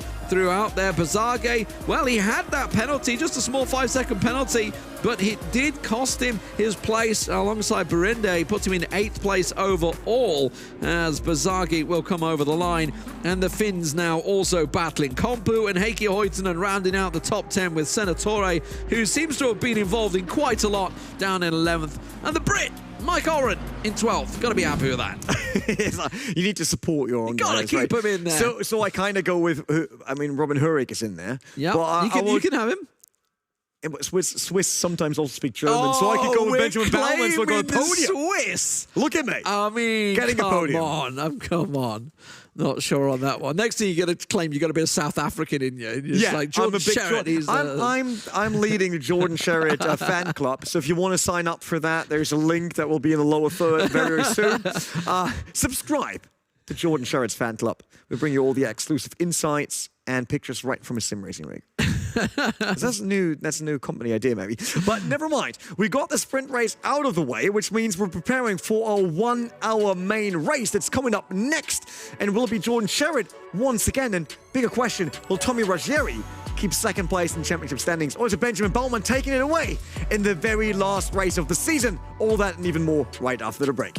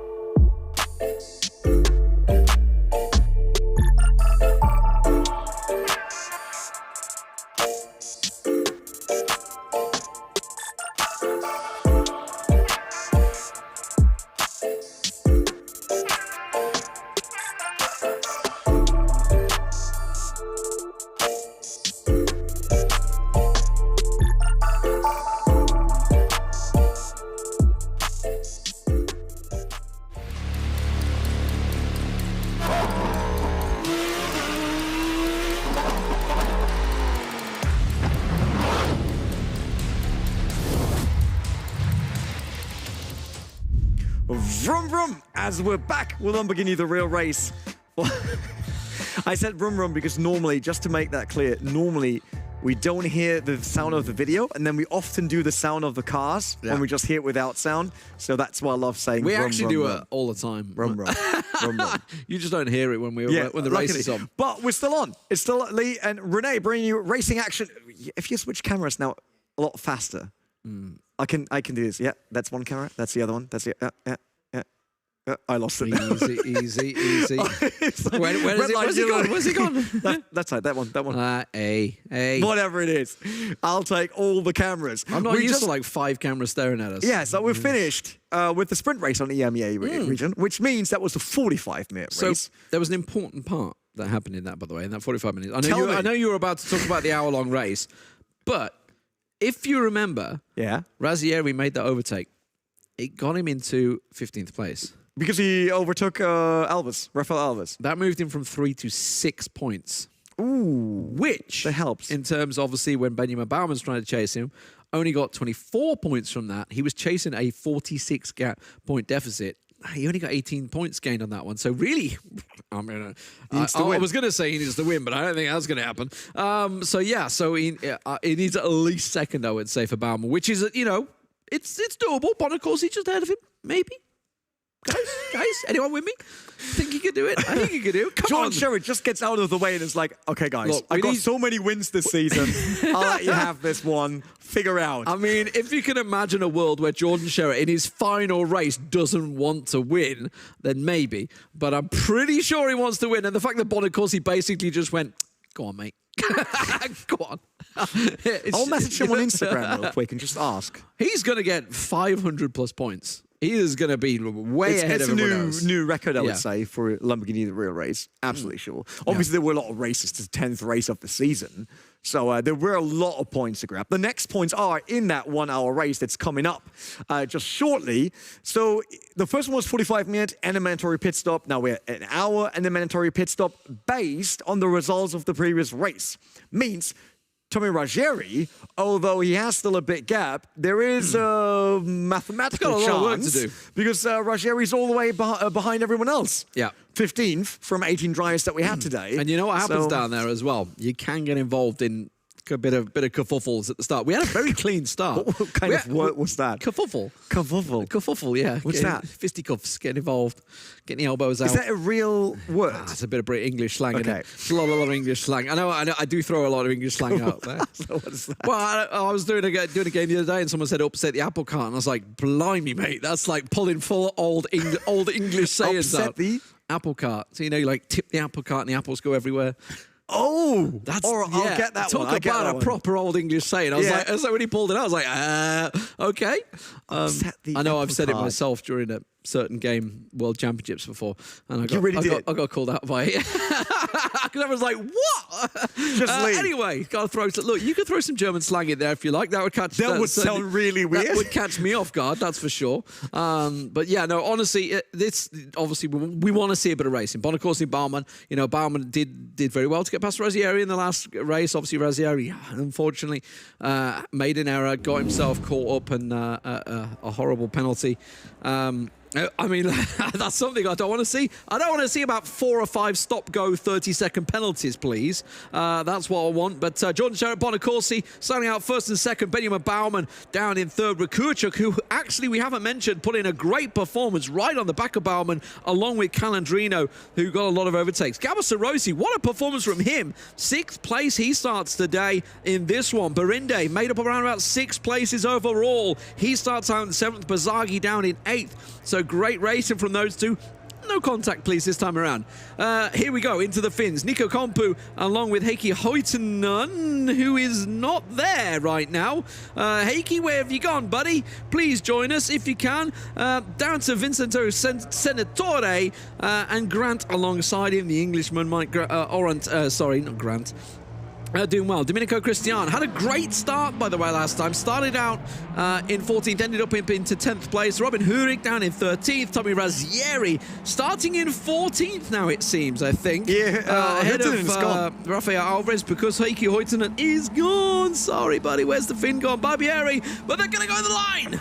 Yeah, we got green light for the very last race in the EMEA region. Once again, Jordan Sherritt, not as good, though, as last time, as Bonacorsi does not slot behind. There's someone going off. That's the red car of Kurchuk, who loses a ton of positions right now. Calandrino is through already up to 4th position. Baumann still right behind Bonacorsi. Jordan Sherritt off in the distance, kind of. But now we got a big gap after what happened behind Calandrino.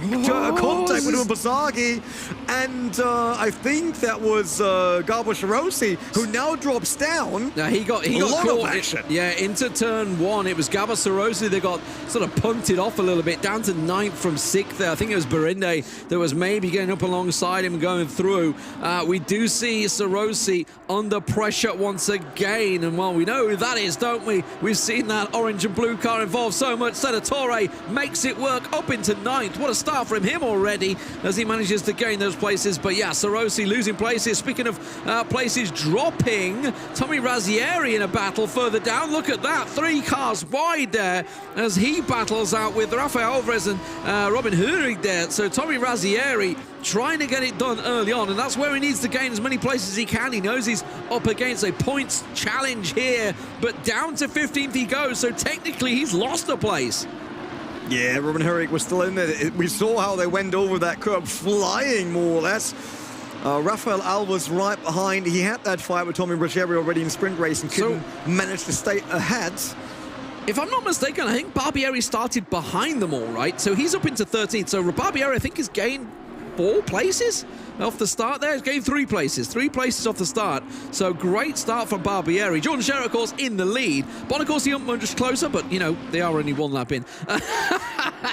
Was nearly a second off already. Yeah, I mean, already nearly a second. But Baumann, hot on the heels of Bonacorsi. That's the race I want to see, whether those two can trade paint, trade places, get in there. Also, I just saw Calandrino actually riding the curbs a little hard there in the background. That's going to lose him some places as he goes wide into turn 6, actually, it's counted that, isn't it?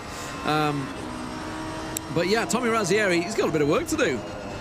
It definitely has, and it's something I'm looking forward to this race because he is definitely quicker than the guys around him. He will be able to overtake Hurricane Barbieri with the raw pace he has, but still he has to work for it. I mean, look at this track. It's just due to all the banking. There are not many different lines he can take, and he will need to be spot on to overtake these without any issues, and you don't want to end up with a penalty or worse, an impact.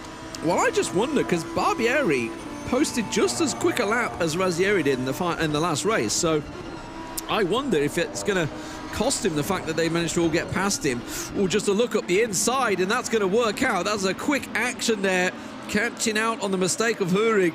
And that's the sign of a great driver. You're not locked in on what exactly the man in front's doing. You keep your own line. When you're such tight like that, it can work. That is not a spot you can ordinarily overtake on, by the way. So great work from Razzieri to just scoot on past. Yeah, I think Razzieri was actually quite late with deciding to go for that move. He saw the brake lights coming on Hurrig and then just threw it right in there. Very, very late, but it worked for him. He went through over the curb. Let's see. So, Jordan Sherritt leading after the first 2 laps, doing his usual great job, so we don't want to take it away from him. He's an absolutely stunning driver, and it really deserves the championship here in the EMEA region. So he is leading by 1 second in front of Marcello Bonacorsi, the other driver that won a single race. But we have to watch Barbieri and Tommy Razzieri now. It's all the blue Lamborghinis coming together. Is that Christian Barbieri? Christian that's ahead of him, yeah. Christian in 12th. Holding up Barbieri, who's going to go up the inside. Christian's kind of turned in. It does unsettle both Lamborghinis. And Razzieri's going to go 3 wide. Now, the next corner is a right-hander. It's a gentle corner and then into a right-hander, if I'm not mistaken, where we are on the circuit here. And it is going to be the left. I knew it would be. And then we do have ourselves a tight... Oh, we're on the back. We're on the back of the circuit. It's flat out. It's flat out. Now they're down to 3rd. Oh, who's that got off the track? Somebody else went way off there. That's Robin Hurrig, who goes off the circuit. And the 3 blue cars. The question is, who came out on top? Barbieri in 12th. Razzieri goes through, and Christian's the man that loses out there, down to 14th. Yeah, I mean, they went 3 wide. That nearly looked like NASCAR. We're not at Daytona, guys. Make sure that you're capable of going through the corner in the position you are. It seems like Hurrig kind of jumped ship there. I think he was too afraid with having 3 cars 3 wide. Was like, no, not going to get involved here. Rather stay out of the way. Garba Shirosi, he lost a ton of position since the start. He's basically the loser of the early race. 4 positions, 4 positions he lost, which is not great, but he's now right behind Senatore, and Garba Shirosi has the pace to make a move. I think he lost the place to Senatore in a straight race. I believe in Garba Shirosi. Well, he's having a little look. Stop saying anything. Oh, Senatore has gone wide, and Shirosi will go through there. That's just following too deep onto Kompu there, and that's put him out of position. But yeah, Shirosi, he got punted off by Burinde right at the start. Or was it? No, it was Burinde. That's why he's got that 5-second penalty. But yeah, there's a whole lot of blue cars. The train continues, by the way, because we also have, obviously, Barbieri, Razzieri chasing with Christian.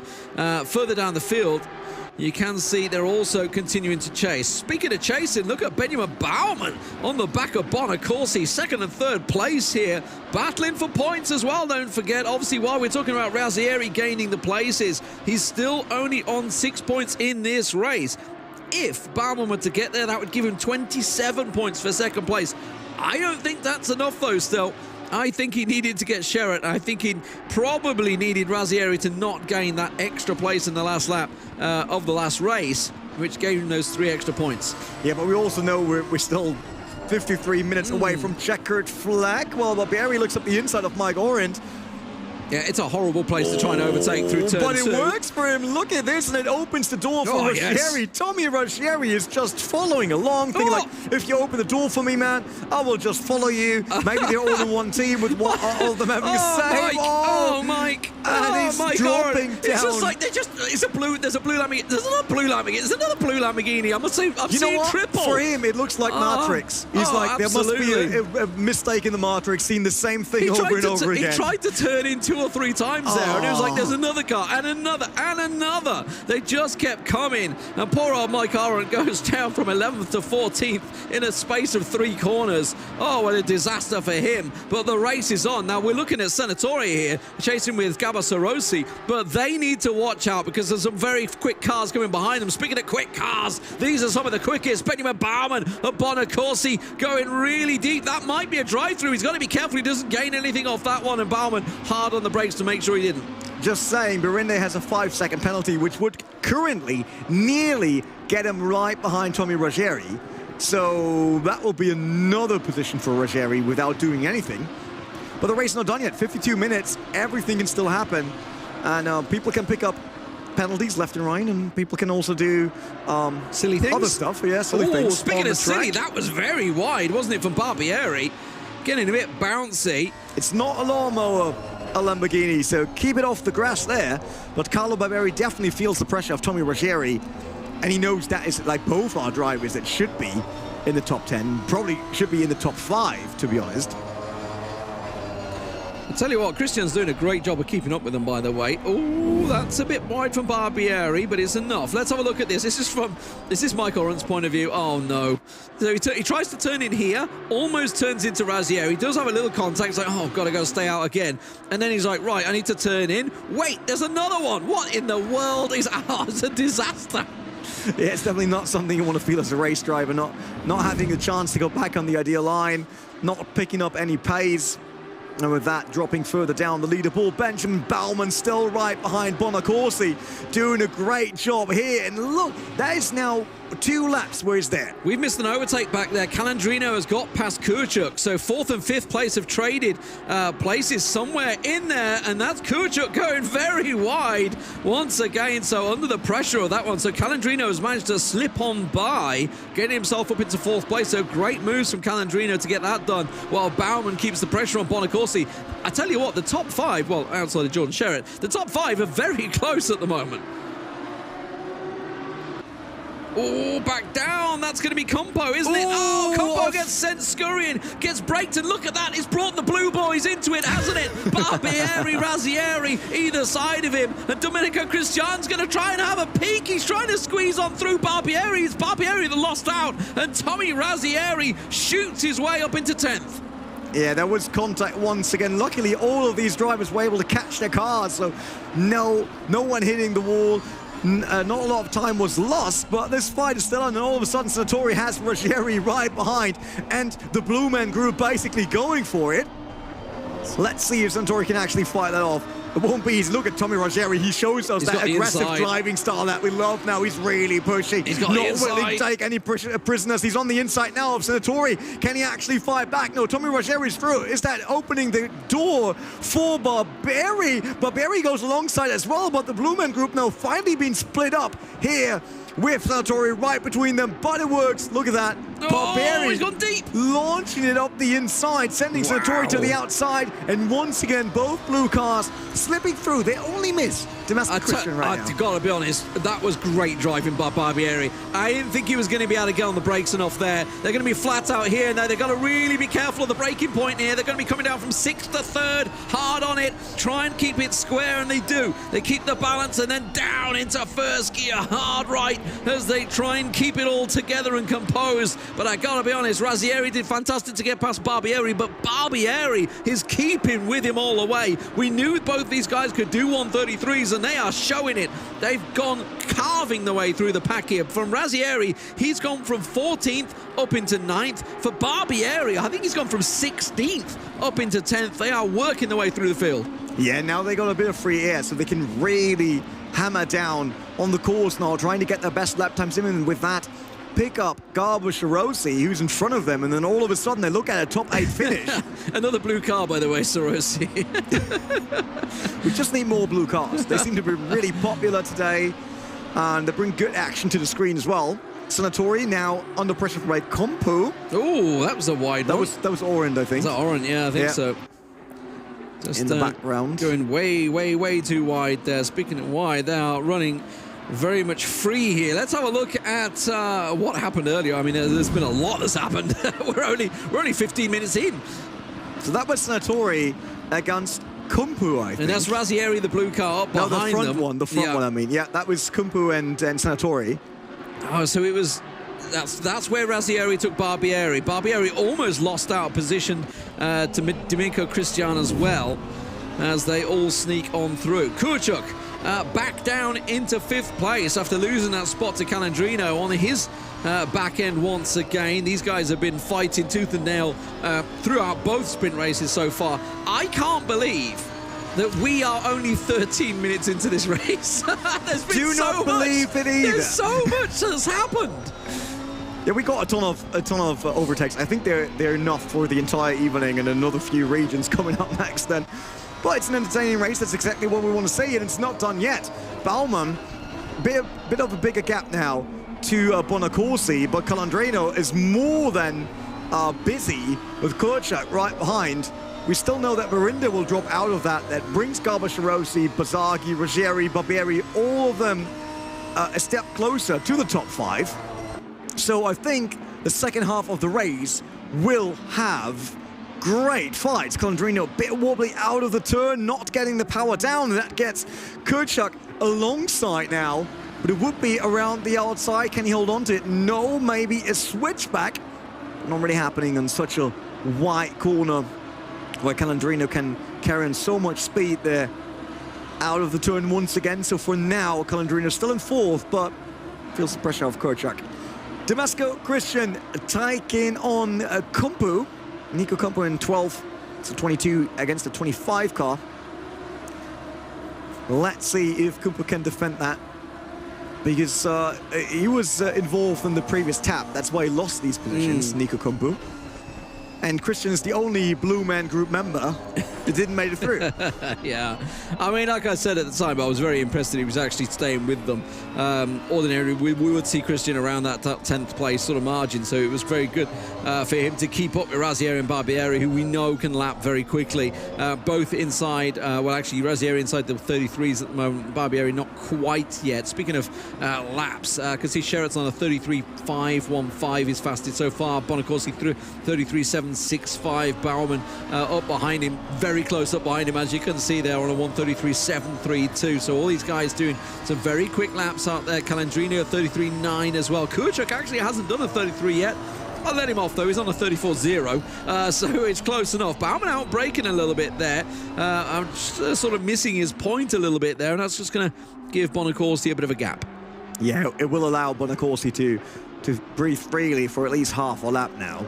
Baumann seems to be able to close the gap to Bonacorsi every single time, but when he's behind, after his, like the first few laps where he was right behind Bonacorsi doing a great job there following, it now seems to be a bit harder for him after the first 15 minutes of the race.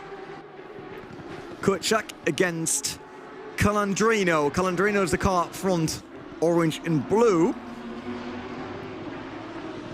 I'll tell you what, the second fastest guy out there at the moment is Bazaghi, a 133.697, running in 7th place. So there is pace all the way down this field. You know, there's these guys are incredible. Well, way quicker than me, that's for sure. Yeah, we'll ignore my 145 earlier when I was playing it very cautious to make sure I got a time. Okay, I was just getting a banker in there. It just happened to be the last lap. Anyway, Kurczak, he is just 0.3 seconds behind, as you can see at the moment, keeping on Calandrino. It was a place that he lost, but my point is that Berende and Bazaghi, 2 cars that are behind him. Yes, Berende is carrying himself a penalty. So does Senatore, by the way. I just see now, a penalty coming in for Senatore. What was that for? That's got to be with the collision, I think. When we saw Razzieri and Barbieri going through, I'm pretty sure it was when he clipped Compu, didn't he? It was Senatore that clipped Compu, and I think that's where that 5 seconds just came from. Yeah, well, it's a bit unfortunate there, but obviously he sent Compu down, so it is the right call, I would say. Although we only had one look at it, so marshals obviously get away by looking at different angles and different camera perspectives to judge this, but for now, at least for us, it seems to be fair. Christian Berende, and on 6th, which is a good position, but with that 5-second penalty, would just drop down so low. Bazaghi only half a second off. And still slightly olive looking car in the background. Gabor Sharosi in 8th still in front of Tommy Ruggieri, but I tell you, it was a 2-second gap between Sharosi and Ruggieri after all of the action we saw on track. Now it's half a second. So Tommy Ruggieri definitely attacking Gabor Sharosi right now. And he will soon be able to make a move because Sharosi can't even save himself into the pit stops. We're 42 minutes still to go. We're nowhere halfway through. So I doubt that anyone will pit. But that also means that Ruggieri already took Sharosi. Christian just had to catch it there. Look, he nearly lost it in the lead corner. In the lead corner, but Tommy Ruggieri is already through on Gabor Sharosi. Okay. But that was a bit quick. That was a bit quick. Did Sharosi lose it somewhere? Did he just outdo himself? Let's have a look. Maybe a replay of it. Maybe is this the one? Is this the one? That is the one. That's okay. Tommy Ruggieri. Yeah. It's going to be a last minute. Oh, yeah. Wow, he was quick. Oh, I'm not sure. I mean, that was Gabor Sharosi. Well, good job, Sharosi, for spotting it. Yeah. Yes. I'm not. That was a dive bomb. That was a proper dive bomb. Yeah. And Ruggieri just got the position because Gabor Sharosi decided to not be the typical online racer turning into it to then say, but it wasn't my fault. Yeah, he's going to try for the switchback. I don't think it's going to happen for him, though. You can see both going a little slidey there as they get hard on the brakes. He's going to try at the inside first gear. Then they're going to be flat out now. Try and turn it round and see if they can get it. That's a very wide run from Calandrino on the exit of turn 15. But he manages to keep it together. That has brought, though, look behind them, you can see both Barinde and Bazaghi getting closer and closer as these two battle. Yes, they're definitely costing themselves time, right? And as he sat, that brings Bazaghi and Ruggieri closer now. And Barinde as well. Yeah. Oh, speaking of, that is going to be Bazaghi. Barinde, sorry, being defensive, a little too defensive, and Bazaghi goes through. Something he couldn't do in the last sprint race when he caught Barinde and sent him off the track, got himself a 5-second penalty in that sprint race. But this time Bazaghi gets it done. And I did say earlier on, Bazaghi is the second fastest driver out there. 1:33.697 was his fastest lap, so he has the pace. Now that he's got past Barinde, he's going to be chasing down Calandrino and Kuchar. Yeah, let's hope he can close the gap fairly soon before the pit window when you ask me, because that would be a great show to watch here if they all start fighting. Kuchar still behind Calandrino. Calandrino was defending for nearly the entirety of the race so far, the first 20 minutes. He was only doing that, trying to get away from Kuchar. But Kuchar holding on to it, still there, still following closely, and waiting for Calandrino to do one mistake that lets Artur Kuchar actually slip through and get up to 4th position, a bit close to the podium. Talking about the podium, it's still Jordan Sherritt, Marcelo Bonacorsi and Benjamin Baumann, although Benjamin Baumann now mostly around half a second off Bonacorsi. It's not attacking Jordan Sherritt on your screen. That is the EMEA champion. He will be, no matter what. Just have a little look at him, give him a little screen time, that's it. He only deserves about 10 seconds and off we go again. I mean, these 10 seconds basically show you everything you need to know about Jordan Sherritt. Yeah, he's 5 seconds ahead. There's no mistake on his driving, and he's far, far ahead. Benjamin Baumann, can he close the gap to Bonacorsi, or will he wait now for the pit stops? These two are pulling away from Calandrino and Kuchar because they're battling. Baumann once again just having a little peek, just enough to try and offset Calandrino. That may have done enough there. Kuchar just trying to get it done, but he's going to be on the outside once again, has to try and work it. It's going to be a sort of a sweeping corner straight into the first gear corner now. It's like a second, a two-tier corner is the word I'm after. Get there in the end there. Bazaghi, though, still hot on the heels as they go flat out once again. And around the fast corners. 5th gear up to 6th gear as much as you dare, or 5th if you're Terry Rayton, just sticking him, keeping him 5th. And then hard on the brakes, down 3rd gear, in hard on the brakes, we can't turn in. Kuchar is there on the 1st gear corner. What a great move. If he can make it stick, it's going to be be on the outside here, and that little bump tells the story that Kurchuk has retaken 4th position. It may have taken 10 minutes to get there, but a great move, and it puts Bazagi right on Calandrino. Yeah, absolute solid move, and look at that. Calandrino immediately under pressure now by Bazagi, and that will Off the inside. That will let Kurchuk run away. Bazagi immediately launched it. There was a small contact though, sending Calandrino wide, who lose another position now to Berinde. Oh, he's flashing. He's angry with that one. That and I must don't blame feel him. so bad. And Rogeri is already off there in the distance, visible as well. Berinde through, still on that 5-second gap. He loves that he's winning another few positions here. But Calandrino going from 4th all the way down to 6th in just a matter of a few turns. Absolutely. And keep your eyes peeled down behind them, because look at that in the distance. There's a shark coming. It is Tommy Razzieri in the blue car, sneaking up behind this pack as they battle. It's just costing them all time. And Razzieri now within 3 seconds from 14th up to 8th and climbing. The Frenchman is on a mission. It definitely is, and it's great to see him here. Now having that comeback race, more or less, he started all the way in the back and he's already well within the top 10. Maybe gets the top 5, not before the pit stops, I would assume. Depends a bit on their strategy. But Christian Berinde, he will hate himself for the 5 seconds that's on him right now. Sitting there, fighting right behind Bazagi right now. The winner here is Kurchuk, because all of a sudden he's all on his own. Look at him. There's no one around him. He was fighting for ages. Calandrino was defending for 20 minutes, and all of a sudden Kurchuk is all on his own, can just concentrate, do his laps, and trying to get away from the pack. Absolutely. We do know these guys are fast though, Bazagi and Berinde, so it's not going to be quite so simple, I feel, for certainly someone like Razzieri wants to get in there, but Calandrino, you've got a feel for him further back there. But let's have a look at that retake. Just going to keep my eye, make sure nothing happens in between, but this is how it all happened here. So Bazagi went up the inside, great move into turn 1, and in fairness, he had position. It was simply Calandrino that didn't see it coming, started to turn in, just didn't read it well. Flashing, yeah, may get angry about it, but that was perfectly clear. I absolutely loved how Bazagi went to the left first, so Calandrino decided to defend there, and then he swapped places right behind, like going, basically hitting the rear bumper nearly. Berinde on Bazagi. Ooh, but Bazagi's in a good position here. Should be nothing can stop him here from keeping that position, besides his 5 seconds. Well, we'll send him this down is where we saw the tower. great move working out. This is where Kurchuk got it worked. Flat out, 5th into 6th, and then it was really well set up. I'm just wondering whether Barbieri is going to try the same onto Bazagi there, because he saw it happening. But here's Barbieri on Gabasso Rossi trying to get it worked out into turn 4. That's going to be a little heavy-handed, and yes, has to make sure it doesn't work out, but that's a beautiful move, and he's through.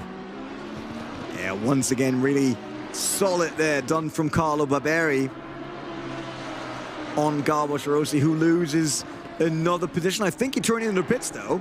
Calandrino is also in the pits. Damascus Christian still fighting. But yeah, Rossi in the pits, Calandrino in the pits. They're the first two, so we need to keep our eye on these early pit stops, right? Like Calandrino, Rossi, do they win anything with it? Or would it be smarter to stay out longer in the current track conditions? Well, that's it. I mean, I guess it depends if you're fighting for position or whether you just lost places. I think if you're stuck behind the car, now is the perfect time. Christian's going for the switchback here. Might try and make it work, but I don't think it's really doable in that spot. Certainly well held by Kumpo. He's not going to keep that as a wily old fox. Kumpo, he's had a hard defending job against Heikki Hoitonen for the last couple of weeks, in fairness, because it was Spa and today in the sprint race earlier on.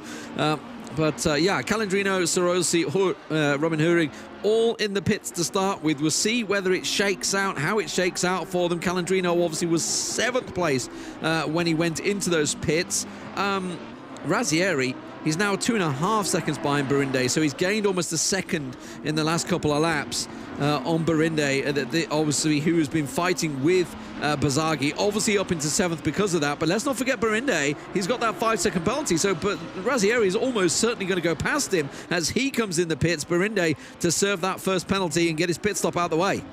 And let's see how far he drops with that 5-second penalty. Benjamin Baumann also in, so not following Bonacorsa anymore. Not on the same strategy either, while Jordan Sherritt is in his 17th lap after roughly half an hour here out on the track. Damasco Christian looking at Compu. Ruggieri also coming in there early. Okay, so before the halfway mark, Tommy Ruggieri will get his mandatory pit stop out of the way. Means once they get on track, it's all on him. Out there, driving. He should get past Barinde in the pits. Sherritt, by the way, ordinarily does stay out relatively late to the pits. You can see the pit window still only just open, so I probably expect him to do another lap after this. Has ordinarily done that with Bonacorsi sort of in and behind him as well. Sherritt, I think he's lapped someone there, has he? It looked like he's already lapped a couple of people. Which could be Robin Hurrick lost a lot of time. Yeah, well, obviously there's a few that have already gone in the pits as well, so it's quite possible some of the people exiting the pits in there that he'd gone past. Couldn't quite see who it was. D'Amico Christian, though, still up on Campo here. I wonder if one of these are going to think about diving in the pits in a moment, but they are continuing on into turn 4 here. Christian not in the position to get past Campo. Campo positioning his car very well in turn 4. Really liking it, making sure he's not taking the apex, he's basically cutting across the apex, but he keeps himself in a position that his car will basically roadblock the apex as and when you come through it. Bonacorsi does come in. Are you kidding me? Oh my. Benjamin Baumann, after having the chance to go second in the championship today, great race against Bonacorsi, he picks up a stop-and-go 30-second penalty in the pits.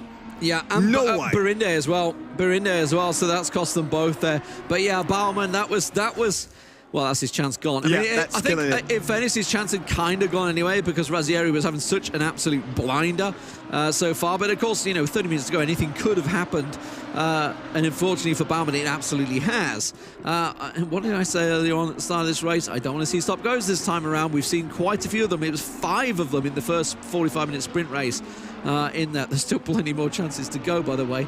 Still a lot of cars to pit. Speaking of pitting, Bonacorsi, Barbieri also in there. Bonacorsi, though. So Baumann going out, that's going to shake things up. Obviously, that opens up a 3rd position. Domenico Christian, that's not going to work on Campo, I don't think. You could try to switch back around the outside there, but that's almost certainly not going to pay off for him as Campo runs a little bit wide, but should be fine. Yes, Campo just ran wide to keep the momentum. Not steering that much. He wanted the engine to freely rev and just get the power down. Paid off for him, not losing the position here, although I think that wasn't a real attack by Christian onto Compu, to be honest. 5 seconds for Senatoris still, and that was for the previous bump that we saw. So Baumann will need to come in again. Barinde needs to come in again. Sherritt normally stays out until the end of it. Oh, that was Damasco Christian running a bit wide there. Rafael Alves in 8th, but also means he did not pit yet. So all these people that you currently see among the top 8, they all have to pit, but Christian coming in now. Campus staying out. Jordan Sherritt staying out. And Kurczak... Oh no, Sherritt is actually in. Oh, I thought that was the car passing on the left, but Jordan Sherritt is in, together with Artur Kurczak and Damasco Christian. So Bazaghi, for now, is the leader. Dario Bazaghi, a driver that showed us great skills already, great racecraft, but obviously not having a win just yet. Also not having a podium here. He wasn't on the podium in the sprint race. And he certainly will have a hard time to get a podium today. That should be between Sherritt, Bonacorsi, and whoever gets lucky now. The Benjamin Baumann is gone. So whoever is the fastest now, there could be Kurczak. It was Kurczak, yeah. Yeah, it could be Kurczak. It was Kurczak if it works out, because of course he's in the pits now. So we're going to see. Kurczak is in front of Bonacorsi. Shouts out, yeah. How that shakes out. Well, I mean, he's ahead of Bonacorsi. He's still got to come out the exit. It's a long old exit. We'll see whether that works out. I don't think it will do. That would be a hell of an undercut if it's actually over. There is Kurczak. As it works, yeah, he is behind Bonacorsi. Yeah, and say Bonacorsi's gone past. It does put him out there. So. As you'd expect, Kurczak coming out behind them, but right on him though. Right on Bonacorsi. So he actually gained quite a bit there from coming in late. I do get fearful when I see how much they gain, just based off the fact that have they got stop-go penalty coming up in a second. But Calandrino's still on the back. So Calandrino, while he did come in that one lap earlier, it's paid off with Kurchuk. Christian losing that position, it seems, to as Robin Huring, wasn't it? That's just gone through. Nice move. By the way, Nico Kumpo picked up a drive-through. Was a naughty boy. So that's, it seems, that's been his defense with Senatore, hasn't it? He's been fighting with Senatore, so he must have gone off and just sort of kept his foot in. I can only guess, as the battle for the podium position, in fairness, Kurchuk and Calandrino continues. They've both overtaken one another so far in this race, and we've got halfway to go still. Absolutely love that. Artur Kurchuk is in third now. So Bazagi comes out of the pits. Let's see where he goes as Kurchuk and Calandrino just come around. Bazagi still listed with a P. They have to go around turn 1 and 2. Yeah, there was Bazagi 3 on the left side. So there shouldn't be any chance for Kurchuk. Or can he? Oh, that's such a long exit here, Dario Bazagi. No, they're through, I think. Yeah, they're way through, yeah. No chance for him. That puts Razzieri through. So Razzieri has gone through as well on Bazagi. So nice work from Thomas Razzieri to really work his way back up there. And oh my God. Oh, another stop and go. Bazagi picking that's all how up. frustrating it is. That's how frustrating it is to be that close and knowing that he's under pressure to come out, and he's just squeezed it a little too much there. Oh, yeah. Calandrino, though, under pressure from Razzieri. Razzieri, he is a dog with a bone right now. There's no doubt about it. He has been on it. Up alongside Calandrino, won't have a position here, but he wants to be up the left side. I think it is. I'm just trying to figure out where we are. I think we're coming into about turn 7 in a second. No, this is the third gear into a slow turn. This is the flat out section now where they go hard on it, down to third and then down to first. This is where we saw Kurchuk getting Calandrino before. Calandrino not really falling for it, not leaving enough open for Razzieri this time around. Yeah, it's like Razzieri's just so aggressive going over the curbs there. But you see how much quicker he gets out of the turns. He's running right into the back of Calandrino. Oh, into turn 1. This is a good chance to overtake. So is he going to try and sell it, or is he just going to try and go for it? He's looking, had a little peek, but didn't fancy it. Wasn't close enough. So onto the left now. Turn 4 is another option here. So go around turn 3, keep on it. Is he close enough? No, I don't think so. Not close enough unless Calandrino does himself in the brakes. Yeah, Razzieri not going to have a chance this time around. Calandrino, though, just a little off it. Yeah, but Razzieri is just so aggressive. This will be a great fight to watch. Although we get the replay of what happened to Bazagi. So he's coming in. Oh, 140 still. Yep, that was way too quick. Oh, yeah. Oh, that's a long way to the limiter. Yeah, way missed it. It is 50. The limiter is 50. I thought so. It's not 55. It is 50 in there. So, he was a little too... I mean, he knew that he was battling for position with these guys. So had to try and get as close as he can. I mean, he's caught out Benjamin Baumann as well as Bazagi, who's in there now. Kimiko Christian also picked up a drive-through, and now Compo's picked up a stop-go. And that was already, that's the second one now. Oh, my He just word. got one. Well, he just had a drive-through. So he's gone too fast on his drive-through. So Compo... Oh, no, no replay for it. We don't need it. Oh, Razzieri surely through this time around. Yes, it is. That is another late little maneuver. Razzieri, he is the king of the late sends. Just a little catching them off guard. And Razzieri now 10 places gained up into 5th position from 15th. What a move he's been working through. We know he was a quick driver. We knew this is what he should have done last time around. In fairness, behind him, Barbieri as well in 6th place. Also gained 10 places as well. So fantastic drive from both of these guys. But now with a chance, Kurchuk is not that far ahead, with a chance of a podium, just 1.7 seconds down the line from it. That would be an incredible turnaround. Obviously, we've seen it from the likes of Jordan Sherratt throughout the season. But for Tommy Razzieri here, who is second in the championship, this would be a great performance from him to finish on. Oh, it's definitely on the cards that Razzieri gets the podium here, which is absolutely incredible. And all of a sudden, I don't see a podium anymore for Benjamin Baumann, which before that was a candidate for sure. Compo will visit the pits once more. Is he really like them? Seems like it. Benjamin Baumann, after his penalty, down to 12th now. Yeah. Yeah, it stings. It stings. The Swiss driver, so great throughout the season, but he is only 18 years old. He is a young lad. Still plenty of time in his sim racing career. Definitely a name to keep my eye on, I think, as we go forward. That's absolutely loving him. Yeah, Baumann, he always delivers. And let's not forget, he is the man that speared Jordan Sherritt off. It's great when you get famous. He's the only when man, he gets famous for that. The only man that stopped Jordan Sherritt winning all races this season. So, you know, I don't know if that's a good or a bad thing. Speaking of the man, Jordan Sherritt, by the way, I mean, come on. He's done a 133.362. Over to you, Nala. Can you beat that? Because they themselves are going to be coming up shortly after this this race concludes. And that is a very fast time. If I'm not going to lie, that is he's fastest in all sectors as well. But a 133.362. A potential apparently for a 133.319. So he could improve. I don't think he's... I mean, is he? Is he going to keep going for these fast laps? Who knows? I think he's just having a great old time. Yeah, Jordan Sherritt is really just enjoying this track time today, I would say. Having a great race right in front of Marcello Bonacorsi, who is in second and deserves to finish the race there as well.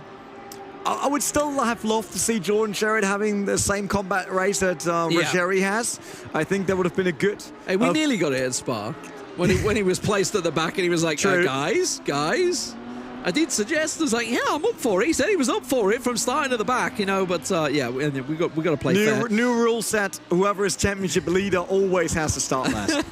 Absolutely. Wherever it is. I'm all down for that reverse grid. But yeah, I mean, it sucks for Compo. Compo down the bottom now after his stop-go. He had a drive-through and a stop-go penalty. That's put him down the back there. You can see he's lost 8 places, unfortunately. But Arthur Kuchik on your screen here, Kuchik under pressure.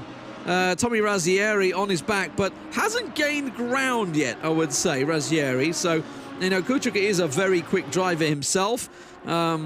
He did say that he's fearing the 2 letters this race. He said yesterday, there's 2 letters I'm fearing, and that is DT. Makes sense. I'm fully expecting it to get it on here. This is a track where we've seen a few of them so far. Yeah, Arthur Kuchuk is still being chased down by Tommy Ruggieri, and my orange just got to drive through. So the British driver picking up another visit at the pits. Just too many cuts and gains, and oh my word. But look at Ruggieri is gaining massively on Kuchuk. Yeah, he has. So this will be a great fight very, very soon as we approach the last 20 minutes of the race. Calandrino just keeping them in check still, and that's obviously something he needs to make sure he does, because if they do get involved with just a bit of fisticuffs on the corner, a bit of elbow rubbing, then there is a chance that someone could be sent just not off the track. I hope not, but certainly with a chance to squeeze on through. We've seen it so many times throughout racing, but yeah, Razzieri he's gained so much so far on it. Benjamin Baumann, though, he's back on it. What would you expect? The man that was running in 3rd place, obviously after that stop-go penalty, trying to work his way back into the top 10 right now. Rafael Alves just ahead of him, who, by the way, hats off also to Rafael Alves. I think he's been in every single race that I can think of throughout. So great to see him turning up here for the real race here, and obviously keeping himself in check. Always in the same livery as well. That's what I love to see. These guys sticking with the same livery. It makes it easier for us. That's for sure as commentators. But Benjamin Baumann, he's gained half a second, I think, in this lap here. Absolutely ploughing along. Just be a matter of time before he does manage to catch up on Alves here and surpass him. Yeah, I mean, we know that Benjamin Baumann, pace-wise, should be on the podium. But due to the penalty he picked up, he isn't.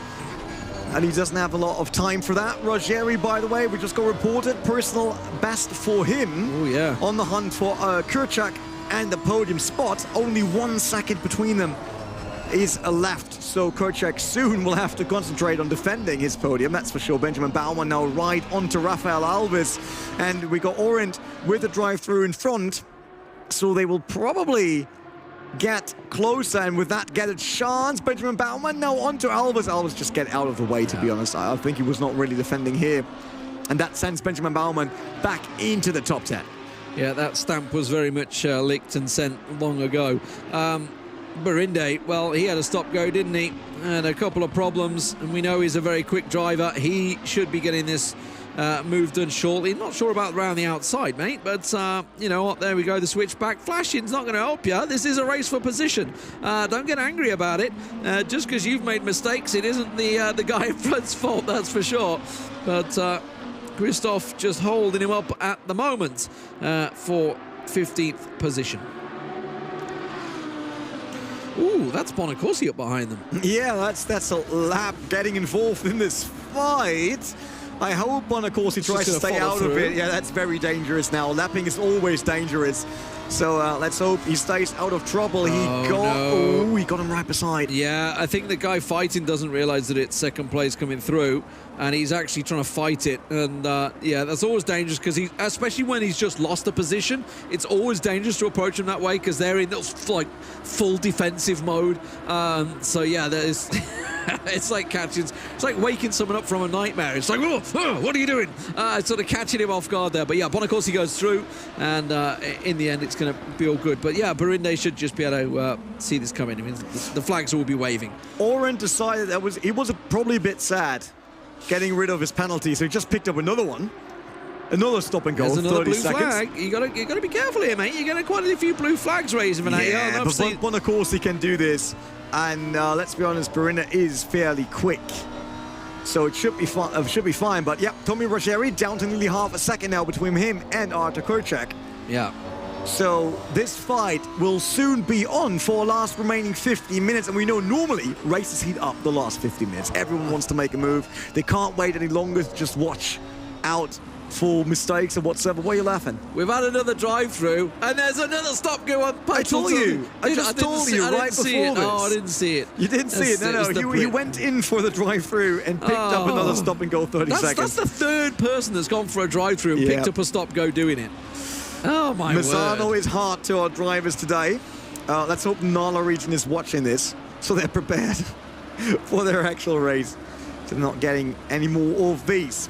So, Tommy Rogeri, after being nearly last, now back to a fight for the podium. And it's just Kurczak between him and that trophy. He's second in the championship standings. He will remain second in championship standing. Yep. Jordan Sherrod, obviously, after today, will be the big champion of the EMEA region. And with that, by the way, I have a feeling we didn't talk about that today very often. But he will go to Italy and drive the real car. Again, yeah, that's another thing, because he also was among the finalists of the first ever Lamborghini The Real Race season. This is season 2. Was third place last year, obviously Niels Neuer winning it, so great work from him. But yeah, Jordan Sherrod going to be the champion for EMEA. Well, I mean, he is the champion for EMEA, and he's also going to be finishing with over 500 points. That is absolutely mega. 1 second place, every other race, sprint and endurance, first place throughout. Absolutely mega for the South African. 22-year-old has done fantastically well, and he's going to go back there once again. And I'm beginning to go like, you're back again. Yeah, you're back again. I loved it the first time. I'm back again, and it's great to see that, you know, I mean, this guy, he's been so consistent. It's like there has been nothing and nobody that have come close to stopping him. The only reason he didn't win every single race was because of the incident that happened in the first corner back. I can't even think what race it was on, actually. But yeah, he got sent packing, went down to 19th, worked his way back up into second in the same race. It wasn't like he, you know, did well and sort of worked his way back like Razzieri, for example, who got sent down to 18th and worked his way back up to 15th. No, he did it in the same race. Granted, he had an hour to do it, so a driver like Sherrod, it's just phenomenal to see him carving his way through the pack. You know, Razzieri has done fantastic for me. Driver of the day today, I would give it to Razzieri after his drive, certainly in this sprint race, has been phenomenal. Is struggling, though, to do the job onto Kurchuk here. You know, he's got close enough, but it's one thing to get close, another to get past him. And Kurchuk is a fantastic driver that will want to be hanging on tooth and nail to this podium position. Yeah, everyone wants a podium to finish off the season, that's for sure. And Kurchuk, he deserves it. He's a great driver. It's just very unlucky that he runs into that guy that has the race of his life, the comeback of his life in this race. Tommy Ruggieri won 10 positions. By the way, that's the same number for Barbieri. He also gained 10 positions. Yeah, but he's in 6th, so he's currently not fighting for a podium. But the gap they had was the same. Let's see. Kurchuk has 0.5 of a second and 12.5 minutes to defend off an aggressive Tommy Ruggieri here, which won't be easy at all, that's for sure. And I think Ruggieri is the strongest when he comes with a huge, if he's stuck behind someone, it gets a lot harder for him. But if he's just closing the gap and immediately has a chance to launch an attack, and that works, that's where it's strongest. Like, not sticking behind and analyzing your opponent. No, just launching it immediately, doing it as aggressive as possible. Just a little flash of the lights. I'm still here, mate. It's still here. That's half a second and continuing to close ground on Kurchuk. But the question is, can he make the move stick? Now, he's been very aggressive, as you mentioned, in his overtakes so far. Has been keeping that pressure on, but slowly but surely whittling down the times. Half a second faster once again there. Bazaghi also blasting through the field once again, as you would expect. Bazaghi and Barinde, you know, they're way out of position as they were. You know, they were the Barinde and Bazaghi were 2 cars that were blasting the way through the pack. Bazaghi, of course, picking up his stop-go for speeding out the pits. Should have been up in this front pack, battling alongside Kurchuk, Ruggieri and Calandrino, but after picking up that stop-go, which so many people have today, it caught him off guard. And as you mentioned, Nala, keep your eyes peeled, ladies and gentlemen, because there's been a lot of penalties given here at Misano. The race stewards are keeping their eyes on it. And the biggest and worst of them all is speeding in the pits. By the way, Kurchuk and Ruggieri, I think they ran into a lapped car, which threw Ruggieri off just a tiny bit. So they both had to overtake. Run into it. They literally ran into it. They actually ran into the driver on 15 that we don't know right now how his name has been written.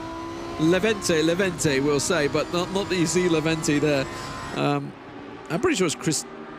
It's not Christoph, is it? It is Christoph, yeah, Christoph. It's the umlaut that's absolutely throwing the game for a tilt. Is it the language pack you have installed on your machine? I'm not sure. Don't ask me. In which really case, the Observer needs like language packs for every European country out there and Middle East and East Africa. Get them all out there. That's quite a few. I think that's what causes it. But either way, Bazaghi absolutely blasting it, and D'Amico Christian, who, by the way, was on the tails of Barbieri and Ruggieri, unfortunately just couldn't keep up with them as they continued their way through the field. Racecraft is a absolute art. And this time Bazaghi, you could see what he was trying to set up for there. He wanted to go out wide and sort of cut inside, but Christian, he's been involved in every race, I think, this season as well, is certainly up for the task. But it's not quite the case for him either way. Ruggieri has backed off a little bit, by the way, on Kurchuk, certainly in times. Looks like Bazaghi is the man that's going to get it done. Why wouldn't he? I mean, he's quick. He could do it. And Bazaghi is on a run. He wants to make up a few positions. Don't want to end up in 13th when you know you got a pace for a top 5 finish. Let's see if he finds a way around. The last 9 minutes now started here at the Misano World Circuit. Is that Jordan Sherrod up behind him? It is, isn't it? There could be. I think that's Jordan Sherrod up behind them. Yeah, I was looking at it. I was like, well, Barinde is 14th. I was like, that's not Barinde. Barinde's in a blue car. Yeah, that is indeed the race leader, Jordan Sherrod, working his way through the pack up to to 12th now, lapping. You hate to see it. You hate to be lapped, don't you, really? It happens, though, when there's such a quick drive around the circuit. It's really incredible to see. This is the only time we get to see him make overtakes when he's taking over the back markers, of which, you know, Bazzaga is an incredibly quick driver. So, yeah, it's I wonder. I hope D'Amico Cristiani should be seeing the wave blue flags in a second. He will certainly keep an eye on that. But he's got to be careful when he does it, because he knows he's battling for position with Bazzaga as well. Yeah, I fear that Jordan Sherritt's overtaking statistics of this year don't look that good. Yeah. Besides that one race where he started in the back, normally he doesn't do position overtakes. Overtakes for position. I did laugh with that when I saw F1 release their the overtake statistics and XYZ, the overtake leader, and you just think, well, you know, what sort of chance does a guy that's leading the race have to overtake other than back markers? There we go, through he goes, and Bazzaga absolutely makes moan of it. Oh no, Christian! Did he clip him on the way back in, or did he just lose it? I think he lost it on the curb there. I think he lost it on the curb. Edge of the curb, and then lost the car. Off he goes. And that's for the finish of the race, only 7.5 minutes. Did he lose a place? No, I don't think he lost a place there. So, I mean, obviously he lost to Bazzaga, but I don't think he lost any other places. Not to Burin there. Not to Burin there. Not yet. Not yet. Ruggieri, 0.7 of a second. So that's kind of stable now between him and Kurczak. I was expecting Ruggieri to be all over him. That's Bonacorsi behind him, wasn't it? I think just back then. Yeah, Bonacorsi. I think Bonacorsi was about to overtake him as well. But back to the battle for the podium with just under 7 minutes remaining of the final sprint race of the season for the Lamborghini Real Race here. Tommy Ruggieri working his way up from 15th position up to 4th. Can he take 3rd place? You know he wants to send it, but he's got to make sure he doesn't throw away all of that hard work here on Kurczak, who is a fantastic driver himself. He took Calandrino to getting in that place in the first place, obviously off the back of Benjamin Bauman's stop-go penalty. Roughly 4 laps, that's what we're looking for. The end of the EMEA season. Jordan Sherritt still leading in front of Bonacorsi, Kurczak, and then Tommy Ruggieri, the driver that we currently have in the picture, who wants to step on the podium, but there's his number 70 car right in front of him that he has to get rid of first. And can he do that? Oh, he's close. Well, he's always getting a bit closer, and then I kind of have the feeling he drops off again due to the dirty air and not taking the risk. I feel he's as close as he's been so far. Yeah, little flash of the lights here, and he's trying to unsettle him into the worst points of this Ruggieri that unsettled himself. Just missed his braking point, almost lost it at the Adrian corner. Didn't quite lose it in the end, but let's have a look. This was back to D'Amico Cristian. That's Jordan Sherritt going through. There goes Sherritt, and that's... Oh, he just lost on the back, didn't he? Because he was trying to get himself out of the way, you know, and he tried to catch it, and that's what put him in the turn. Yeah, it wasn't easy on the curb either. That's a bit of the problem. Yeah, he's unsettled on braking, yeah. But you're right, though. Look at this. He's back to 0.8. He's coming closer, and then he's off again. Well, I mean, he outbraked himself in turn... It's 12, 13? That one either way. Third gear down to first gear, yeah. It's just outbraked himself. Adrian corner, that's what we were calling it earlier. Adrian corner. Sorry, Grantham. He's probably not watching anymore. He's gone back in a huff. Commentators took the piss out of me. The Adrian flick.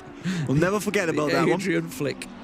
All right. I mean, I don't know. I'm trying to think whether that corner actually has a name. Did they all have a name? I looked it up previously, but they're all Italian. So I'm really bad at it. Yeah, I don't go for all the... that was, we'll just keep it turn 13. Yes, but Borinde actually trying to gain on Christian, the battle for the blue Lamborghini. There's quite a lot of them on the circuit today. I think it's I mean, the Blue Man Group did break. It was a sad affair. Ruggieri, he was the lead singer. He went off on his own. What lead singers normally do? It's the typical band breakup. Yeah, they go off on their own. You know, generally, lead guitarist has a bit of success. Barbieri in sixth place. You know, he did all right, but couldn't quite keep with the main man up front. But unfortunately for Christian, you know, he was the drummer. player. He was the drummer. No, the drummer's bass still player, fine, right? but the Okay, bass the bass player, player, yeah. right? Yeah, the bass player lost out, and he keeps on losing out. Barinde goes through. He's the drummer. The drummer gets ahead there, and he's done all right. Yeah, I mean, he's had penalties. Bazaga's had penalties. It's been the story of the day, really. Obviously, Benjamin Baumann down in actually worked his way back to 10th place, by the way, Benjamin Baumann. So at least managed to work it a little bit. Should have been on the podium, no doubt about it. Stop-go penalty. It has been an absolute kicker for them. So many drivers picking those penalties up today. That has cost them dearly. 3 minutes to go, though, and Jordan Sherritt, the man in the lead, has dominated throughout this race once again as he comes to lap Rafael Alves there in 11th place. Continues to work his ways through. Alves gets well out the way this time around. Yeah, around about 2 laps to go, I would say, here with 2 minutes 40. You can see he's on, I think he's just gone past turn 6 or 7 there. No, he actually tell he's coming around turn 16. Yeah, so he will have 2 laps because the fastest lap at the moment is a 1:33. So almost certainly 2 more laps to go. Yeah, 2 more to go, and that means Ruggieri is running out of options here. He's once again on the back of Kurczak, so he's right there in striking distance. But so far, he couldn't already launch it. Like, he was always close enough for us to get hyped and thinking like, okay, that's the moment. Something will happen. And then he dropped back once again. So Kurczak doing a great job, but he must feel the pressure. Like, if you're out there racing and you see someone coming closer and then off again and closer again and off again, it's not easy for you, right? Because especially after you've taken over, something will happen. Especially after you've taken over, what, 11 people already. Yeah. Yeah, no, absolutely. 10. Is it 10 or 11? I'm not sure if Baumann counts because he did Baumann in the pits. No, I think he won 10 positions so far. Ruggieri, same for Barbieri. Yep, 10. There we go. Race control confirming it. Thanks for that. But he still wants one more because he wants that podium spot while Jordan Sherritt is casually cruising towards another win in the EMEA region. Bonner Corsi doing a great job there, comes second. Obviously, he joined this championship too late to be second overall standings. That is up for Ruggieri, while we see Kurczak a bit wiggling around left and right, under braking. The new feature of the 118 patch of Assetto Corsa Competizione. And Tommy Ruggieri coming a bit closer, but still not next to him, nor with a chance. Like, these two are evenly matched, I would say, even though Tommy Ruggieri closed the gap massively to even get here. But it's one thing to close the gap, and we say that so often. The other thing is actually finding a way around. We are on the last lap. That means Ruggieri only has one last look on every single corner to find a way around Kurczak. Absolutely. Jordan Sherritt on the final drive of his fantastic career, no doubt about it, this season. But it is the battle right now for 3rd place on the podium. Tommy Ruggieri from 15th all the way up to 4th place. Can he make it one more and get past Kurczak? Kurczak absolutely wants to deny him. Meanwhile, Bazagi, by the way, 2nd fastest lap out there, just after Jordan Sherritt. Bazagi will get past Rafael Alves there. That's going to put him back up after his stop-go penalty when he exited the pits. Actually, he was entering the pits too fast, wasn't he? When he got caught out there, sort of hard on the brakes. I mean, you can't stop from 100 down to 50 in a brake second, which is what he was trying. Yeah, I mean, these Lamborghini Huracán GT3 have great brakes. They can brake brakes. well, but not that well. But it's not as good as running into a wall. And that's what it was looking for. Basically, you want the same stopping power as running full force into a wall, like a concrete wall. But it did not work. Jordan Sherritt, though, comes around the last corner for another win in the EMEA region. He definitely deserves the championship title and getting the invite to Italy to drive the real car. There he comes across the line. Another win for him. Unfortunately, not the perfect season we expected. That sounds kind of harsh, though. Due to Benjamin Baumann getting in his way once, and Bonner Corsi winning that race. But Bonner Corsi, talking about him, coming across the line for 2nd. And still, Kurczak, he was able to defend the entire time against a very aggressive and impatient Frenchman. Frenchman, as Tommy Ruggieri comes across the line as fourth. But it will be second in the championship for Ruggieri. Lamborghini Squadra Corsas all doing fantastic work here. Calandrino will round out his season with a 5th place finish here at Misano. Barbieri, 6th place for him. Couldn't keep with the blue man group of Ruggieri, unfortunately. Gabasarossi, again, a relatively quiet race for him. We were used to saying his name so many times throughout, but in the end, Gabasarossi and Senatore rounding out 7th and 8th place, so great racing for him. Robin Hurrig into the top 10 as well. He's going to be delighted with that race. Gets himself a 9th place for the man in red, the German, delivering this time around. And of course, that means Benjamin Baumann, the last man to go over the line, will be unfortunately 10th place for him. The Swissman picking up that stop-go penalty, cost him the podium position, and it will unfortunately be enough. Fantastic race, fantastic donuts. You love to see it. But let's face it, it's been all about that man right there. The South African, 22 years old, from Jordan Sherritt. He has been phenomenal, no doubt about it. The only man that's going to hit 500 points from all 3 regions, winning every single race but one. Which wasn't even his fault. He got knocked off the track. I think there's nothing to say about John Sherritt other than untouchable. Untouchable, That's basically it, and that's all we have to say, I would say. There's still one region coming, though, so we're not done yet. If you love Lamborghini The Real Race, there's more action coming with the NALA region. And all of that right after the break.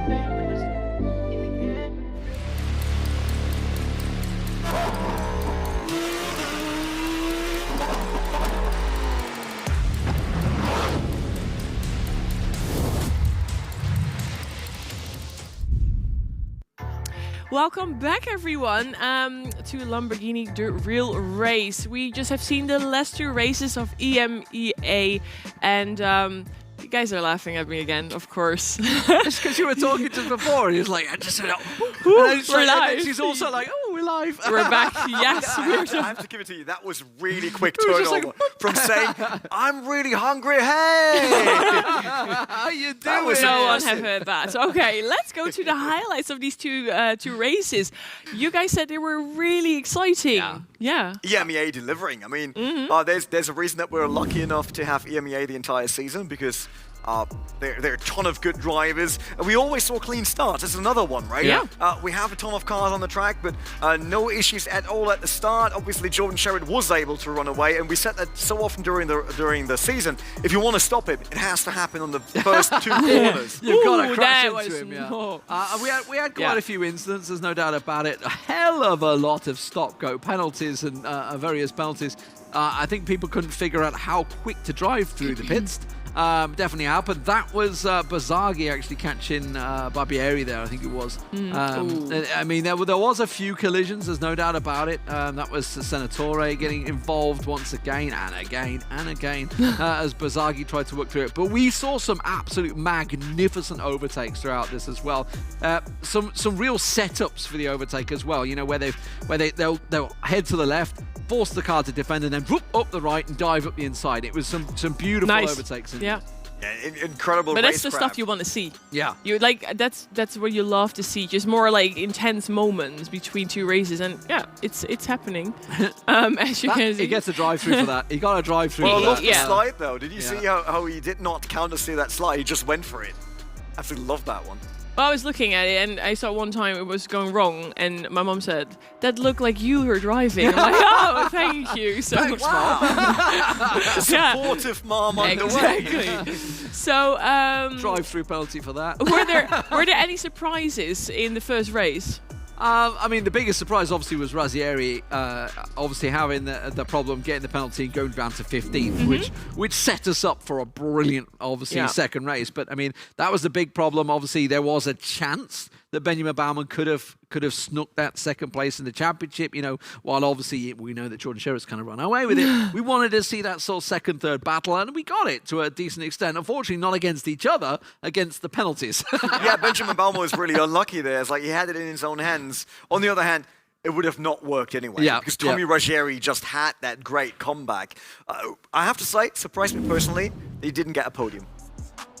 Yeah, I mean, the speed he went through the field was incredible. Much, I wouldn't say cleaner start, a much more aggressive start. Yeah, I think I it's just safe wanted to to say, like, how was the start of the second race? Yeah, very, very aggressive. I mean, you can see a lot of people. I think it was Gabassarosi that lost a lot of places at the start. You just saw Kuchuk, who ended up third. Also getting forced out by Calandrino, who we ended up taking over later on. Yeah, a real lot of overtakes. And then, of course, the Blue Man group kicked in of Razzieri, Barbieri, and Domenico Cristian, all squeezing on through there on the poor brick. Oren just sort of getting caught napping. Not a lot he could do about it, but yeah, some absolute magnificent overtakes. Tommy Razzieri at his absolute best here. That's where he managed to get past He took Barbieri. it back quick. Yeah, Bazaghi, real good catch for him there, yeah. Really nice. And any surprises in this race? Like I said, Tommy Ruggieri not getting third place of Arthur Kuchuk is for me surprising. Also have to say, Bazaghi had a great race. Barbieri, I was wondering, it's like he gained the same positions as Ruggieri, but he wasn't capable of following. Yeah, he fell short at 6th, didn't he? He couldn't get past Calandrino, which was obviously surprising. Jordan Sherritt won. Wow, that was really surprising. I had no to me. idea. Yeah, really. Wow. I didn't see that one coming. No, that's new. That's totally I saw that one coming though. The story of both races. Nala, I hope you're watching right now. Please, learn from this. Please. We saw about 5 stop-go penalties from both sprint races here in the EMEA. Definitely it's so something. sad. It's not needed. Yeah. Yeah. I mean, I'd be like that if Jordan Sherritt was coming up behind me. Would it be you? Like, get out of the way! Panic! I don't want to be Benjamin Baumann. You want to get rid of him? Like, go away. I don't want to go down the same way. So yeah, well, Jordan done perfectly again.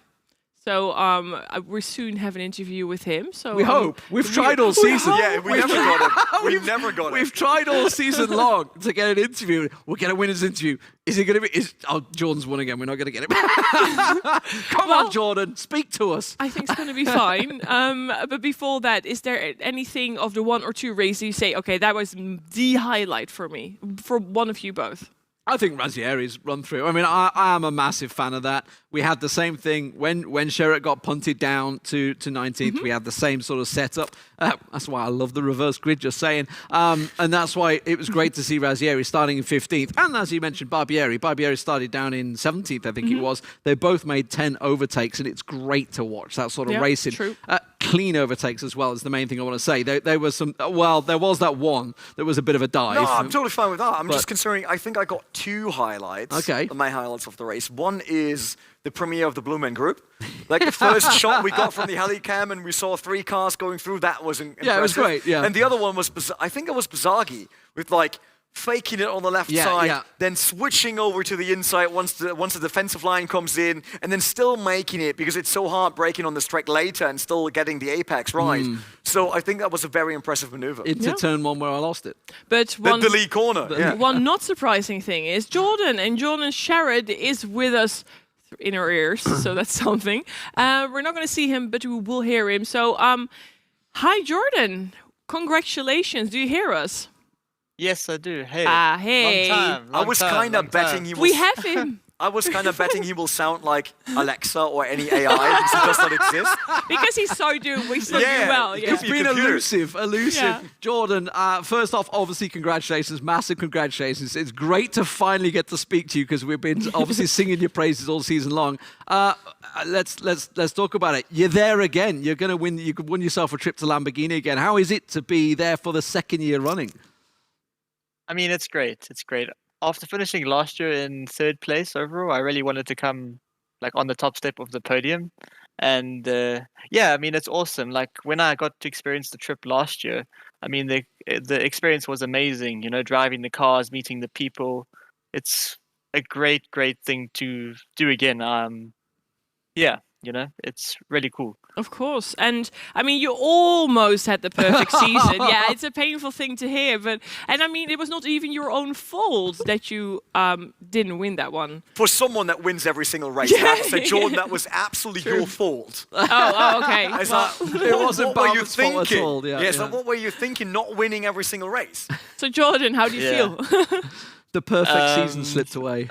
I don't know what to say to that. I mean, sometimes, you know, things go in your way and sometimes not. So, but those races really made me try hard and, you know, fight through the field, which is actually what I love to do anyway. Yeah. So we tried to get you to do it at Spa last race, didn't we? That's right. But he said he doesn't know how to feel yet. Jordan, did you figure out Benjamin Bauman's address yet? Yeah, because that's the problem. Huh? Do we need to tell him?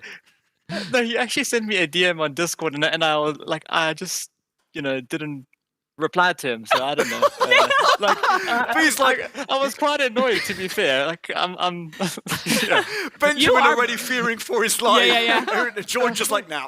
The young 18-year-olds. They're rivals, fully on. I mean, they're not even answering each other's Discord messages anymore. So one day we will do a Lamborghini post-show where we meet up with Benjamin Bauman and then bring him together with Jordan Sherritt to finally settle that for once and for all. Will be a box ring around it as well. The few influencers coming in. That will be a great show. And Jordan, so because you were last time 3rd place, now 1st, did you do anything different to get yourself ready for this season? I think honestly last year was more of a because I just started sim racing then. And just with experience and learning the game and, you know, trying different things, being more experimental with what I do and the approach, like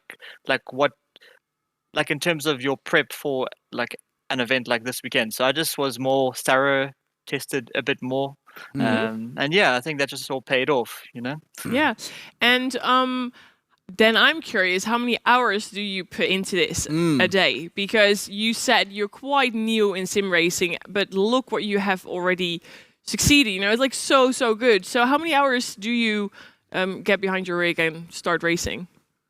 Bro, I don't know. That's a hard one to answer. I can tell you how many hours I have in Steam over 2 years, which is about 2,000 and something. So I guess it's quite a lot. That's quite a lot, yeah.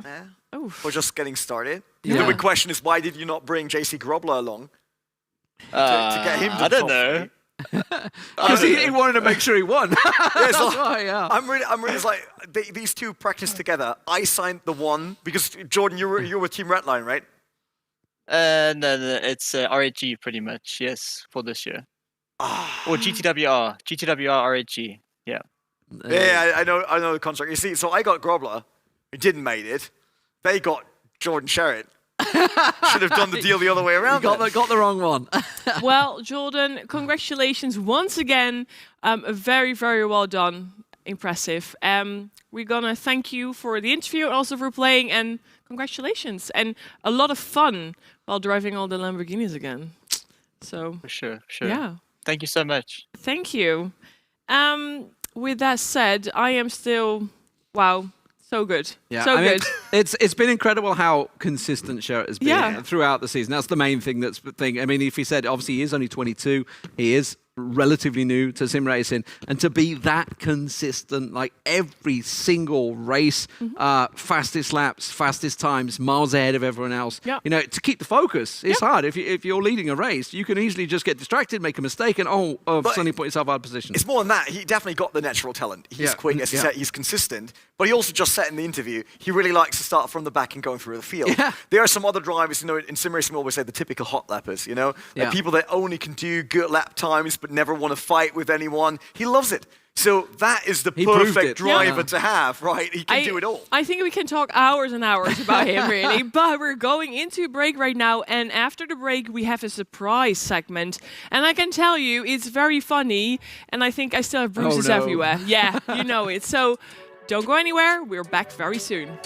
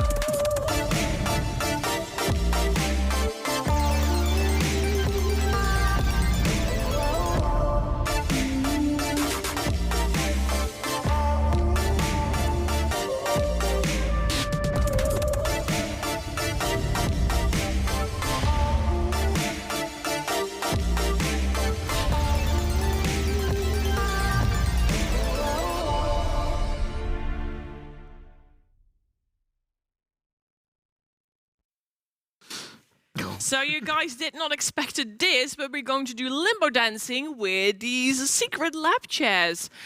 Yeah, and you think, how are they going to do that? Well, I have no idea, but I'm going to start, so it's not going to be that hard, I hope. Guys, are you ready? We're ready. No, I do quickly warm up. Yeah, okay. Of course. Are you ready? Almost. Yeah, I'm ready now. Okay, let's go. Okay. I'm just afraid of my feet. Get my Off toes your out of feet. the way. Okay. 3, 2, 1. Okay. I mean, it works, but Yeah. It works. it's a technique. Okay. Wait. Oh, they're still Okay. not All right, nice. we're going down now. Yeah. I'm gonna sit. I'm gonna probably get a shot. Yeah, there we go. I think You're I not have to meant go to down look. a bit. Yeah, What? don't look. Don't look. Okay. Just do Go it. down. Okay. You went through. 3, 2. I'm gonna look. Ooh. I mean, technically, Yeah, you're you're under not it. through. Technically, So- you're under it. Part of my body is. Okay, let me do one more. One more. One more. Okay. Guys, you can laugh, but I want to see you do it in a bit. Okay. I have my... Oh my goodness. Okay, 3, 2, 1. Oh my god. See, the scary part's not how low it is. The scary part is not seeing it. Not No, seeing it. Yeah, because go I don't backwards. know what I do. Okay, well that was fun. All right. I let you. Is it me? Oh, me. Okay. I let you do Let's your go Yeah, stay okay, there go on, then. hey. Go on then. Yeah, there we go. Okay. This is. Don't go up. I will take the weapon. He's a Woof. pro. He's a pro. I have to fix my hair I'm a quickly. pro. I got the ballast to help me through this one. I have to fix it all. Am I right line? Yeah. Okay. We've got to give it some welly here. I need to run up. There we go. All right. 3, 2, 1. He is going fully in. He actually crosses it. You're Well, not really hey, going That's through. not full his body. Yes. I mean, Because there's a lot of body. I think if I went full body, I'd be in the screens. See? Look, there's a technique. Look, it's taken me years. What? It's taken me years to build up to this weight What's to be it able to taking- do this. I never thought my career would get this low. It's wrong. low. Low. I mean, I gotta go lower, right? Oh, we go All lower. right. Okay, it's the challenge. This is getting quite We low. are lower. I don't All know. right. I'm just following you. Yeah, it's fine. Okay. Oh, that's a can do low this. one. 3, 2, 1. Oh, that's part of his body. right. Okay. We'll take that. Okay. Am I getting one You more? Am I kn- going you even know lower? Renee. What about Renee? What about Renee here? It's like, if that's the current, that's the lowest we had been so far. Renee has to do this after. Yeah. Yeah. Come That's on. so the same height. Oh, So Yeah, the you same gotta height. show. Okay. I think we're charging it up here. There we go. Yeah, it's electric. All right. Are you gonna Quite measure? low. You got to Yes, drop because it. I can't show off like you with warming up. If I did do we- this, everyone's laughing, you see? You're like a T-Rex, right? Little Yeah. T-Rex can't bend his arms down. So what's you did? You we did gotta go this lower, right? first. There we go. That was not bad, right? Yeah, but how you? Oh, But they I'm will not be saying hard. anything. Oh, I'm not saying anything. All right, I'll I mean, we're definitely below the top of the chair it's like now. the Olympic flop. I'll do it. The I'll do Olympic like this. flop. This is the moment. No, for- you know when they do high jumping, it's called flop. The Frosby flop. Yes, there we go. I was like, I heard Olympic about something. flop. This is the moment for Renee. Oh, he's already going. Start No, down. That's cheating. you have to do it while you're going. Well, I don't have the same weight pressing it down. You need to be fully up, back, full on Exactly. the back. That's it. And Come then on. do it while you do it, like pushing. Oh my Oh, god! there was another little lower level. That's a bit of a cheat. It's allowed. You guys are not on Yeah. my level, I'll tell you. It looks scary from here. It is scary It in is, a way. right? I'm just afraid of not making it low enough. So. Oh wow! 3, 2, 1. Easy. The look on Easy. everyone's face. There was is- a definite panic look on the Yes, face Yeah. because there. you really don't see it, right? How low can we go though? How low How low can we go? That's fine, I'll do that. The Oh, yeah, chair won't. it'll do that. The chair won't. You got to go down. There we go. It's the Oh, flexibility wow. of the chair, you see. That's what Okay, this is. okay. We're All right. showing off what the chair is capable of. Exactly. That's I basically hold what it we're like doing. this, so if he hits it, it drops. Well, that's why I'm holding it like that, so it will knock that way. See? Oh. There's a technique. Yeah, If it hits me, you pay. sure. This is like your Do I highlight get for that your 2021. Not just the You one. can all have 3 of my cars, so it's Nice. fair in One of case your I die. track Nice. toys. Okay. Okay. Okay, let's All do right, it. let's do this. 3, 2, 1. Oh. Oh! I have to Giving it say. some welly. I'll give it So that. yeah, He's you doing need great. You need to copy that. That's quite low. Wait, what? No, we're done. Oh, I think. Marcelo does? Yeah. No, No we're one done. failed so far. We're no. It's like the Olympics until someone No. fails. See, the chair doesn't even fit now. This No. is this. Oh my word! I think he's enjoying this a lot. I am. Yeah. I got to get through. I'm not sure I can do this one. Okay. We keep it here. We keep it here. I'm just enjoying I feel like looking at you this guys one doing might be this. for the You championship. will be up next. No. How far do we go? Until someone fails. I feel like you've gone a long way That's back going to now. be I feel- very quickly. I We're feel It like will- the it thing's will be got a get bit quicker further now. back. All right. This is the height of my career in chair limbo. 3, 2, 1. Oh, that's across my nose. That was across the nose. Yeah, that's think not. we can't go on No, that. that's going to be his. I don't think that can act. I mean, So Marcelo's actually, on now. Marcelo's literally, on. No. The chair literally can't go through any lower. You're on now. If you fail, you're out. That's literally my head and the chair. Lee, go there. You've lifted it. No, we're not. We're still at the same. Yeah, but I mean, the Go now. chair Go there physically now. can't Go there now. fit. Marcelo is on. Help me. You're on. No. Yeah, sure, go for We it. all did vote way lower than you. Yeah, but this can't go lower. You find a way. Oh my goodness. I'll find a way. I have to break the chair. I don't I want feel that. like I'm worn out right now. Oh my. I just my arm hurts basically from standing up. Ahem. Can I fit first? See if No. That's cheating. No test fitment. No test testing. fitment. Oh, okay. That's the Olympic rules. Oh my goodness. Okay. If you don't have a host anymore, you know it, right? Yeah, I can Okay. handle it. Okay. 3. Oh my goodness. No. I'm gonna go lower. She's really crouching in the chair.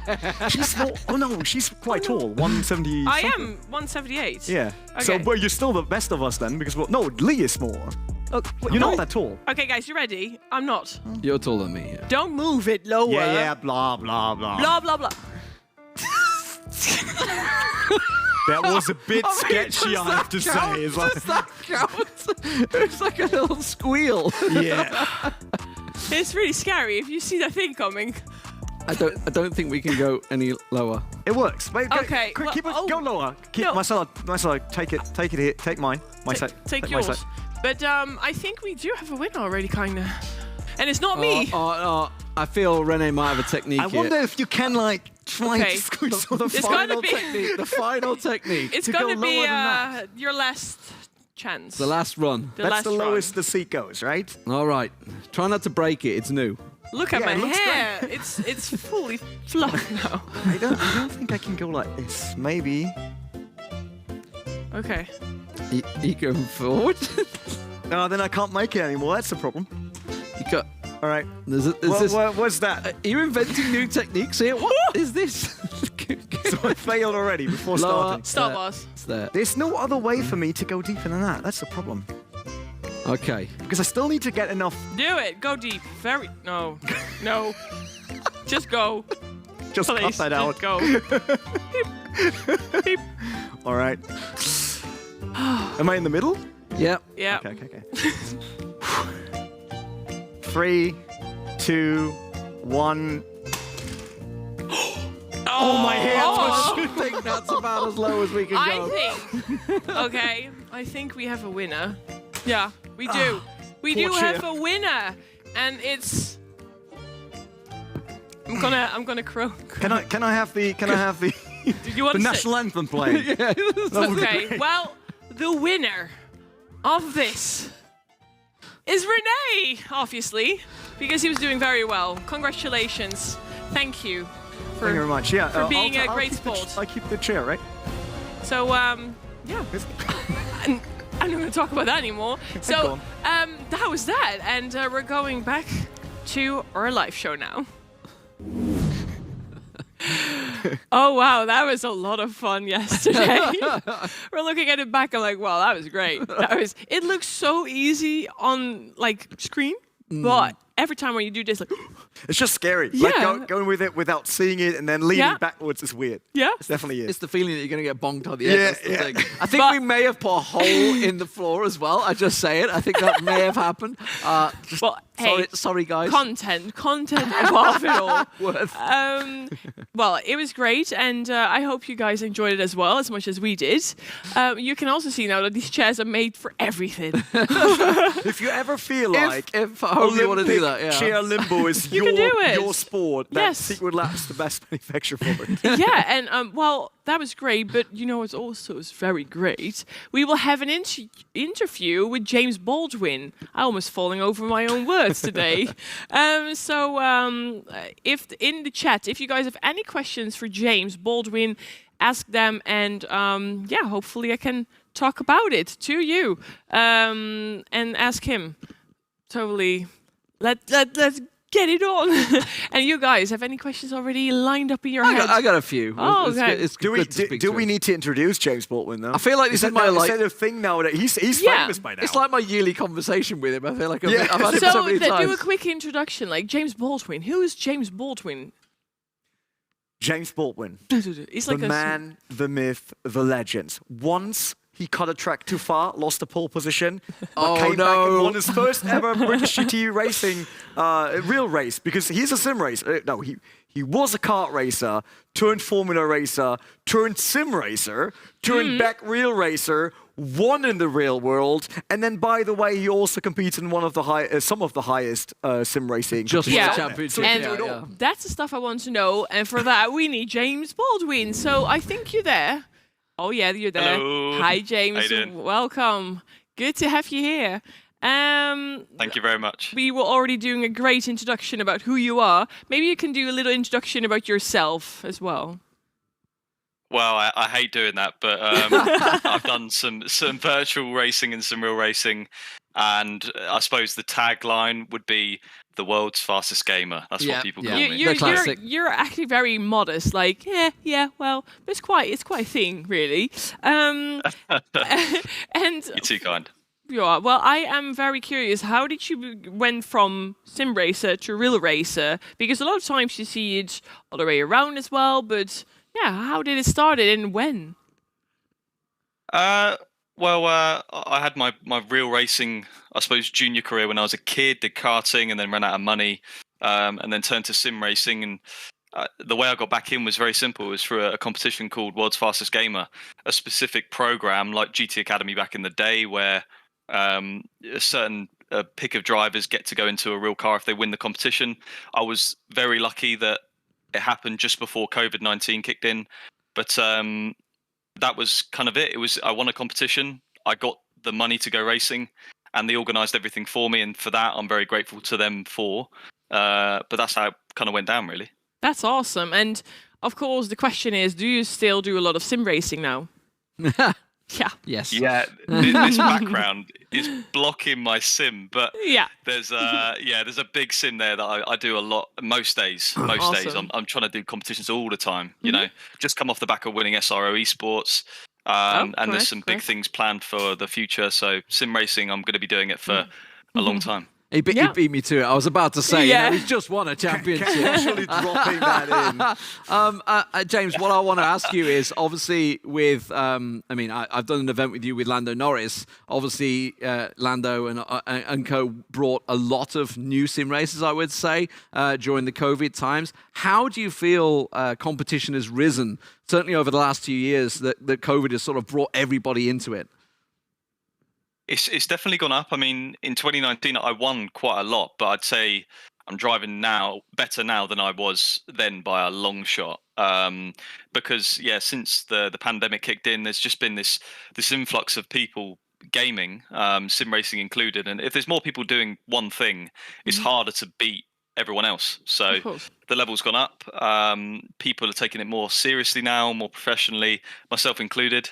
And there's proper teams with proper sponsors and backing and money to do it seriously. So it makes it hard to win stuff. But when you win stuff, like I'm more proud of winning SRO eSports in a way than winning World's Fastest Gamer, because I feel like the level was higher, Yeah. although it was less, I suppose, glamorous, you know.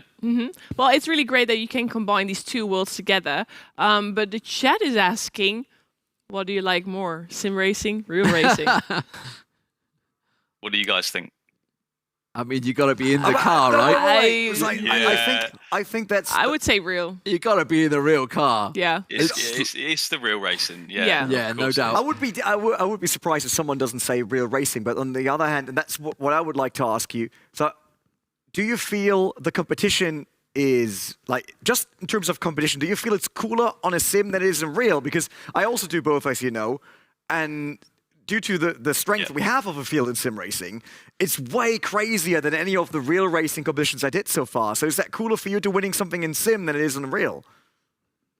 Yeah, if you ask me what gives you more satisfaction winning, probably sim racing, yeah, because you're beating the best in the world.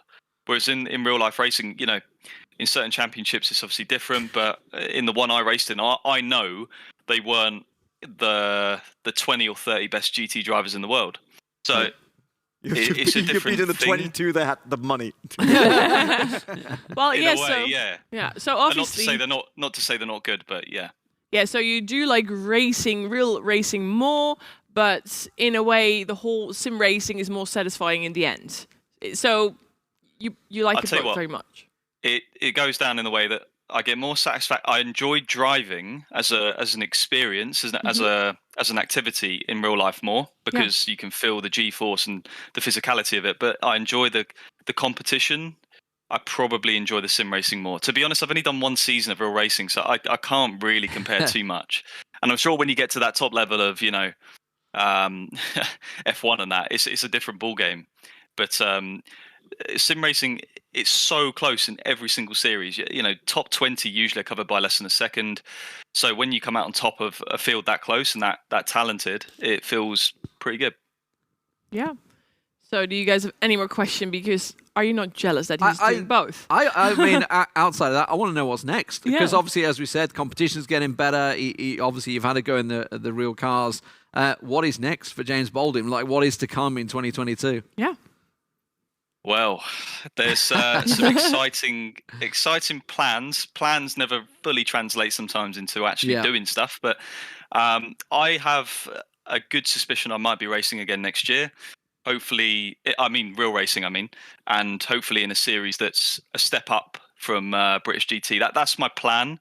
Whether it comes off, I don't know. But listen, I'm very hopeful, and whatever happens, I'll be racing with Veloce, doing sim racing across various championships, and hopefully winning a lot of stuff. So that's kind of my year, the way I see it at the moment. And yeah. Okay, so we're going to see much more from you, that's for sure. So I want to thank you, James, for the interview. I'm going to wish you a lot of luck in all the races online and in real world. Thank you very much. Yeah, so with that said, it's time for the last two races for today, because we're going to have a look at the Nala region. So I'm going to say bye to you guys. And meanwhile, I do tell a little bit more, because this is going to be more interesting. The other regions were very, very easy. Like, okay, we know who's going to win. But this one, the points are very close to each other. So we're going to see who will end and who will win. So we will come back very soon with the first race of the Nala region.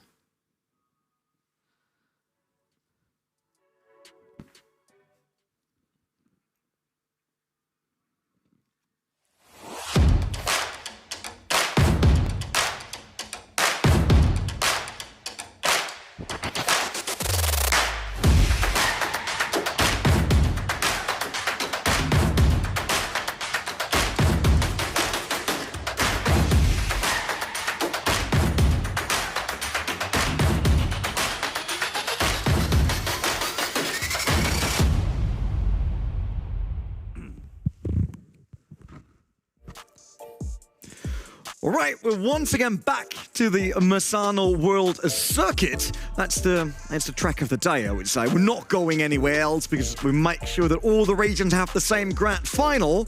But as Marcelo already said, this this region now, the Nala region, is a special one for us because we had Jordan Sheridan on the EMEA, we had Andrew O'Hara winning the APAC region, but here at the Nala region, it's still open. Down to this day and down to our last 2 races. And between 2 drivers are William Hendrickson, or Billy, or whatever he prefers. He calls himself a few things in a different name, but William Hendrickson and Fidel Moreira. These guys are within 20 points of one another. This is obviously, bearing in mind, 39 points goes to the winner.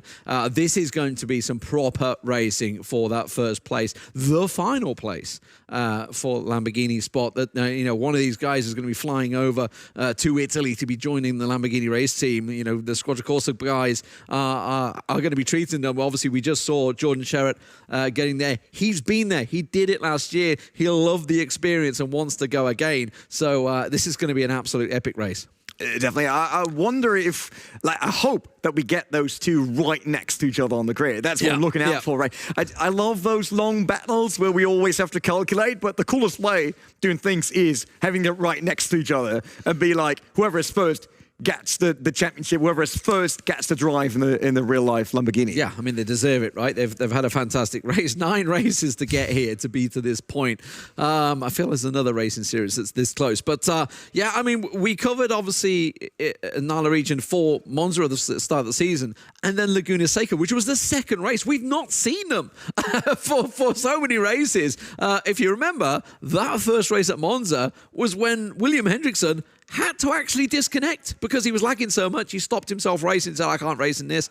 So he lost out in the points in that first race, and he's still number 1 driver right now. So obviously putting in some fantastic performances throughout the last 8 races.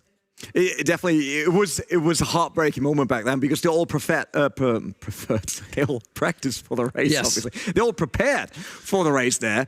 And it's a lot of effort and time that goes into that, not being able to race due to the actual technical difficulties. It's bad, but we're right in the race and they're starting already. Moreira, so we're a bit late here, but Moreira is leading in front of Hendrickson, and we get exactly what we asked for. They're right next to each other, but so far, Moreira is leading. Hendrickson in the grey and black car behind that.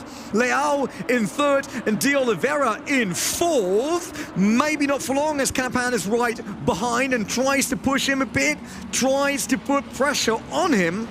But what it started was, seems like it was clean, didn't saw any of the cars going off in the district. Woodrow is, by the way, also in this. We saw him previously, Clifford we had. But Fidel Moreira is not leading, is more, wait. He's given the place back. He's given the place back.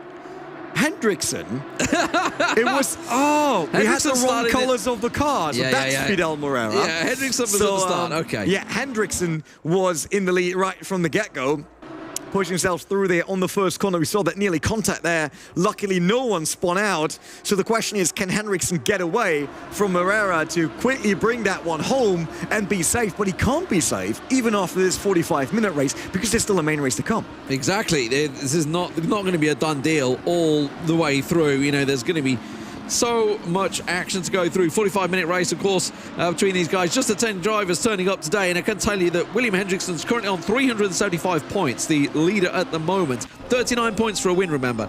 Fidel Moreira, 353 points behind, so 22 points behind him. So Moreira really wants to get some skates going on here. However, we're already seeing a bit of a gap forming between him. Obviously, Moreira needs to keep him in check, make sure he doesn't run away with it, and, more importantly, something we need to keep our eye on, do not get penalties. Do not get penalties. We've seen so many from the EMEA. We saw a couple in APAC as well. But oh my word. Yeah, so many drive-through penalties. So it's funny, I've just been looking at the chat. Obviously, Artur Kurchuk, who finished 3rd on the podium, he mentioned he was going to get drive-through penalties. He actually had 3 warnings halfway through the race and just had to be so careful. But as he was saying in the chat, he was actually, he was ahead of Razzieri every time they managed to hit the start, the straight. So that's where he was losing time, bit of damage in there. Let's have a look at the start to see how it all worked out then. So yes, so Moreno did start out on pole position, and it was Hendrickson that actually took the lead in the first corner. And, look how tight that was. Wow, that was Hendrickson really squeezing around the outside of Morera, and I was sure they will touch, and Hendrickson will spin around. We see Morera not being happy with that. He's flashing his lights, but I think that was totally fine. Just so tight. If they would have touched, then easily Hendrickson would have spun or at least get fully sideways, and this could be a completely different start. Yeah, so Brian Canapan down in fifth place, at the moment. Is actually fifth in the championship as well, 157 points for him. He's chasing down Leo, who is in third place. He's currently fourth in the points title, and Felipe, who is not with us today, third in the championship. So Felipe actually may get caught and passed. We'll see about that as he gets spun somewhat uncharacteristically. De Bon, that was a straight tap and spin, pit stop maneuver, if you were. Yeah, it looked a bit like I want to get him out of the way as quick as possible. And it worked. Not really what we want to see here, so I'm absolutely sure that we will have some penalties coming in, or a penalty for that one driver. And that will change our current tower just a tiny bit. Eric De Bon, that was the villain, I would say here. With that maneuver, close to Voldemort, and maybe the Penguin, right? So somewhere around there, I would say. The Penguin, we're talking about Batman here. And Harry Potter and Batman. I thought I would bring both. I was like, the Penguin? What did a penguin do? Oh. What did a penguin do? Poor penguins. I was confused. I was like, I don't know. What penguin has been a bad penguin? I was talking about Batman. Because I couldn't come up with another one. Though, yeah. What were the other villains of Batman? I completely forgot. I can't think what his name was now, the recent one. Kingpin, the Joker. Yes. Kingpin, yeah. There's another one. And I mean, we could also ask that, was De Bon part of the Suicide Squad, like he went in there? Yeah. But we don't know. So he will probably get a penalty, while Fidel Morera is still leading. No, it's not leading. Hendrickson's leading. Fidel Morera is still second. And there is quite a gap already. 1.3 seconds of pace. Morera currently in that first lap. That's not first lap, second lap. Completely lost in this one. Completely lost. It's been a long day. It's been a long day, Renee. The screen changed. I was like, oh, wait, what? It's not a first lap. We're now in the third lap, obviously. We did have a replay. But, good to see Letao, isn't it? Is it Letao? Leao. And you know what I'm used to? Is Letao from the EMEA. Yes, that's the EMEA. That's what caught me there. Vinny Oliveira, we'll go with that. That's a lot easier one. A lot of Oliveira's in this one, though. Ryan Woodrow also in there, fifth place now. Obviously, after Eric De Bon sent him to the Netherrealm. Poor old Canapan, who is now down in ninth. No penalty given for that one, though, but we'll see whether that one comes through, because it didn't look like a standard manoeuvre to me. Flamger down in seventh place as well. Flamger, by the way, Timothy Flamger in seventh place in the championship. Ryan Woodrow, sixth place in the championship. Canapan, fifth place in the championship, but obviously now being further down, will have to get himself back in there. Let's have a look at that Bond villain, I would say, the Spectre manoeuvre from Eric De Bon. It is a simple get out of the way, and through I go. Actually lost a place as well in the meantime. So while he gained a place, he lost a place straight away. So he actually got nothing for it. Yeah, that must be frustrating. You know the penalty. Yeah, the penalty is coming, and you didn't even win anything. Only a 5-second penalty. He got lucky there. I would say that really was lucky. Definitely worth more than the 5-second penalty. Canapan's race is not over, I would say. He's got a chance to make himself back in there. Moreno, by the way, just pumping in the fastest lap. Now, obviously, he did start out on the pits.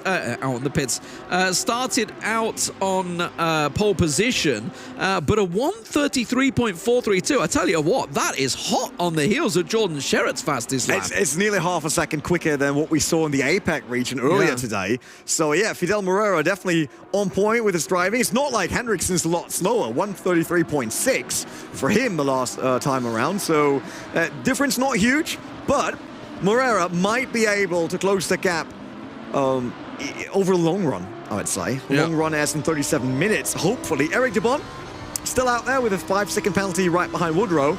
Question is, would he attack Woodrow and risk that one again? or will he just wait for the penalties, for the pit stops? But pit stops are like, what, 10 minutes off? Yeah. I mean, obviously, they come at the halfway stage, so a good 10 minutes yet. Eric de Bon, though, right close on Woodrow.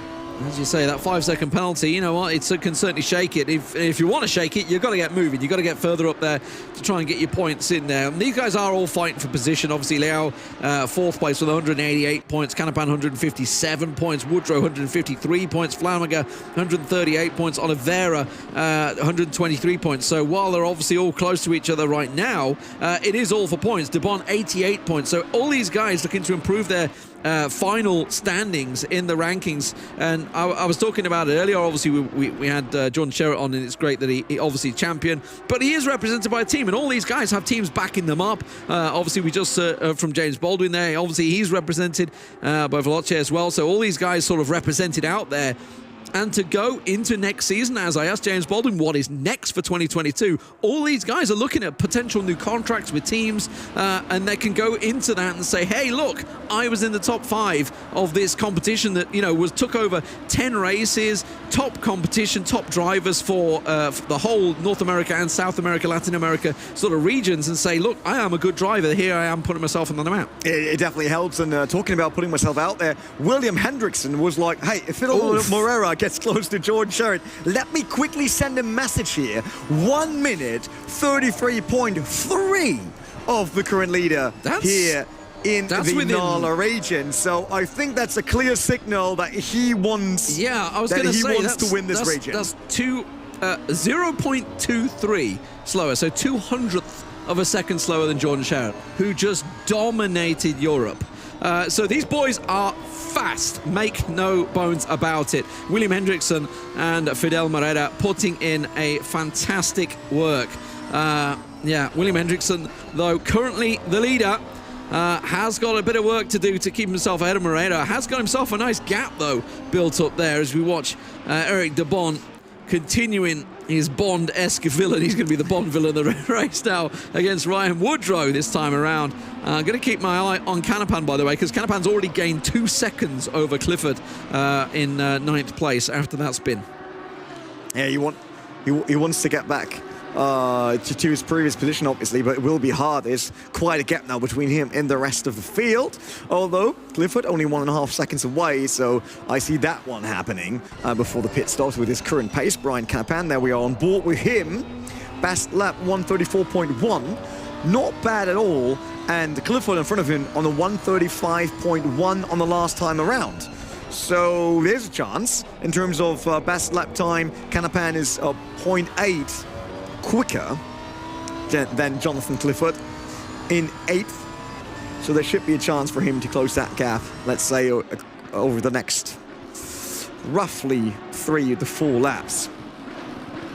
Eric de Bon still behind Woodrow, not launching attack just now. Woodrow obviously knows that if de Bon dives in, he could just open the door. It's 5-second penalty for de Bon anyway. He's probably not running away with it, so be smart, Woodrow, in case he attacks. Just let him go. I just want to say, you know, Jordan Sherritt's already getting himself excuses out there. Just like, servers are not always the same in terms of grip. I'm just saying. You were talking about sim racer excuses earlier on. It's all we you gotta get them in there quick. Just in case I lose it. Which is funny, right? Like, in sim racing, we always complain about things being too random and not being the right conditions we practice on. When did you ever see something in real life working the same way as virtual, right? It's like, I don't know the track conditions for my next race, and I'm pretty sure the rain race I had was more than random how the car felt. But in the sim racing world, it's always like, no, this is not how I was practicing. That corner was not wet last time I went around here. Yeah, if the organizer does not tell me exactly the temperature per corner up front 4 weeks before the race, then this is not fair in a proper pro competition. So yeah, but we know why, because obviously it is, as James Baldwin already said, it is a higher level of competition compared to I don't know, call it casual, amateur, semi-pro racing, obviously, right? Because sim racing, everything can all of a sudden be way more contested. Yeah. Everyone can put a lot of time in it to practice. Everyone can put like 1,000 laps in if they want to and work on the setups no matter what. They can crash 10 cars. Meanwhile, no one cares. So it is a different world competing in sim racing. Different world also for Canapan after the spin. Now, he caught up to Clifford already. That was a lap sooner than I expected. 3.8 seconds that gap was when I last looked at it, and it's now 0.2. So 2 laps, he's on him. Definitely lapping a lot quicker. Canapan on 134.1 as opposed to 134.9 for Clifford at the moment. So I don't know how much damage he got. I mean, it was a rear impact, so probably not too much, I would hope, with that spin. The car certainly looks like it's not taking too much. I don't see too many dents and scrapes along there. It was almost a tap and a spin, effectively, in the lowest case. But yeah, but going back to your point, yeah, exactly. You don't need a mountain of sponsors like you do in real race racing. You can just jump yourself in the sim rig, which ain't cheap, I'm not going to lie. You get yourself a decent sim rig in there, you know, get all the gear. Get yourself the proper direct drive wheels and pedals, etc., that goes with it. And yeah, you can put the hours in, and it's simply a case of, have you got the natural talent? Obviously, that is a big part of it. I can buy all the gear in the world, but I still ain't going to drive as quick as these guys. Yeah, it's like, as I said, sim rigs nowadays, they get very expensive. It's nowhere compared to when we started sim racing like over 15 years ago. It was a lot cheaper back then to get in there. I can tell you that. But it's cool to see all of that, right? We got all of the real-life feeling rims, and force feedback direct drive wheels nowadays, which is absolutely impressive. Jonathan Clifford will not be attacked as Canapan turns into the pits already. Okay. He can take the stop. So one thing we should point out is that while the game gives a pit window, they can actually stop whenever they like. So I think for Canapan, I think he's just realized, A, he's got a little bit of damage. B, am I going to spend and waste a lot of time trying to get past Clifford, or should I just stop now? In-game, it will continue to show that he needs a pit stop. That will get removed by the admins afterwards, so don't worry. So he's going in for the very first pit stop very early. Yep, just 15 minutes into the race. Early, not that early. Yeah, but with only 45-minute race, it is kind of early, right? It's 3 laps too early, but with that out of the way, you can just concentrate on driving, going out there, doing as many laps as well. Race control just telling me Hendrickson with a PB, but Morera, I thought he was slowly catching, but it's down. It's up to 2 seconds and 7. I mean, so if Hendrickson wins slow here, on the last lap, if half a second. If Hendrickson wins here, the gap is too big. That's it. Yes. Henderson wins it, done. Morera would need to win this and have a good race in the second one. Yeah, because it will be over the 39 points that he can get, correct. So Morera has to stop him in this race. There's no other way. Especially with only 10 drivers, it's not a case of being sent down, because with even 10th place, you're going to be picking up the best part of 9 points. So you're still getting a decent amount of points, even 10th. So you'll end up 30-point gap, even if he was dead last. Within this one, obviously a bit different to what we just had in EMEA with the 18 cars within the race. Eric de Bon seemingly gaining on Woodrow quite quickly throughout there. Woodrow maybe just I didn't quite catch whether he was slightly outbraking. It's getting a bit dark here. They got the lights on. What's going on? I know we're in American time. Are we trying to keep on real time in Misano right now in real life? Is it dark? I don't even know. To be honest, I've been stuck in the studio for that long. I've no clue what time it is. Misano's dark by now. That's for sure. I would just realised that I've gotten that Las Vegas feeling when you're constantly in the casino. You're like, what time of day is it? I wouldn't be surprised when we're done here to go outside. It's still light. Yeah, or it snowed or something like that. Nobody told us. Whatever happens outside world. If we want to keep this championship battle open, then we might have to get a Benjamin Baumann connecting. By the way, in Jordan Sherrer's defence, the track temperature is actually quite a bit high. It's 21 degrees. It was like 18 during their race. So I will give you that. But the first race was 14. Yes. It's gone up as the day's gone on. I guess that's how it works. But either way, William Hendrickson, currently the race leader and championship leader. Up behind him, the man that is contesting him for the championship is Fidel Moreira, but he needs to get moving. He needs to get past Hendrickson with a chance to take him. He is behind in the points overall on the standings, so he cannot afford to be second in this race because the point gap is 22 points currently in favor of Hendrickson. So if he were to lose and get second place, it would be unattainable for him. Leo down in third place. He is actually fourth in the championship, and if he does well here, could possibly pass Gabriel Felipe for that third place in the championship. So still a bit of work for him to do. Daniel de Oliveira down in fourth place. He's currently on 123 points. A good result here would certainly put him further up. And considering the drivers above him are Flamga, Woodrow and Canapan, who are all taking part in this race. At the moment, he is looking great to try and gain some of those places. But obviously, Ryan Woodrow up behind him, who has been pressured by Eric de Bon throughout here. Eric Woodrow himself, 153 points for him. The Canadian, if memory serves me correct, certainly putting on a great performance here, currently in fifth place, seeing whether he can gain. Eric de Bon, well, he has got that 5-second penalty on him so far. Only 88 points so far this championship. Don't know how many races he's taken part on, but certainly he's put himself in the headlights for us in the first race with that spin maneuver on Canapan. Behind him is Timothy Flamga, I should say, who himself is 7th in the race and 7th in the championship. 138 points for him so far this season. A lot of pit stops starting to come through as the window opens up. So Moreira choosing to go early, looking for that undercut on Hendrickson. Yeah, it's like everyone coming in besides Hendrickson de Oliveira from the top group. Woodrow is still out there. And Clifford and Flamga also stayed out. There is not a big grid. I think that is kind of the downside today for Moreira, right? Like, he would need Hendrickson to drop hard, not getting any points in the best way, more or less. But it can't really happen. I have to say, though, look at this. This is a beautiful livery because that's the one you got as a scale model. Yeah, I do have that. Right? I have that. Which actually, I'm getting new cupboards, so it's going to be displayed behind me on the stream soon. So nice. Yeah, I'm getting some fancy stuff. There's quite a lot of Lego in there as well. I'm just saying that I spent a lot of money on. Moreira coming out of the pits though, so this could be the deciding factor. Will the undercut work? That's the question. Moreira found himself a little adrift. Maybe whether he underfueled, overfueled, don't know. Whatever caused him to go with the early pit window there, but either way, he's going to be coming out and looking to try and blast some of those times. So we've got to keep our eye on the speeds of the laps going in and out of those pits to see whether maybe Hendrickson's putting his foot down to try and get it. He obviously has the fastest lap so far, but he himself comes in just that 1 lap difference. I don't think that's going to be enough for Moreira, because it was a 2.8 second gap, I think, when they went in. Like, Hendrickson is currently quicker on the track. Unless, of course, there's a stop-go penalty. Oh, Eric de Bon has actually...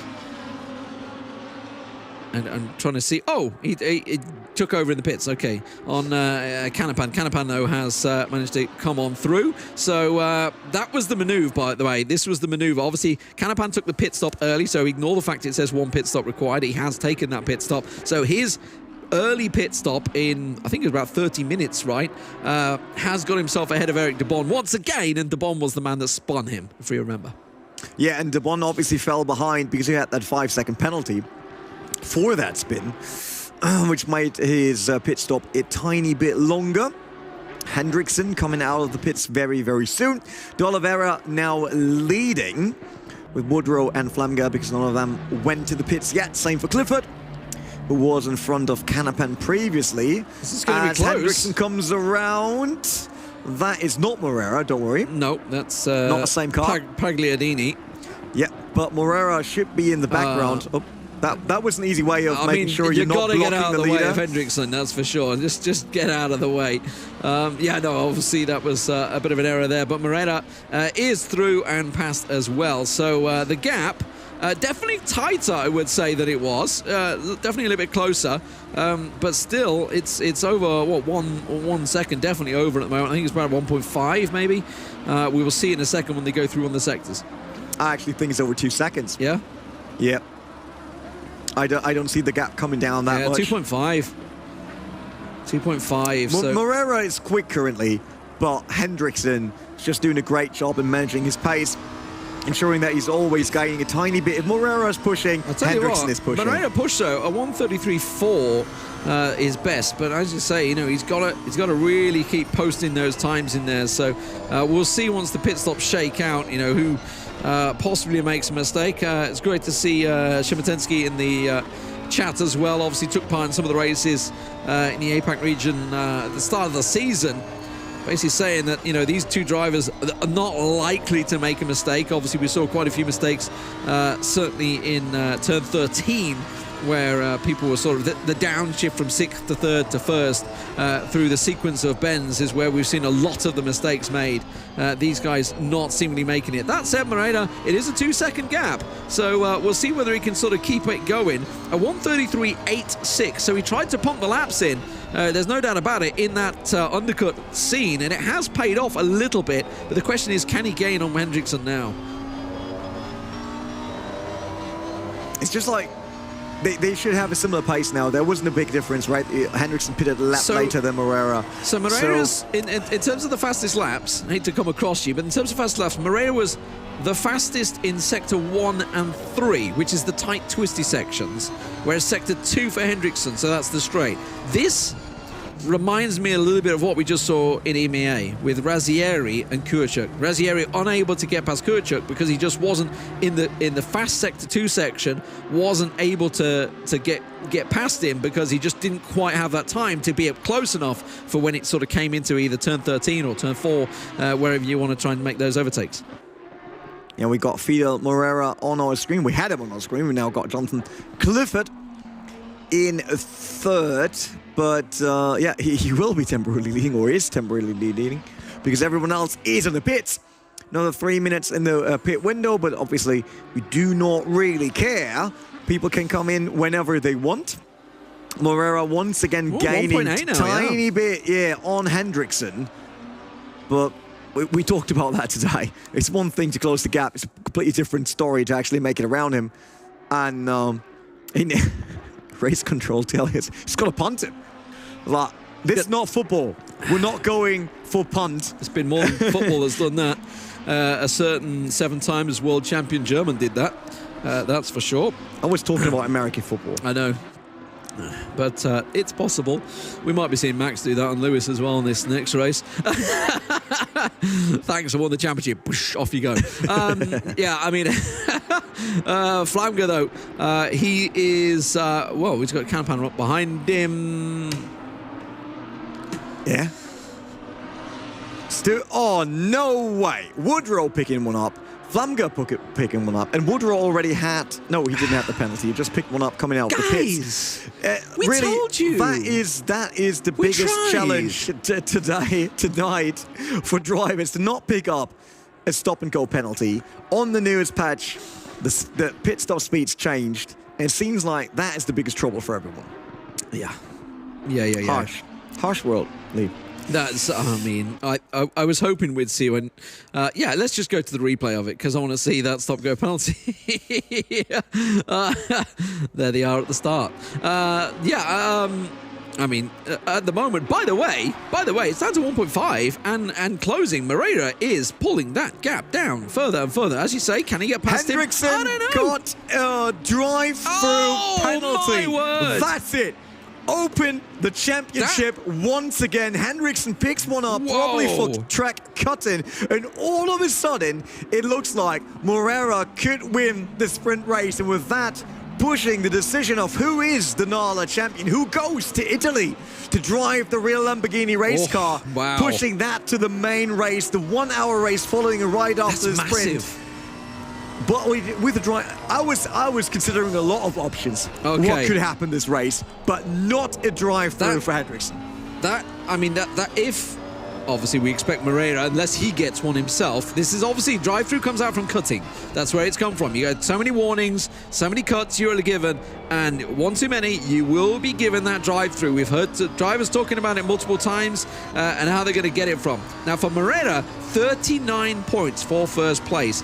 It is totally possible. Now if Hendrickson goes all the way down to the last, I don't think he will, because there's 2 stop-go penalties, so likely to be about 7th or 8th, probably 7th position. Well, 7th position gives you 12 points right now, so that is obviously immediately a 27-point deficit between the two. The current gap in the championship was 22 points, so it would give Moreira a 5-point lead over Hendrickson if that plays out. Of course, Hendrickson could get that drive-through. Yes, it's going to be a long time, but we may also see him catching up on Clifford and taking it over. And obviously, every place he gets from then on will give him more and more points. If he can get past up into 5th, it's suddenly 15 points, and he's going to...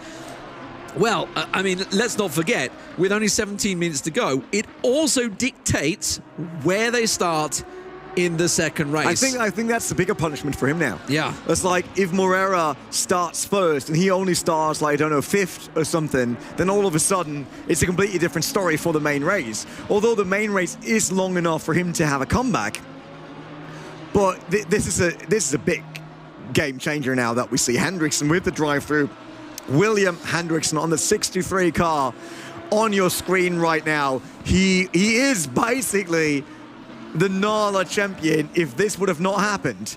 Because if he would have won the sprint race, he would be the champion, would go to Italy, be happy about it. Meet Jordan Sherritt and Henry O'Hara there for some fun. Yeah, production says real reward is meeting Jordan Sherritt, because then he knows if Jordan Sherritt is real. Yeah, but because we don't know yet. You could also have that real reward and say, hey, I'm just as fast as you on Misano, mate.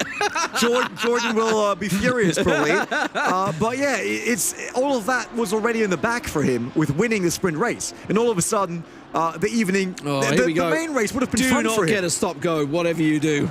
It's like, really, sure the evening would have been fun for him for the main race because there was nothing to lose. But all of a sudden, with Moreira leading and Hendrickson dropping, the fight for the championship is on. And it's on fire, actually. Fidel Moreira now leading. Hendrickson still in the pits.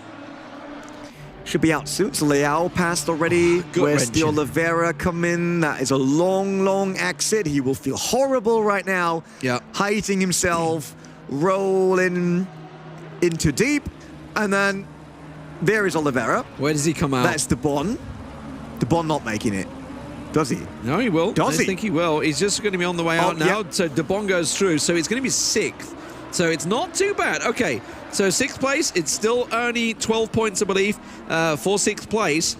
If he can get 5th and catch De Bon, that would take it to 15. If he can get past him to 4th, which actually I think, you know what, with 15 minutes to go, only 2 seconds behind, possibly could get 5th. Don't think he's going to get Canapan 8 seconds, 10 seconds down the road. Not going to happen, I don't think, even at the quickest. These guys, they're lapping around 134s. Now, we know Hendrickson can do 133, so theoretically, physically, it's possible. Of course, we could see other drive-throughs ahead as well, let's not forget. So ignore Canapan's 1 pit stop marker. He's taken that pit stop after getting sent into the nether round by De Bon, but he's managed to recover well. And now it's all on William Hendrickson, isn't it? Obviously, Moreira, he is now going to be leading the championships, but Hendrickson with it all to do. Wow. I mean, wow.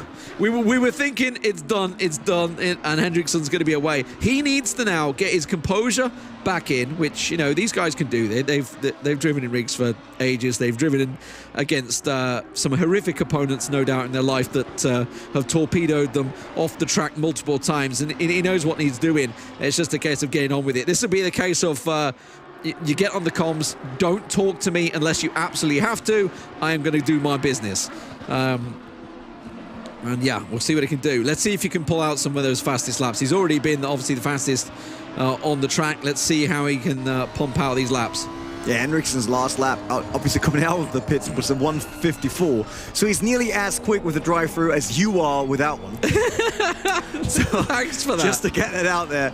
But he has to chase down De Bon. The good thing is he got a car in front. So he will see that he's gaining. Downside of that is because it motivates you, right? But Yeah. downside of it is he has to get around it. So no matter how much quicker he is, there's a high chance that this will cost him some time. So we've nearly 30 minutes still on the clock. That seems to be a lot, but it also really isn't, right? We take 1.5 minutes per lap. So that's that's 6 laps, isn't it? Yeah, so it's totally possible that he could get up to 4th. No, it's a bit more actually. I think he could get up to 4th. We'll see. Because he's only, 4 seconds down the road from Canapan. I was wrong earlier. It's obviously Canapan's 8 seconds, 10 seconds behind Oliveri. So 4th is realistic. And in terms of 4th, that would regain some points. Obviously, we could put him at 18 points, so he would still be in the lead in the championships going into that final race, if that's the case. And also, obviously, starting out in 4th place is not a bad position from that start grid. You know, he can certainly get up to 2nd from that start grid. It's going to be a very tricky start, no doubt about it. But Hendrickson, let's have a look at his time. So, goes over the line, a 1:33.587, ladies and gentlemen. He's on it. He is absolutely on it like a car bonnet. Eric de Bon, a 1:34.7 ahead of him. So 1.2 seconds faster than the man ahead of him. Let's see what Hendrickson can do here, ladies and gentlemen, with 12 minutes to go. Yes, I love that he comes back with a super strong lap time immediately. So he is still dialed in. He's not losing his composure as he said. Instead, he's just doing his best, racing hard and racing quick. That's the big thing. But how much of an impact on the mental side will it have that he's not the leader of the championship anymore? He will be. If he can get 4th, he will be. When he gets 4th, but he's in 6th right now. Yeah, but he's only got 2 places to make. So if he gets 4th, by how much then? If he gets 4th, how much is he in the lead? Let me have a quick gander. Because I'm really interested in that now. It's like, what's the difference between these two? Well, it was 22 points, the difference was. I don't care about what's on now. If he comes 4th... You gotta do the math. Do it. Yeah, do it. I'm not doing it for a reason. We all know that this will not work if I do it. So Moreira would gain 39 points. So what you do is you remove 22 points from 39. What do you get? The big problem here is that I would obviously do that in German in my head. You're talking to me in English. That's fine. That makes it a lot harder for me to follow. So you'll get 17 points. So we're going to have a 17 points. So if Hendrickson was to get 4th, and I'm saying if, because he's about to take 5th, can't quite get de Bon. He's running out of time, 10 minutes to do this. If he was to get 4th place, he would be 1 point ahead in the championship. And when he comes 4th? If he gets 4th, If he gets 4th. If he doesn't get 4th, he's going to be behind in the championship. But even 1 point ahead. Keep in mind that Moreira will start from the front row. He will. Hendrickson wouldn't. Would start from 4th. That's second row. Yeah, it is doable. Yeah. But if he starts from the 3rd row, it's starting to get a lot harder. Yeah, problematic, I would say. Yeah, so he needs to, I would say, from championship perspective, he needs to get his skates on because obviously not only Eric de Bon is gaining on Canapan, by the way, while this is happening. So while de Bon is under pressure, he's gaining on Canapan because he's feeling that pressure from the man behind him, William Hendrickson. I just hope that Hendrickson makes out alive, basically. Because if Canapan and de Bon run into each other at the same time, Hendrickson wants to overtake de Bon, it can get tricky and a bit risky as well, right? Yeah. Where we don't want him to now spin and then all of a sudden be trailing by the same amount that Moreira was trailing before going into this race. I would love them to nearly have the same amount of points. And de Bon is being a defensive roadblock right now. It's like watching Alonso and Hamilton trying to get past each other. Yeah, it's just frustrating right now as they go through the final corner. But this is where Hendrickson could get past. Into turn 1, maybe sneak up the inside. We've seen it happen multiple times today already. It's not going to be the case this time. He's not going to make the move for it. He's just going to try and position himself so he can come out through turn 2 and into turn 3 and get himself a chance on turn 4 here. But I don't think he's close enough. Needed to be closer coming out of the exit of 3 there. He is just going to have a look, but it's never going to happen into turn 4. Yeah, it was a great maneuver. He just showed himself in the mirror, hoping that de Bon cannot judge if that's actually really striking distance. So if de Bon then moves and covers up, that will make the exit a lot quicker for Hendrickson. He tries that here. We saw it on the previous corner. Maybe he tries it again. No, not here, because de Bon is already defending. Yeah. Further on the inside than he would normally do. So they're playing the mind games. Hendrickson is willing to do whatever. And it's the 1.5 seconds from de Bon to Canapan. Oh, I like it. He's going to try and go for the switchback, but look at De Bon. He just parks his car on the apex. No, not going to happen. Won't have the quicker exit either because he was trying to work out. De Bon feeling the pressure, continuing to chase on Canapan as well. You can see Canapan visibly ahead of him. That is 4th place that Hendrickson absolutely wants and needs. He needs to really be on that 2nd row for the next race, and it would keep him that 1 point in the lead in the championship. It still means that Moreira is in a really great position here to take the championship, but let's not forget we have a 2nd sprint race and there's so much that could happen in that time. Yeah, De Bon is willing to defend, so I was wondering if you might get out of the way, No. right? So, like, to not have an influence on the actual He's championship closer this time. fight. But yeah, this looks a bit better for Hendrickson. So once again, he shows himself. That's just really to get De Bon to move. Yeah. To get him off the line, so maybe Hendrickson's a bit quicker on the exit. Did not work on this one. Let's see if he tries it again, because that would be a good move for the two continue. Oh, he's going for De it. Bon Yeah. did not went for it. De Bon saw Hendrickson getting inside and thought about defending. Yeah. And then decided against it due to the championship, I think. Was much closer there this time around, and De Bon obviously already on thin ice after having his first pit stop maneuver on Canapan earlier on. Now Canapan, well, 2 seconds ahead at the moment currently in the timing, Canapan, but with 6 minutes to go, that certainly is possible. Can certainly gain that time, considering Canapan's fastest lap so far is a 1:34.1. But look at that, he's on him already. You can see that's actually Hendrickson running really wide there.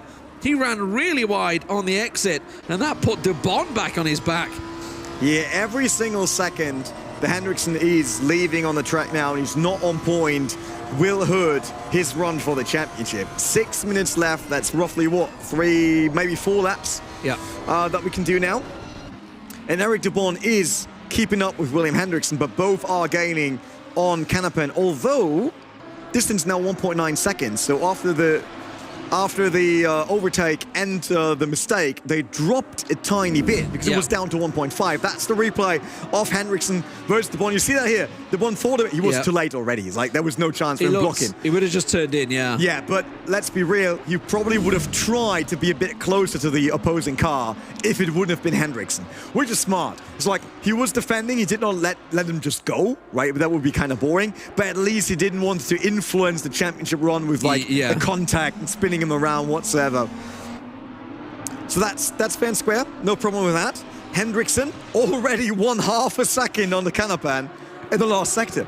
Yeah, that was there's a massive improvement already now that he's got past him, but time is running out. Obviously, well, it's one thing to catch, another thing to get past, and obviously we saw it took him a few laps to get past De Bon. He hasn't got a few laps to get past Canapan. We may be seeing a bit of a desperate maneuver here. It only took him 2. Yeah. So... But is he going to have that long? Yeah, he has that long. He will catch up. He will catch up, but can he get past? I mean, 1:34 is what we're average time in. Obviously, you can see 4:46 here, so it means it's going to be 3, maybe 4 laps total in there, but depending on where Moreira is on the circuit, of course, obviously, 10, 20 seconds ahead of these guys. So we'll be going into the next lap right now, but Hendrickson, he is absolutely fighting that wheel for everything he has. Yeah, he's pushing hard, and I like that, right? That's what we want to see now, taking the risk. It's his championship to lose. He was leading Moreira. He knows that the starting point will be important because what he's on now, right now, that is row 3. Yeah. And he wants to be in row 2 in the main race to have a chance to catch Moreira right from the get-go. Because Moreira currently isn't doing bad. 1:34.4 in the last time around. He is lapping drivers as well. So he's doing well, but Moreira right now, as it stands, would be in lead of the championship. And that car right in front of Hendrickson, that is the lead of the championship. That one car. And it's a lead by 1 point then.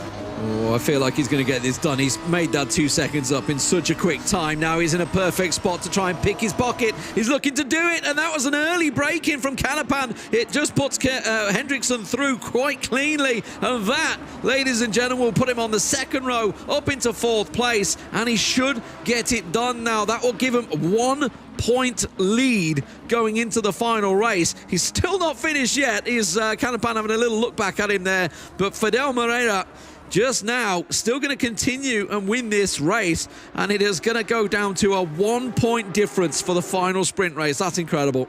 Yeah, Hendrickson will not be able to catch Daniel de Oliveira. Not seen that happening unless there's a big mistake. So he will remain 4th. As he said, that gives him 2nd row for the start of the main race and gives him a 1-point lead. But then, you know what that means? And that's a perfect scenario for us. 1-point lead means whoever is leading of these two guys in the sprint main race, not who's winning it. We don't care. Whoever is in front of each other, that's it. They win. Yeah. That's it. Yeah. They don't even need to win it. Yeah, you're right. You're right. It can just be someone leading it. The replay of it there, just a simple early braking from Canapan to try and set himself up for that. And then Oliveira just said, yeah, thank you very much. Up the inside I go. You've left the door wide open for me. Yeah, so well worked by William Hendrickson. So despite the drive-through penalties, worked his way back into 4th position. With just 2 minutes to go here, that's looking like to be the final position for them, you know, barring anything crazy happening. Let's not forget, though, the Brazilian Fidel Moreira has done brilliantly here in 1st place. He's posted himself some very quick time of a 1:33.432. Obviously, he's going to be looking to go as long as he can, maybe, depending on his fuel. Can't quite see the fuel gauge there. To be honest, if I would be Fidel Moreira and I'm in control right now, if we do a lap more or not, I will not go for an additional lap because I don't want to give Hendrickson the chance that Oliveira, Leao, any of them make a mistake, and all of a sudden Hendrickson's in 3rd onto the podium of the sprint race. And yeah, it's not just a 1-point lifting gap. a little bit, yeah. But I mean, obviously, it's for him. He's wondering where is he? How many has he got? Well, 1:25 to go. So this would be the last lap of the race. So here we go, ladies and gentlemen. Hendrickson, chance here, and you know, all eyes on Oliveira. Wouldn't expect him to make a mistake, but woo, I tell you what. I mean, he went through the lead corner. So that is a good start for him. If you're wondering what we're talking about, just re-watch the entire stream. That you know exactly what we're talking about. Yeah, go back to the APAC region and you'll figure out what it is. And then there's obviously the Adrian flick and the Adrian corner coming up a bit later. If he manages that as well, I think he will be good. But Matt, this couldn't be any better for the end of Lamborghini The Real Race Season 2. Absolutely. I mean, it's an entire day of racing action here at Misano. And all of a sudden, the Nala region decides, like, hey, what about just 1-point difference? Wouldn't that be cool? And that's what we're getting now. Love that. Vinny Oliveira Leao currently in 2nd position. That is Daniel de Oliveira right behind him, 1.5 second the difference between these two. And then Hendrickson all the way back. A production asking if they're related. No, it's just the one guy is Daniel de Oliveira, the other one is Vinny Oliveira Leao. Yeah, it's like that. It's like calling a British person Smith and Smith. Yeah, exactly. Yes. There's quite a lot of us. We had 3 Oliveiras at one point. I think. Yeah, it's a pretty common name in LATAM. So yeah, unlike the Fidel Moreira won, by the way, just coming over the line. I know you want to say something. I'm really sorry, but Fidel Moreira just coming myself. I saw him and won the sprint race. He did the maximum he could in the sprint race to keep his championship dreams alive, and it worked in his favor when William Hendrickson got a drive-through penalty, but Hendrickson came back massively onto 4th, and all of a sudden the difference between Moreira and Hendrickson is just 1 point. So we're heading into a 1-hour race, and the only thing we will have our eyes on is who is leading from Canapan got 1:30 seconds, but that's behind Hendrickson already. I was afraid by now. That'll get removed. I was really afraid all of a sudden. But yeah, it's a 1-point difference. So William Hendrickson is still leading the championship. Fidel Moreira is right behind him. But with that 1 point, it means whoever is track position ahead wins the championship, wins the drive with Lamborghini, flies over to Italy, saw all the cool stuff. Has a party with O'Hara and Sherratt. Yeah, basically. Yeah, but incredible. Keep in mind, Jordan Sherratt is just like a Echo Dot. He's an AI. He's racing, so it's probably just like this. He will be brought by someone. They would get to see him in person. We didn't get that. We spoke to him, but there's just a cable that goes right to the car, and then the car drives just to a Jordan USB cable that goes to Jordan Sherratt. Easy as it is. But we will be back very, very soon. Just a super small break. And then it's the main race and the championship decider in the Nala region for the Lamborghini The Real Race. So don't miss that. See you in a bit.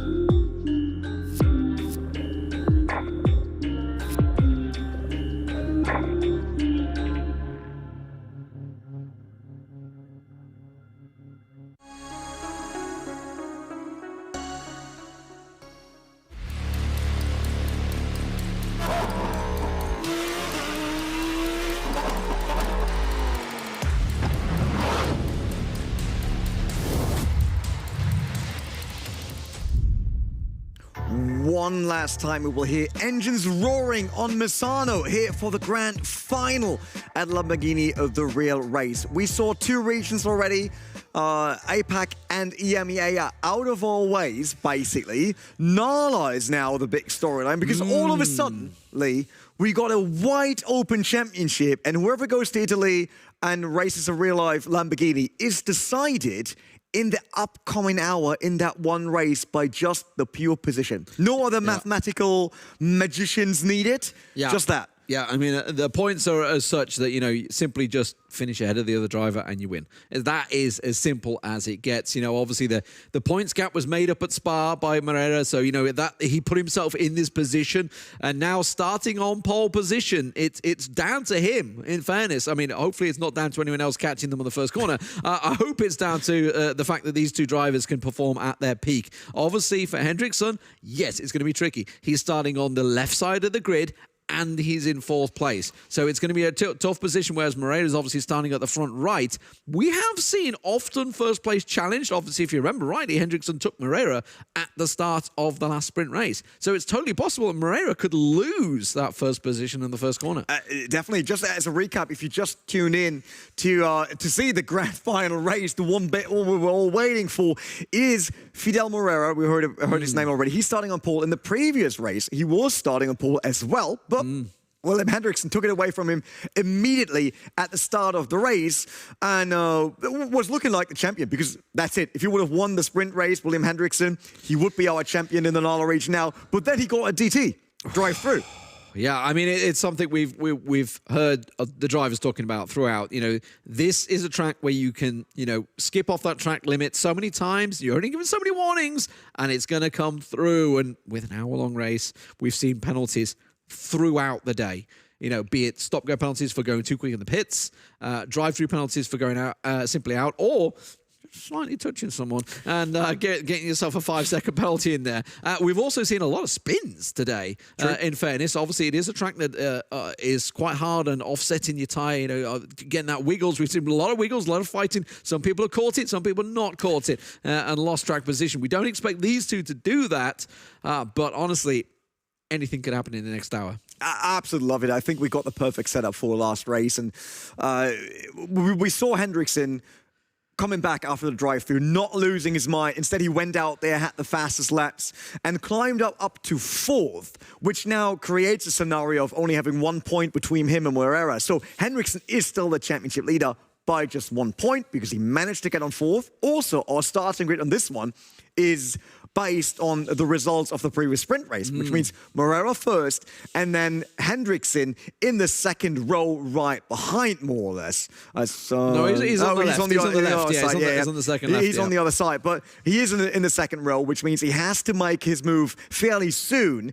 because that's the only way of winning a championship now. If we're not accounting for all the surprises, drive-throughs, crashes, the only way to win the championship now is be in front of Hendrickson if you're Moreira, and if you're Hendrickson, be in front of Moreira.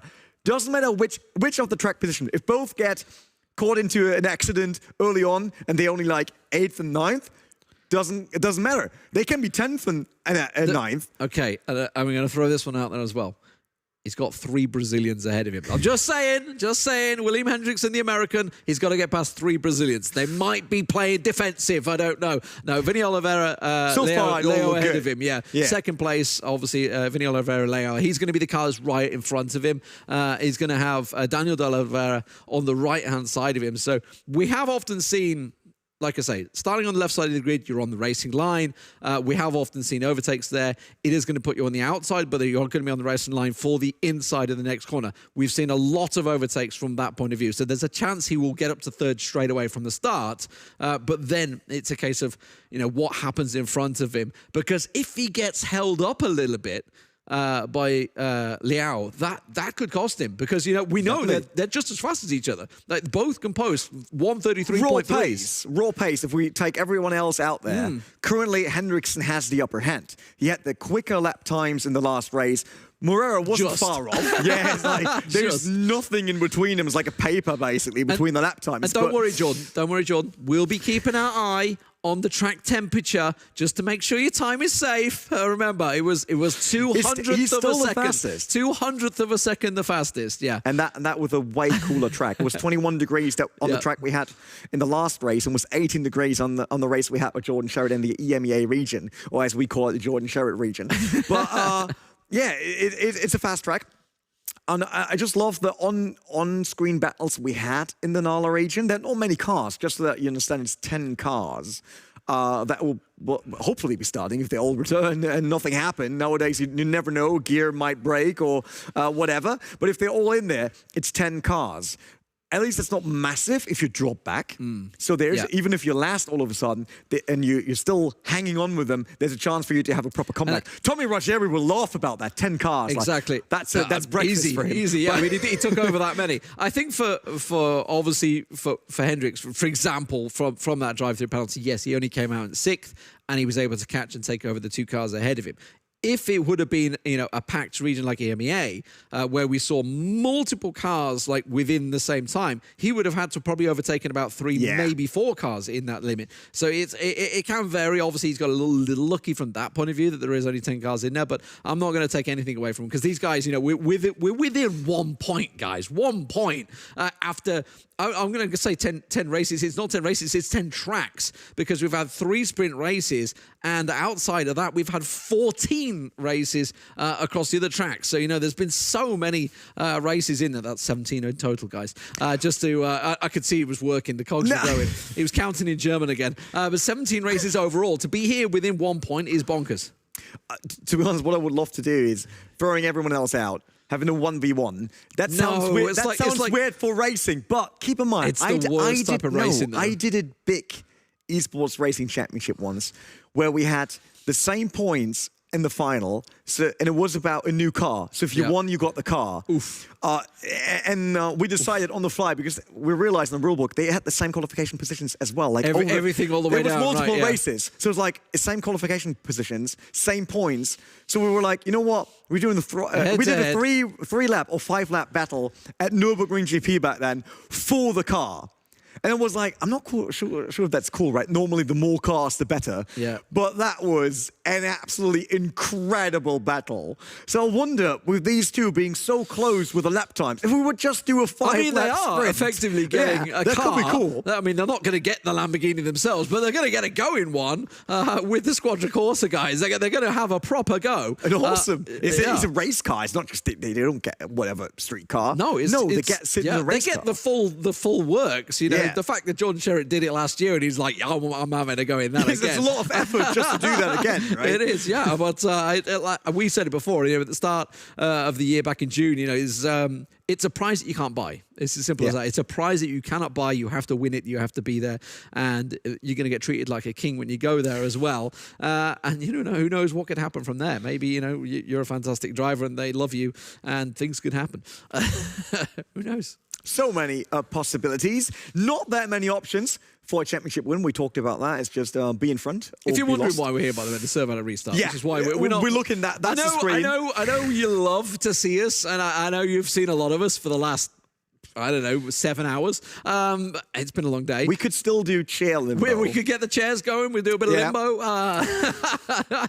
Apparently, everybody loved that. So, it was good fun. It was good fun. It was so, you were close Probably better than my driving. And my hair was actually touched by the bar when I won. I tell you, it was right across my nose. That was really weird feeling, I have to say that.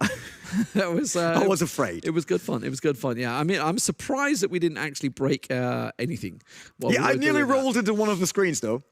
That's true. That's true. You gave it some, actually. I mean, that you taught me to really push hard. Yeah, you do. You do have to push hard to get it. I mean, you saw Marcella. She was barely making it under the pole. And anything else is, I mean, there's a lot of work to do into it. There is a small hole in the stage now, but you know what? We don't mind. We don't mind. It was all in the art of entertainment. Here we go, though, ladies and gentlemen. Moreira on pole position. Liao in second place on the right-hand side of the grid. Very important. De Oliveira on the left-hand side of the grid in third place, and there is Hendrickson, 1 point in the lead in the championships, starting in fourth place on the right-hand side, on the track line, effectively. Canapan up behind him. De Bon behind Hendrickson. And so I'm just saying, If he goes right into Hendrickson, it's De Bon. It's good. De Bon's can happen in the last race. Let's hope it doesn't happen again. Timothy Clifford right there. Ryan Woodrow behind him in 8th place. And our final car, there's only 9 now, I'm just saying, is Flamga in 9th place there. So, Jonathan Clifford, not Timothy Clifford, sorry. Here we go, ladies and gentlemen. Yeah, tension. 1 hour race. A 1 hour race. 1 point between Moreira and Hendrickson. All for the prize as they come up to the line. They are jostling. Yeah, 9 races we had previously in the entire season. Season 2 of Lamborghini The Real Race. And it will all be decided with that one last start on Misano for the Nala region. Will it be Moreira, the champion, or will it be Hendrickson? As we got the green light, off they go. Moreira got a great start. Leao right next to it. But Hendrickson tries to come through, but he's boxed in there with the first contact. Hendrickson around the outside, but can't really make it there. He might even drop behind De Oliveira. No, he doesn't. They touch once again. Hendrickson stays on track, but he's definitely not in the perfect position to hunt down Moreira. Fidel Moreira all of a sudden has 2 other cars between him and Hendrickson, between him and the championship, and it seems like it couldn't be any better in the first sector for him. Hendrickson has a ton of work to do. A 1 second gap already for Moreira, an absolute blistering start from him, and a nightmare start for Hendrickson. He could have been worse, no doubt about it, but it could have been much better. He got boxed in on that first corner. Meanwhile, further down, oh no, that's connection. Clifford catching on. I think that's Ryan Woodrow, was it, or was that De Bon? That's De Bon, that's De Bon. Oh no, De Bon happens again. Did turn in on Clifford. I'm not quite sure who's at fault there, and they're still fighting. Jonathan Clifford against De Bon, but it's not done yet. William Henriksen, 4th now, up to 3rd maybe after this corner against De Oliveira, but he's on the outside line, has to slot in once again, but he knows that time is running out. Yes, it is a 1 hour race, but that's not a lot. Not at all, and not if you know that Fidel Moreira is doing the same lap times as you do. So Henriksen has to overtake Oliveira as quick as possible, because look at the gap.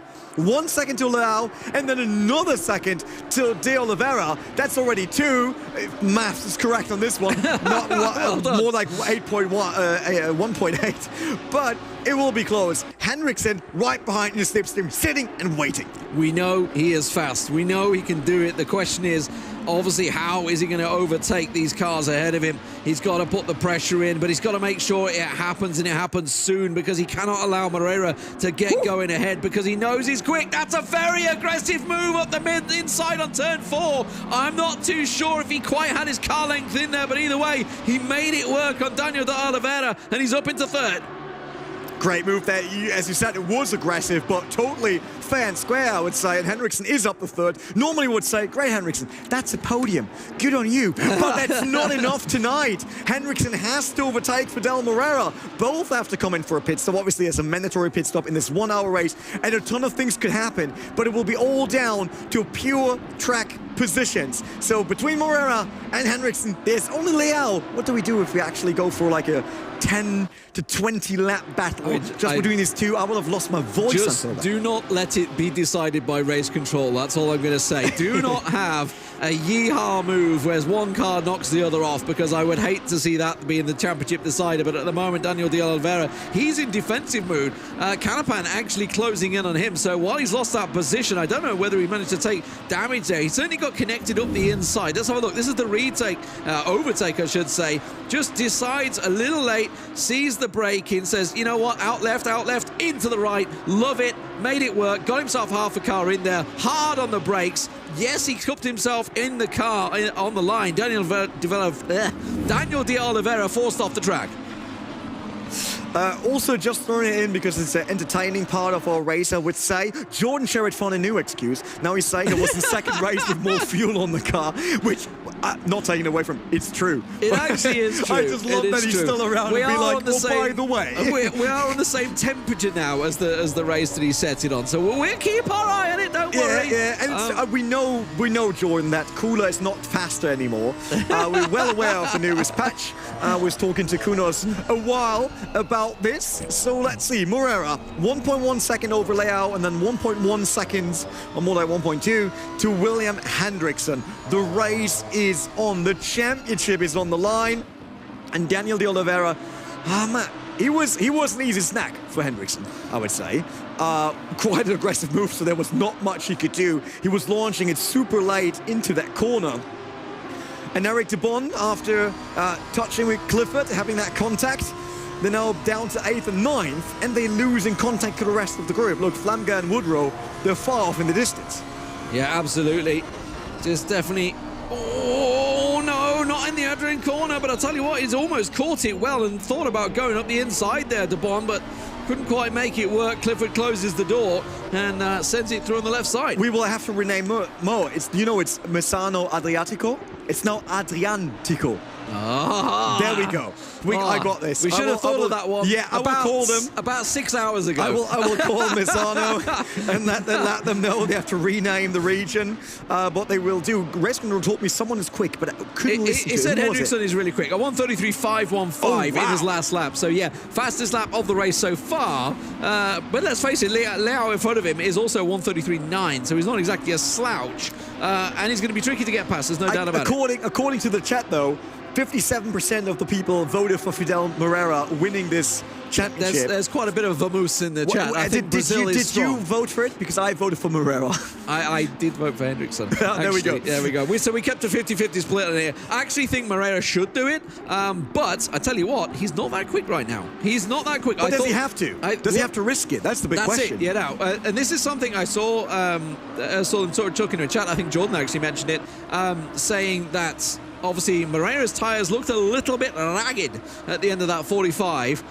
Certainly looked like he was struggling for pace, and that's something that maybe he is mindful of now, because Hendrickson's going to be throwing everything out there to get there. There's nothing to lose for Hendrickson. He could burn his tyres, yeah. Whereas Moreira can just, manage the gap, as you mentioned. Keep it in the second gap with Leao. Keep his eyes. As soon as he sees Hendrickson going up into second place, then he think, right, okay, now I need to start doing something. Now I need to get going. At the moment, he's got that buffer. Jordan Sherrod voted for William Hendrickson, though. So let's see if he's right or I'm right.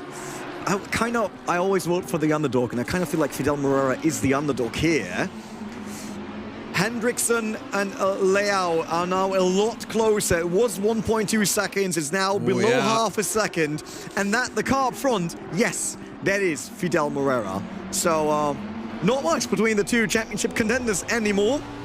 And Leao probably feel sweaty right now, because this is not an easy position to be in. No. You want to have your race, you want to fight for your race, but if you happen to smash it into William Hendrickson, you won't make a lot of friends. I honestly, from a momentum point of view and a sort of zoning point of view, I feel that Hendrickson's going to be sort of more in the game right now, because obviously he knows he's basically come into this race. That's another mistake from Leao. Hendrickson had to catch the brakes there. Coming into this race, he knows that, this is my mission, this is my job, I've got to do this. Whereas Moreira is just in that awkward position of like, I need to defend. It makes you nervous. I need to win the race, and obviously that's something these guys got in their blood. But he needs to just simply go about his business, keep himself the pace, don't make a mistake. Well, once you've got that in my head, don't make a mistake, you know what happens? You make a mistake. We saw it from Hendrickson. He had a drive-through in the last race. It can happen. If Hendrickson is not getting around Leao early, I would say pit super early. Get rid of your mandatory pit stop. Go out there and hunt down Moreira. Because if there's no one around you on the track, Hendrickson currently is quicker. He's a quick driver. Last lap, 1:33.9. Not the quickest, because Leao was on the same 1:33.9 and Fidel Moreira was on a 1:33.8.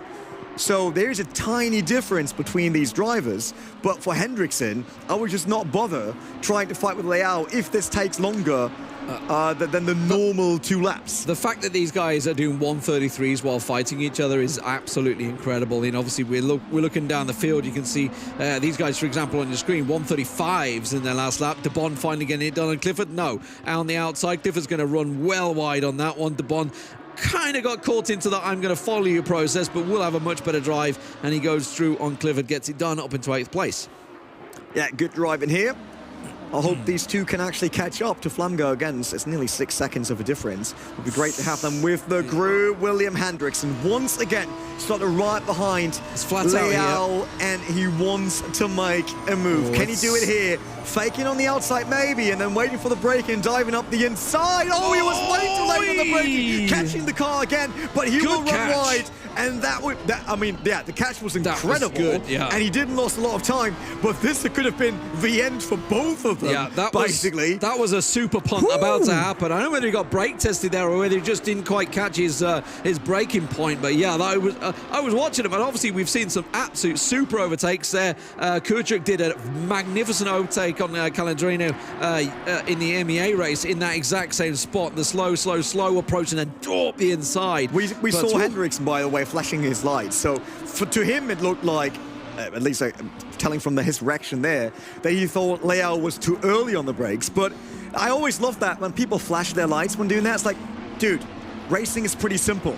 The guy in front of you decides what has to work and what doesn't, right? If he brakes, it's your job to make that work for you. There's no way flashing and saying, like, oh, wow, I'm unhappy with that. Like, you're unhappy with that? Then overtake it. Just tell me in real life, you go at the back of someone and the insurance company tell me what they're going to tell you. It's your fault. Yeah, that's cool. Oh, I flashed him though. He was braking earlier. So look at that. Oh, yes. Hey, he catched the car. That was good. He didn't went too far on the outside. Lucky that it was not a drive-through just yet. Otherwise, it could have been a deciding factor. Although, even with a drive-through now, with a longer race, there would be a chance for him to make it back. Yeah, but man, I tell you what, that was definitely a hand-in-mouth moment for Hendrickson. Honestly, he did very well to avoid it there. But yeah, they lost. I mean, they lost time. They lost a lot. They lost time. Yeah, it's like 1:33.7 for Fidel Morera, and William Hendrickson did a 1:34.5 last time around, which for him is really slow. But one sector, Fidel Morera had a great first sector. we were talking about the fact that Morera was being able to pace himself and watch his tyres. Morera has started to pump the times in. He started to get those sectors going, absolutely smashing it, and pulls out a 1:33.5 in that last lap, his fastest lap of the race so far. At the same time, Liao puts in a 1:33.6. So he gets the go giddy up, and he starts to put his pressure down. So Hendrickson, while he's trying to chase them down, these guys are putting in some mighty times. Yeah, absolutely love it. Like, everyone's on their best right now, and this gives us an incredible ending to an amazing season of Lamborghini The Real Race. I'm super happy that that's the race we have on hand. That's the last race of the day. Yeah, it was a long day for everyone, but lovely to end it like this on a perfect high. That is sim racing. Sim racing is close competition, thrilling action, and amazing racecraft. And that's what we see here. Timothy Flamga, by the way, onto Woodrow. It's half a second off a gap. Faster and faster. Yes, they're getting everywhere. But what's Fidel Morera, 1:33.5. Yeah, another best lap time. Let's see what Hendrickson comes up with. It's only a 1:34.0. So that's half a second lost once again. So the gap between Leal and Morera is up to 2 seconds, and that is kind of the cushion that Fidel Morera currently has regarding his championship. Yeah. Canapan.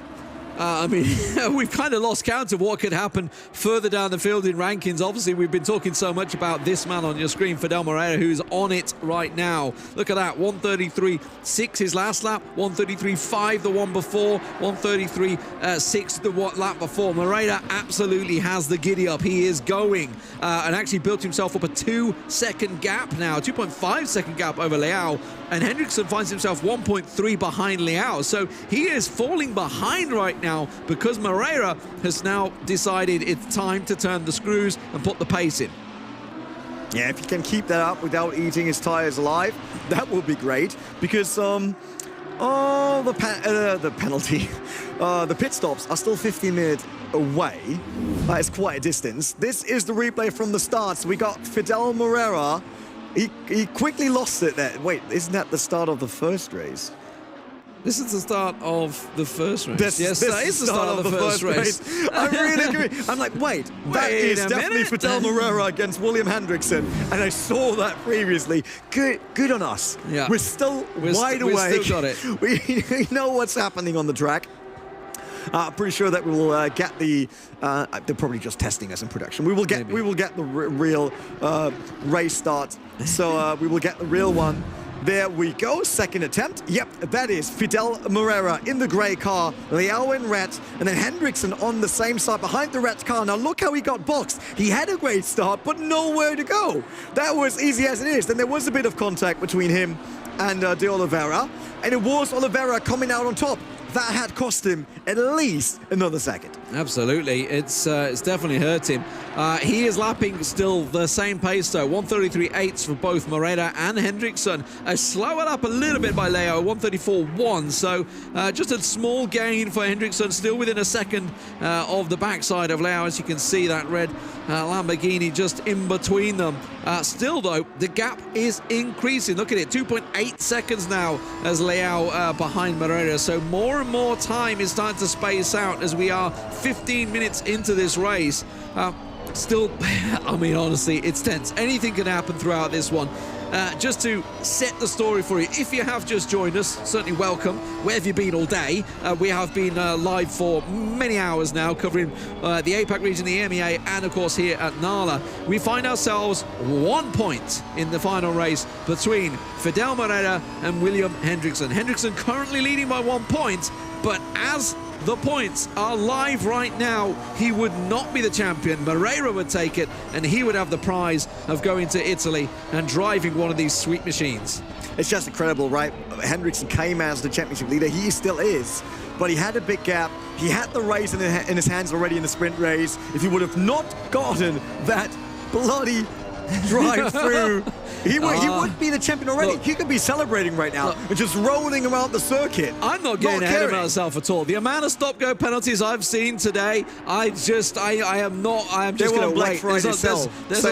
They are on sale right now, and they are being gobbled up by everyone involved. Yeah, there's a lot of work to be done here still by these guys. Hendrickson, though, by the way, on it here. You can see he's visibly gaining once again on the hour. Yeah, it took him a while, though. Yeah. To get back to Leo, maybe just get his mindset back in game, maybe just to sort of set himself back up. But yeah, he's the fastest man on the circuit right now. Not got the fastest lap just yet. Tell a lie, he has got the fastest lap. A 133.515 now for Hendrickson. So he has picked up that fastest lap. Unfortunately for him, it doesn't give you an extra point like it does in certain other championships at the moment. But yeah, the top three all absolutely on it right now. Some cracking pace.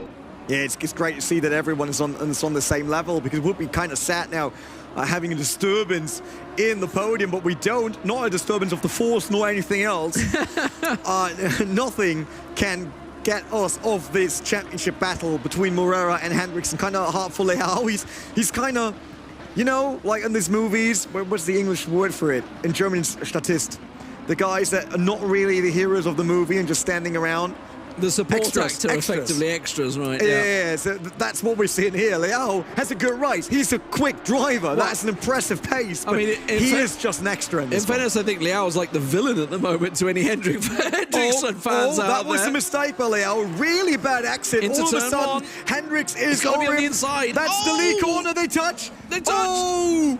He gives the position. Yeah, good catch by Leao, and Hendrickson wisely says, okay, I've got to let Leao have that position, and that's going to cost them both time. The gap now, 4.5 seconds to Morera for Leao. They are losing time here. Hendrickson, he's got to get going. He's got to get past Leao to have a chance of catching up, because for Morera, he is looking golden, and obviously he can sit and dictate when that pit window happens. He's not going to get caught out with the undercut, because as soon as he says Hendrickson come in, he's going to take the next pit stop, and even if you lose 1 second, it's still not going to be a case. You just simply cover it off. It is Morera's perfect spot right now. He got Leao defending for his life there, keeping Hendrickson away from having a free track to catch up to Fidel Morera, to catch up to his dreams and hopes of winning this championship. There he is, Fidel Morera, and then we got Leao and Hendrickson right in the background. The greyish car leading, and as he said, over 4 seconds now of a gap between him and Leao. But that was a close one, nearly lost it there. Saw Leao making contact, I was like, oh, don't tell me Hendrickson just spun off in the distance. I was like, no, he didn't. I was a little worried. Yeah, that was a good catch from both. No one really got a lot of damage on that, I'm absolutely sure. And we got 41 minutes, so we're a bit below sprint racing distance in this championship. So all drivers know exactly what to do here. Shouldn't be any problem. But Hendrickson is quicker, and he lost that 1.5 seconds after the contact he came together with Leao. And with this being up to 4 seconds, I would even say, even if he passes Leao now, this will not be decided before the pit stop at all, because he won't be able to close the gap as long as Fidel Moreira is just doing his normal laps. Well, also, what's being taken out of his tyres for this? All the fighting slide, is doing right now is quick replay, and you can see he went up the inside, and I think it really wanted that outside. Tried to sort of bully his way to get the racing line, but I think he turned in just a little too soon there. Certainly wasn't very happy about it, but gave the position back as he wisely did. And here we see once again coming into turn 13. Or is that? I think it was 14, isn't it? And it's 15, 16. Yes, it is. Got me counting right there. Tell a lie. No, we're way off. We're at the back of the track. I'm completely out of position. We're on the flat out 5th and 6th gear corners as they plow on through. It's actually called Curva 1 or something. Curva 1. Probably if it was Italian. My Italian's not very good. I don't know about yours. Si parla italiano. Curva 1. I can only say on Italian, I speak Italian, which does make a lot of sense because I don't speak Italian. Well, for us, it's like, because it's Curvone, I guess. It's not Curve 1, because it's turn 11. Maybe it's 2 1s. Yeah, Curve 1-1. Yeah, something like that. That would fit again. Anyway, that aside, Hendrickson's not close enough at the moment, I would say. Oh! He had a little look. Going into turn 1 and 2. But he is going to be close enough, maybe going into turn 4. How's his exit? His exit is good. With the camera. Look Going at into turn 4, it's looking very good as he has a little look and he forces the defensive move from Leao, and that maybe puts him a little wider than he wanted into turn 5. No, going to be perfectly fine into 6, and off they go again, and he's going to be testing that braking zone into turn 7. That was worse for Hendrickson, actually, with him testing up the inside and trying to force Leao offline, because Leao did wreck way better than Hendrickson's line that he went through there. But yeah, these two, they're still on, and the battle will continue, and it's 4.5 seconds by now. Like, Moreira is loving this. I'm one of the sim racers that has to stream on a second screen, which is completely wrong, but it's fun to do. Yeah. So if Moreira has it on the second screen, he's hopefully laughing right now, being like, look at that, Leao doing his absolute best to give me the championship. I just wonder also, while these guys have been pushing the limits, how many penalties they've maybe got close to picking up. You know, obviously we saw a drive-through. You know, we weren't expecting it, but that's what's caused this put us in this whole situation in the first place. From Hendrickson, he has ran wide a few times, I've noticed. I do just worry whether there's been, you know, a little bit too close. Moreira, though, he's golden right now, as you say. Going over the line, let's see what he does. It is going to be a 133.5 his best, a 134.2 this time around. Oliveira once again under the pressure in the corners. And it is Hendrickson, that orange front of that Lamborghini, all over him every single minute of the race. What was the fastest lap done by Jordan Sherrod again? 133.3 because we nearly have the same. We nearly have the same track temperature. There's no other excuse anymore. I said it at the start. We were 18 at the start. Yeah, same temperature. Same track temperature. Zero excuse. And even the same fuel load on these cars. Normally, we once again saw Hendrickson trying to look up the inside. Leao did not even react. So he's doing good there. He knows that Hendrickson tries to force an error, tries to force him on the defensive line and then catch him on the exit. On the braking, to me it seems like Hendrickson's quite strong, but that's just due to the nature of how it looks on cameras under braking when they come into the apex. Back there, that's the Oliveira and Canapan. There are other races on the circuit. There are a few cars on the track. None of them goes for the championship, though. It's just Moreira and Hendrickson. Yeah, we can't take our eyes off this one, really. It's You know, Hendrickson's been doing some work. Canapan, though, in 5th place, trying his best to get past the other Oliveira. The Oliveira who did hold up Hendrickson for a short while, did run wide after that, and Canapan almost got past them, but obviously these two on your screen is really the story at the moment. Can William Hendrickson, who is slowly seeing Moreira disappear into the distance, a 4.8-second gap now to Leo behind, which equates to around about 5.2 for Hendrickson at the moment, behind Moreira. That is quite a gap, and we are slowly approaching the pit window time. This could be where things are turned around. I gotta be honest, for Moreira, I would double check that pit limiter works and is ready to go. Yeah, that would be a bit bummer, right? Like if we see him now coming to the pits and one of them picking up a stop and go penalty with 30 seconds, because it really hurts and there's no coming back anymore on this race from it. Love how Hendrickson is still going strong. Well, let me guess, Jordan Sherrod asked in the chat, fast laps are one thing, consistency is another one. I'll give him that. I mean, we always say that. That is true.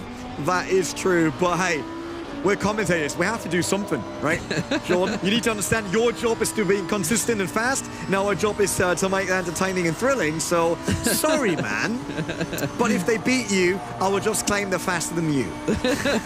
I mean, we should also point out O'Hara didn't actually race today. Oh, no, that's another little tap.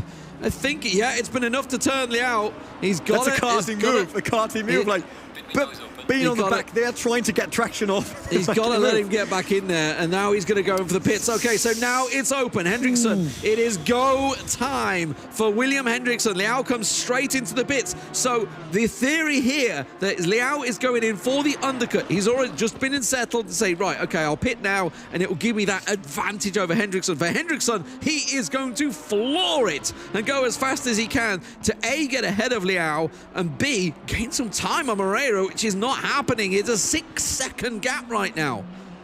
Yeah, I wonder if he can melt that down before he goes into the pit. But I doubt that. 34 minutes still to go. It's a 1-hour race, so we're closing to the halfway point when we get a replay of the contact between Leao and William Hendrickson. So it seems like Hendrickson was just a bit late on the brakes. Oh, he just went for the karting move, who knows? Trying to break the traction out of the turn. He wasn't sure if he wants to go inside or not. And then he realized it's not enough. I think he lifted throttle here, though, to get Leao up front again. Yeah, he let Leao go back into position. I mean, obviously, he would have taken a penalty if not. Honestly, I think for Hendrickson, it was good that Leao went in the pits. I think that may well have bought him some time. We'll see whether it works out for him. He's got to really try and blitz it as quick as he can as they go around the circuit. Here comes Leao. He's going to be coming out in 7th. So we'll see how that pit window shakes out for him as De Bon and Oliveira in there. Moreira chooses to carry on for another lap. So he's covering off at the moment on Hendrickson. No reason to come in the pits just yet. Keep his tyres as fresh as he can. And the fuel down. Oh, so, Hendrickson in. Hendrickson into the pits. All right. Does Moreira react immediately, or does he have a strategy that he's following? As he said, he could cover up. He could just come into the pits right after to be sure that there is nearly no change of pace, right? And because he will not lose 6 seconds in just one lap of a difference in terms of pitting. And his tyres will be a tad fresher than the ones of Hendrickson. Or does he follow his own strategy, saying, I'm doing a Jordan Sherrod, I'm staying out there as long as possible? Yeah, well, I mean, O'Hara as well. O'Hara basically used to stay out until the very last minute of the pit window, sort of quite often. If Jordan Sherrod's points are the highest the season ever saw, is the next one called Jordan Sherrod Competizione? Because it's about beating him and his 500 points.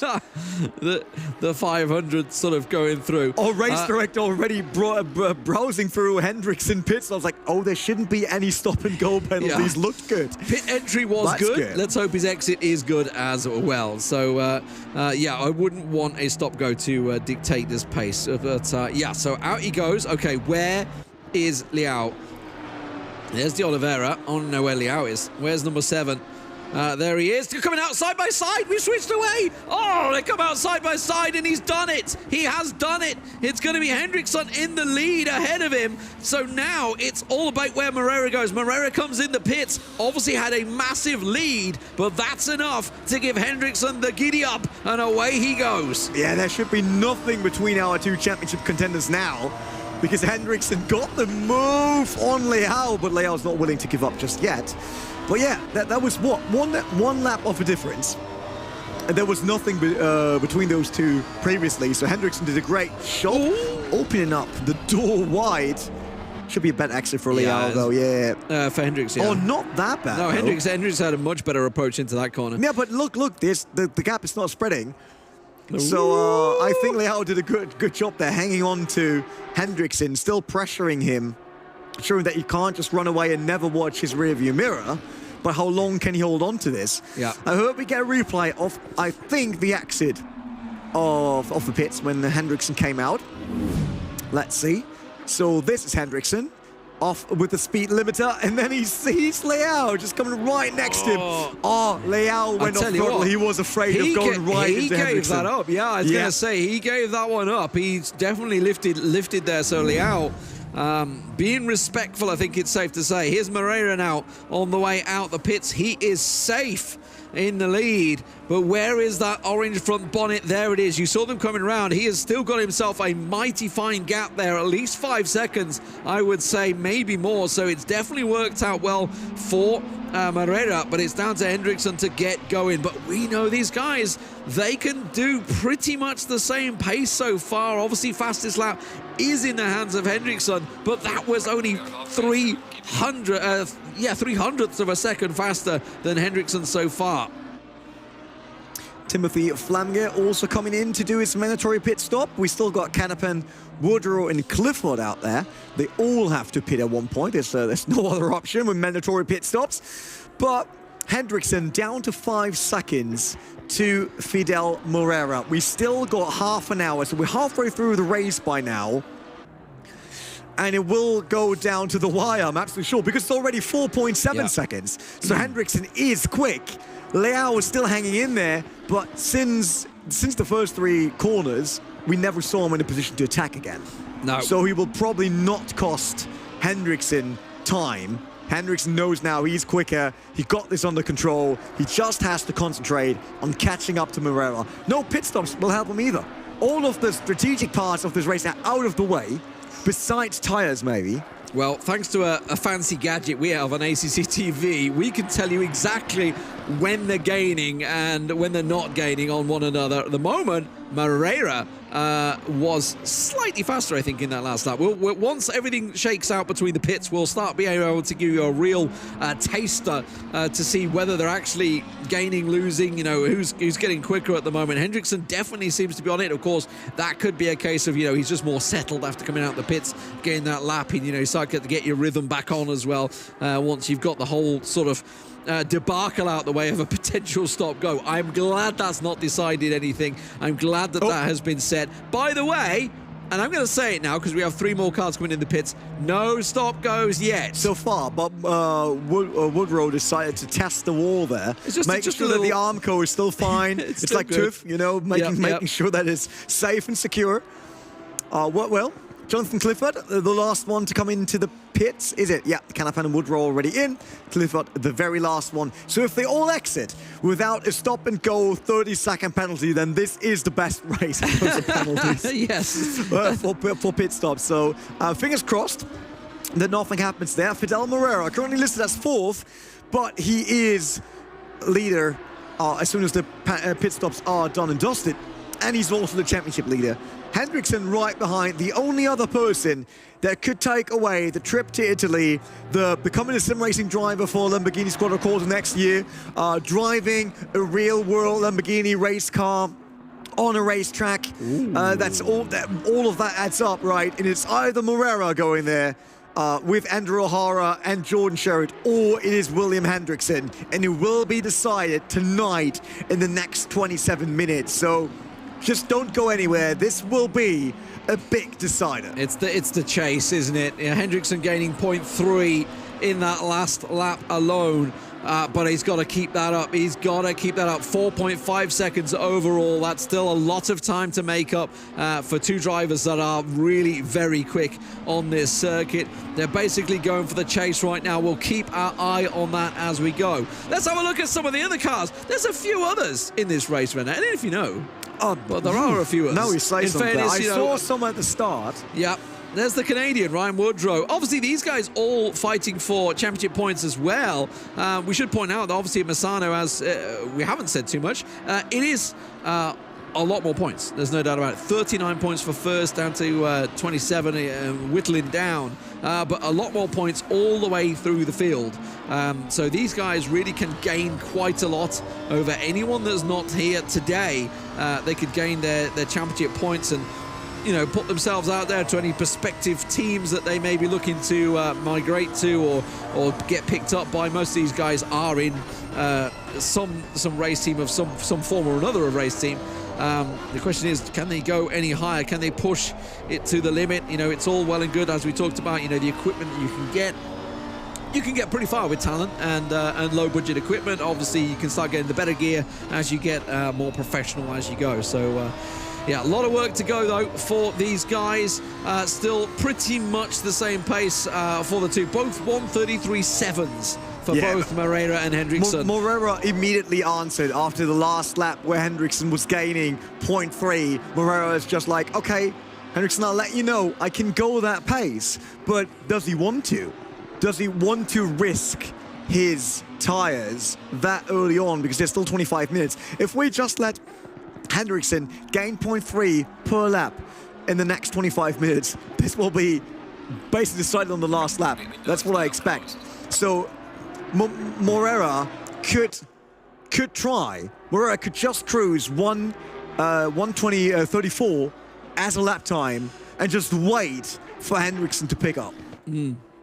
Just make sure, keep him in. I mean, it's one thing to get close. You still got to get past. I mean, these guys are lapping at the same speed, so even the fact that he's going to get close, it would be, well, a dive.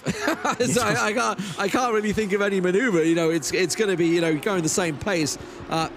You generally want time to set up that maneuver, a couple of laps to try and set it up, to get a feel for how the guy's driving, where he's strong, where he's weak, what mistakes he's potentially making in a corner, and then try and set up the mind games of looking at the areas. Moreira, wow, answers in kind. A 1:33.497, the fastest lap of the race, comes out of Fidel Moreira. The Brazilian answering the Americans' call as they try to chase each other down. It is Moreira, though, that currently is in the championship lead. In the position he is in, he would be the champion, and he would be going to Italy. Yeah, he's doing a great job here. He's just bringing everything back to where it started in terms of the gap. It's still 4.5 seconds between Moreira and Hendrickson with 23 minutes to go, so he can manage that. If he's really able to control this pace like this and answer when he has to and cruise when he doesn't has to push, that's super impressive. Yeah. That is incredible racecraft. And if he plays it like this till the end and gets the championship, then I have to say, then this was not really decided by just a drive-through. It was also decided by someone and a skill set that's just worthy a champion in the Nala region. 23 minutes to go. William Hendrickson on the charge, doing what he can, taking the corners as fast as he can, as fast as he dares, as he gets hard on the brakes down to first and throttle on second, third, just try and sort of hover it round. Oh, he keeps his foot in as well. Good Lord, I can't do that. And he goes round at third gear as well on the final 16th corner. And he keeps his foot down. A 1:33.7 for Moreira. It is a 1:33.7 from Hendrickson. And Hendrickson, well, he gained, but only by 0.04 of a second, as opposed to, well, what more he needs at 4.4 second, the gap. He needs a lot more than that. He needs to really quicken up. But, how much quicker can you go? You're talking fastest lap of the race, just 0.3 quicker. So really, it's such a tough ask for him when he's chasing down another very quick driver. It's not like he's catching someone that's been struggling for laps, struggling for time. He's chasing down someone that is lapping just as quick as him. And that must be frustrating, right? Henriksen sees that his pace is good, that he is quick, that he's bringing home good lap times, but every single time, Moreira is able to even that out. And that will hurt. Yeah. It'll make it harder. And Henriksen will more and more get that thought of, that's it. That's me losing the championship due to a drive-through and not going to Lamborghini. And that hurts. And that doesn't make it easier for him either. It's not, I think it's not the most motivating thought and here. If I'm not mistaken, there was penalties in Spa as well. That cost Hendrickson, Hendrickson, that cost him points, which is where Moreira gained a lot of the points up there. So yeah, definitely going to be looking at the last two races thinking, oh my word. But honestly, we've seen that many drive-through penalties today. Limits being pressured and pushed in Misano, no doubt about it. For Hendrickson, he needs to be gaining. I mean, that's obviously, not pretty obvious that he needs to be gaining. There's a chance here. Moreira, 134.1 in the last lap. Hendrickson, I think he's about to go over the line. Yeah, a 133.7. So Hendrickson staying up there. So that is 0.39 he just gained on that lap. That's something, that's for sure. So just a little mistake maybe from Moreira in that last lap. Just a small error on a corner somewhere. That's all it could be. That just gives that glimmer once again to Hendrickson. Yes, if Moreira does normal laps and Hendrickson wins 0.3 per lap, then at the end they would run into each other. That would even out at 20 minutes. Yeah. So if there is a big battle, it has to be 0.3 per lap. It can be 0.5 at one point. It's totally fine. But at least 0.3 to even out at the end of the session, because we're 20 minutes, 15 seconds. But we are at the position that, Jordan pointed out, it's one thing to be fast, a hot lap. It's another to be consistently fast. And that's what these guys are being asked of. Now, something to consider. Are back markers going to get involved in this? I don't think so. With only 9 on the track, I don't think back markers are going to get involved. Obviously, the furthest one back is Clifford. There's been no penalties yet. There's not a single penalty. It's a really well-behaving grid. I have to say, I just spotted on the Lumia rank, that's the LED plate showing the position of a driver and his initials, that Ryan Woodrow equals RWD, rear-wheel drive. I like that. Okay. That's great. Just a little detail in case. Flavor. I like it. Yeah, you saw that there. The Lumia rank, that's the thing up top right now. Consistency is what we're talking about. A 133.6 from Moreira, 133.9 from Hendrickson. So the 0.3 that he just gained is lost in the next lap. I drove one race car with like a GT3 race car with that displays as a rear mirror. It just looks so good because it reminds me of German buses. Where they have this big screen so they can see what people are doing in the back and all the naughty boys on the last row. Yeah, on the back row. That's basically where this display is hanging. Love it. So Moreira last time around 133.6. Yes, slow. William Hendrickson 133.9. So if Fidel Moreira keeps going like that for the last remaining 18 minutes, then he will claim the championship of Season 2 of Lamborghini The Real Race. Going to Italy, so better get your passport ready. Be vaccinated, probably. And, hopefully they will get these Lamborghini suits. We've got a race suit here in the studio from Lamborghini. And I have to say that looks so much better than my race suit. You just probably not my size, though. Just going to take it. Yeah, it looks like a bit big for you. I'm not going to lie. Could be, but they all look big. Mine look way too big for me anyway. So big and baggy. Bill Wigley coming out of the last turn for Fidel Moreira. Don't throw it away. Don't do that. It's interesting that we're in a situation where Hendrickson consistently sees Moreira. Like they're giving and taking. It's like it's again, it's gone 3/10 the way of Hendrickson. Like last lap was 3/10 to Moreira. This lap 3/10 to Hendrickson again, but he just needs more. He needs to. He's doing everything he can. Like Hendrickson is keeping consistent. 133.7. He's just keeping on it. 133.7. That is in itself impressive. That's faster than faster than anyone in the APAC region. Faster than I would say sort of outside the top 5 at the moment in the EMEA region. A couple of them were sort of doing close to those times, but honestly, Hendrickson is just, and this is consistent laps. I'm not talking about fastest lap. I'm talking about consistent laps.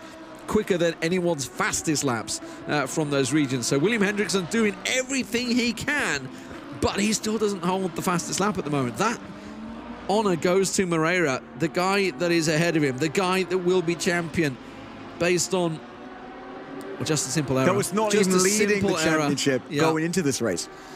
Yeah, we coming into this race with 1 point. It's, I mean, it's costly. There's no doubt about it.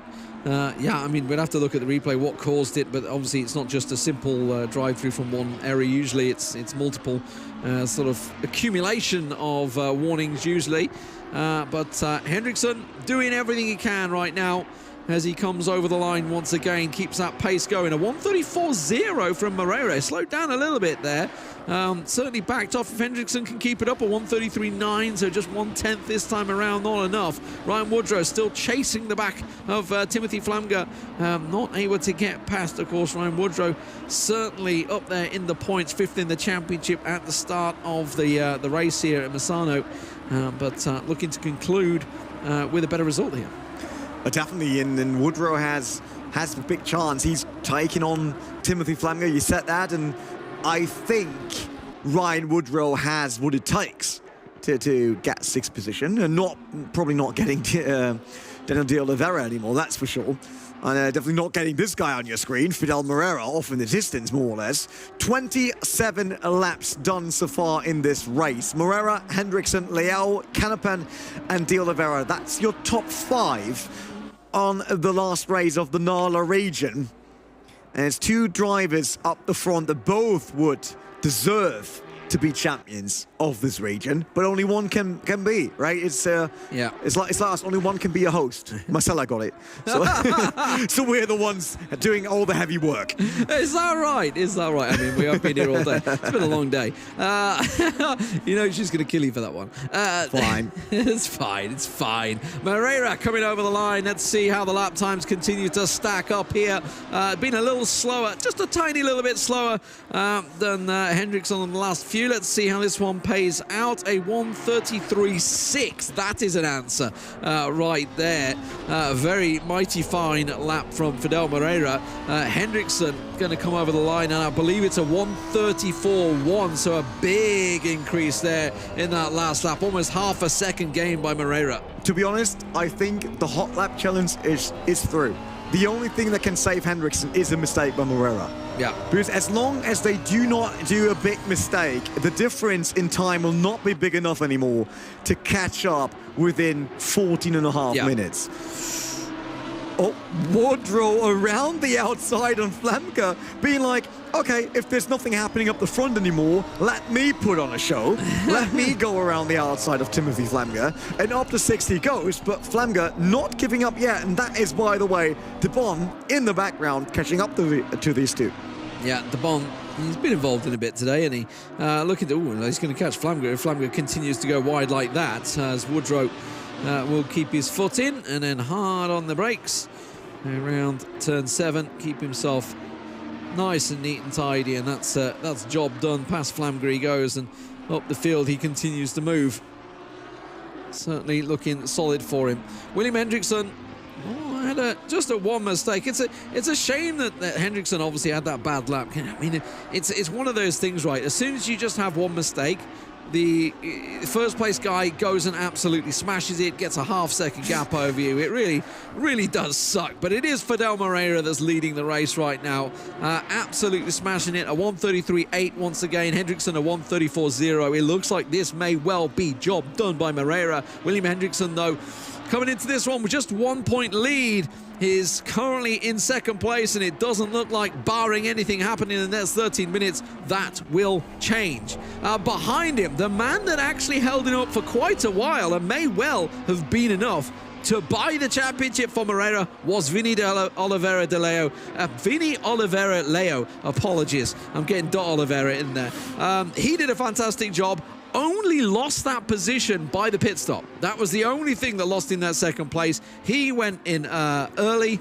Hendrickson went in early. Leo went out longer. And yeah, unfortunately for Leo, that's where the position was lost. But I love the fight between Hendrickson and Leao. Yes, it was hard, and one can argue, shouldn't Leo get out of the way because it's a championship battle? No, it's still a normal race. Right? He's got his own championship, yeah, but both paid respect to each other. Yeah. Both fought in a fair way. Leo didn't do like crazy stuff just to keep Hendrickson behind him. So I think they put on a great show, and unfortunately, it cost Hendrickson so much time. But looking at the lap times right now, Hendrickson would have not caught up to Fidel Moreira anyway. Yeah. It's still nearly 5 seconds between him and Moreira, so it was kind of style, but since they overtook, and nothing about that. And to go back to Liao, the point is for him, it's going to put him from 4th to 3rd in the championship overall as well. So obviously he's going to be on the back of these guys, yeah, sure, but it does mean he's 3rd in the championship overall, which is something for him himself, and he needed those points to do that. Both these guys, I mean, they're lapping the exact same, and that gap is not changing. You know, as soon as Hendrickson answers and puts a quick lap in, Moreira says, thank you very much, I'll do a quick one as well. Quickly answers back, he maintains that gap, and he's doing a fantastic job of it. Yeah, both now on 134.0 and 134.0, so nearly exact same lap times with a small advantage for Fidel Moreira. And I'm just saying, Jordan, I think your time is safe. I think.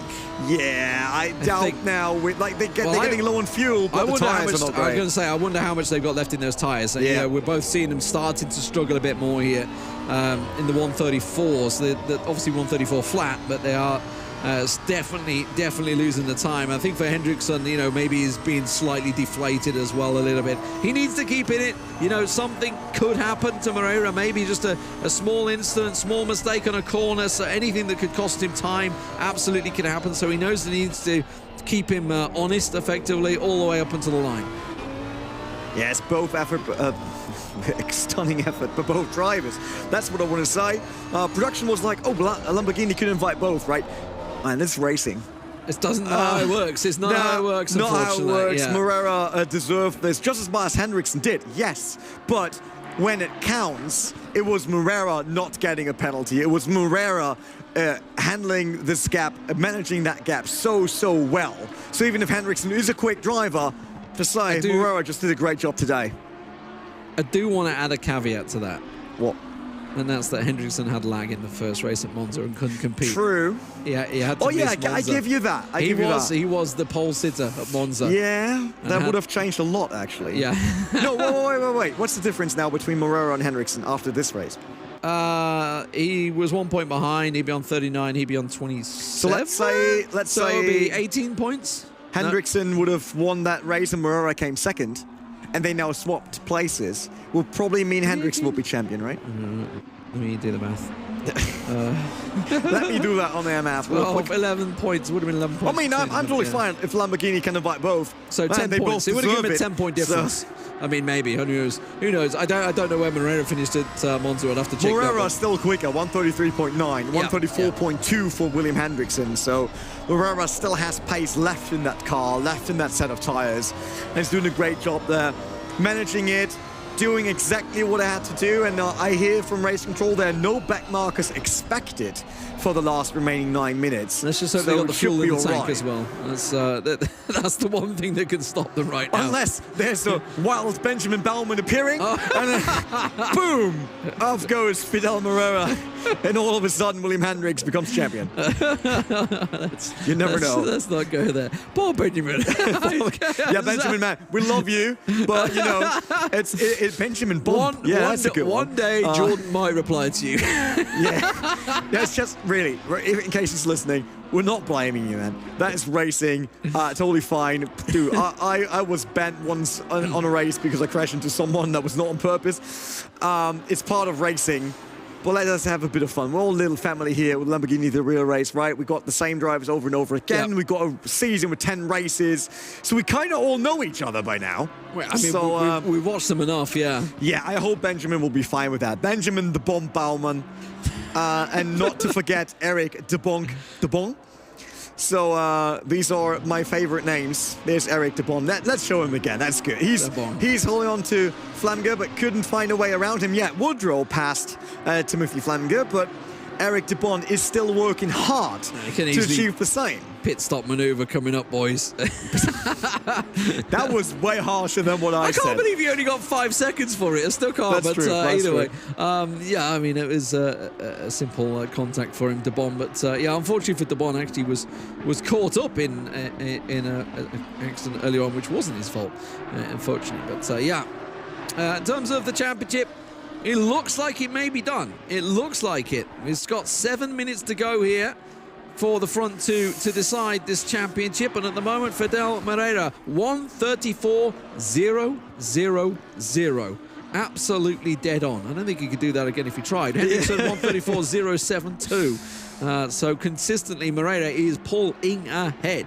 It's not like he's falling behind. He's actually pulling ahead right now on Hendrickson. But look at Hendrickson. I think he's deflated, isn't he? Hendrickson sometimes catches a glimpse of Fidel. There we go. There he sees Fidel Moreira off in the distance. And that's basically his dream of driving a race car Lamborghini. Right there, he sees it.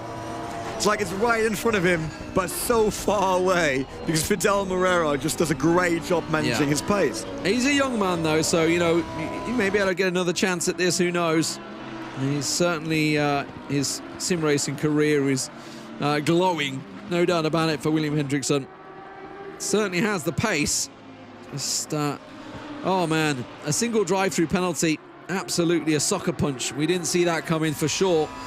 When this race was sorted out, we were expecting it to be decided throughout the pit stops. That wasn't the case. A single sucker punch of a drive-through, and you bet your life both these guys are now making sure they drive well within the limits. Timothy Flamger, he at least has some fun because he had a big fight with Ryan Woodrow with our RWD.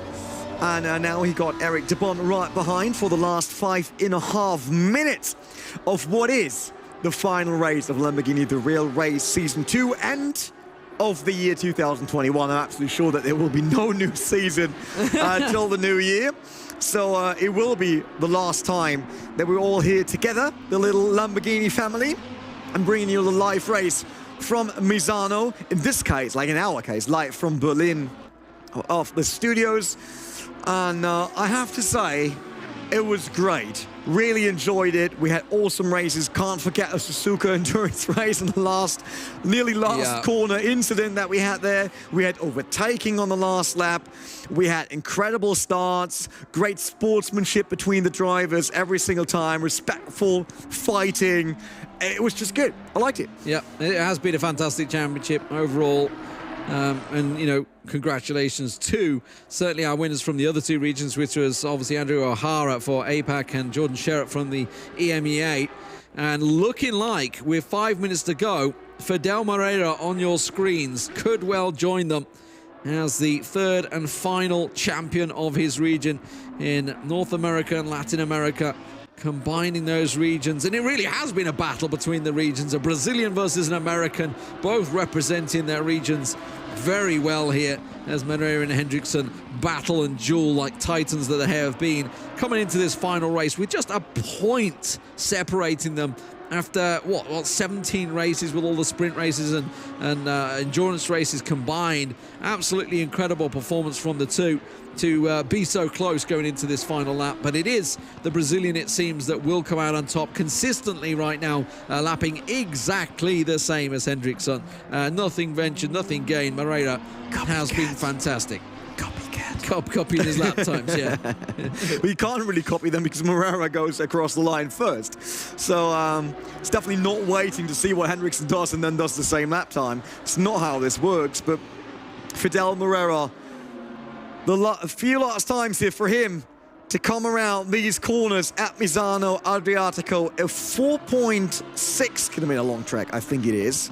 16 corners in total, mostly known for hosting the MotoGP races, but also host, obviously, the Fanatec GT World Challenge and Lamborghini The Real Race now.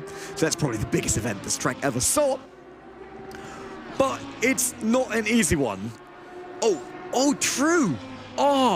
Director just reminded me of the most important one. Super Trofeo Grand Final was also there. World Final. Yeah. Yeah, just 2 True. 2 weeks ago, wasn't it? I think. Something Yes. like that, yes. Because there was your chance, if you traveled there was a chance to actually drive the same car I was allowed to drive yesterday. The brand new Lamborghini Huracán Super Trofeo EVO 2, which is coming to Assetto Corsa Competizione, soon TM. Soon. No, it's called soon TM in sim racing. Yeah, he's going to have, it's not the final lap, it's the penultimate lap, I think we'll go with, unless he likes to lift heavily here in this final lap, which obviously he's not going to do with 5 seconds on Hendrickson there. So the penultimate lap underway right now.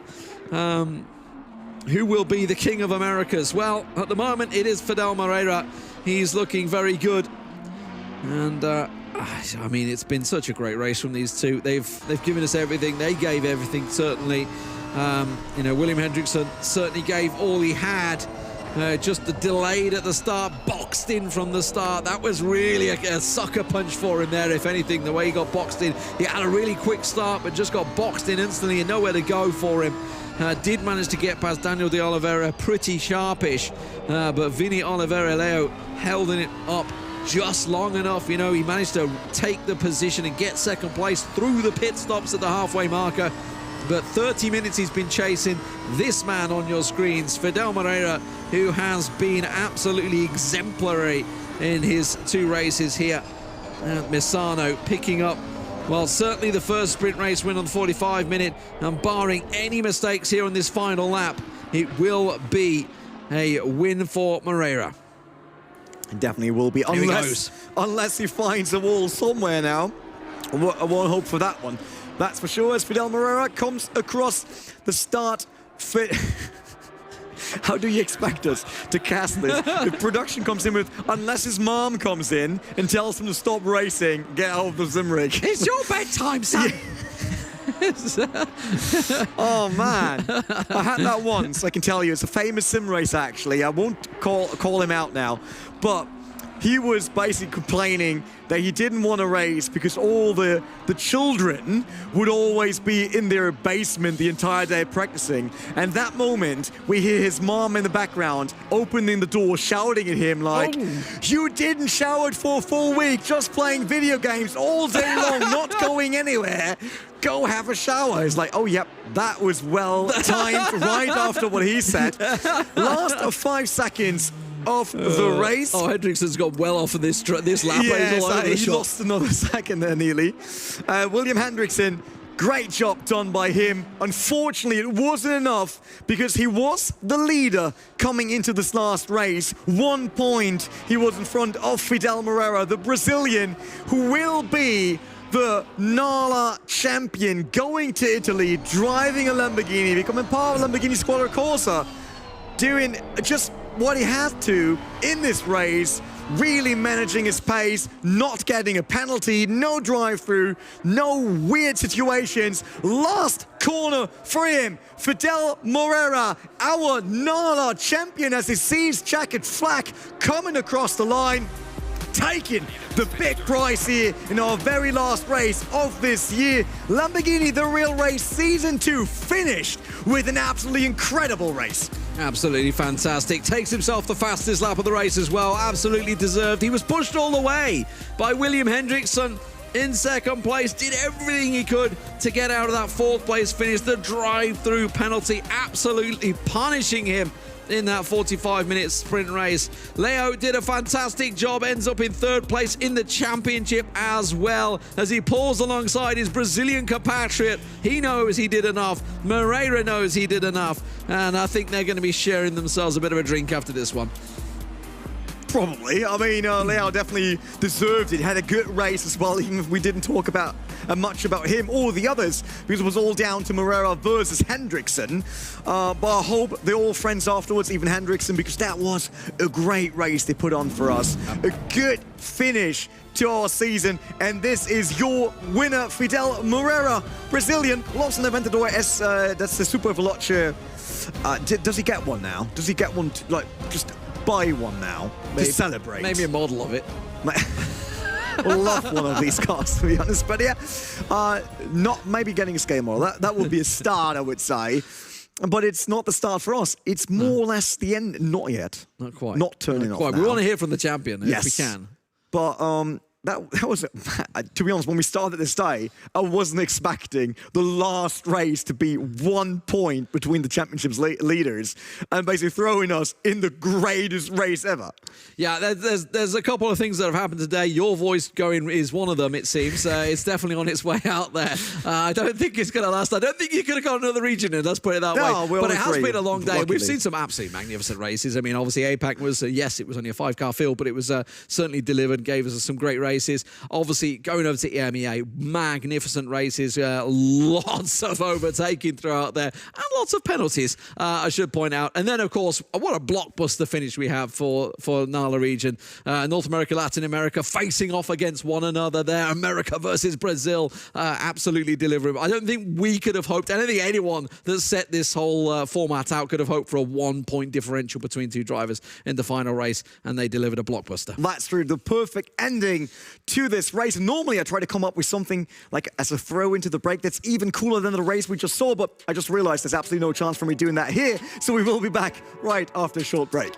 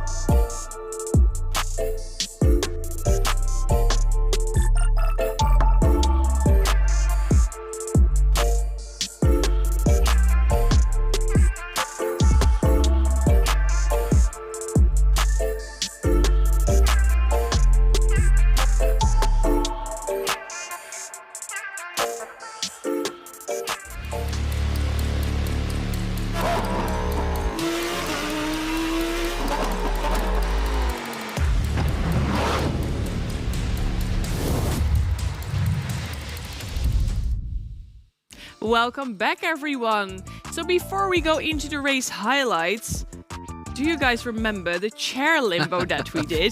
Well, they do not. They never will forget that.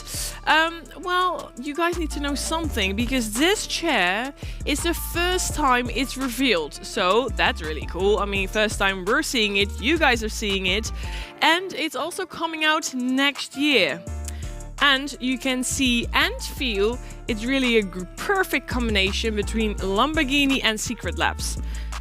And you know what the best part is? We will never own one. Yeah, because you only can have this one if you own a real Lamborghini. Yeah, and I don't own a real Lamborghini, and also they don't have one. So I am gonna enjoy the rest of the show in this lovely chair. I can. Keep in mind how rare owning a Lamborghini is, which means I'd probably stay the only one that ever won in that chair at competition. I am just enjoying my moment here now. So you're gonna feel it. It's a bit more comfortable than it was before. I have a moment because in this moment I own a Lamborghini.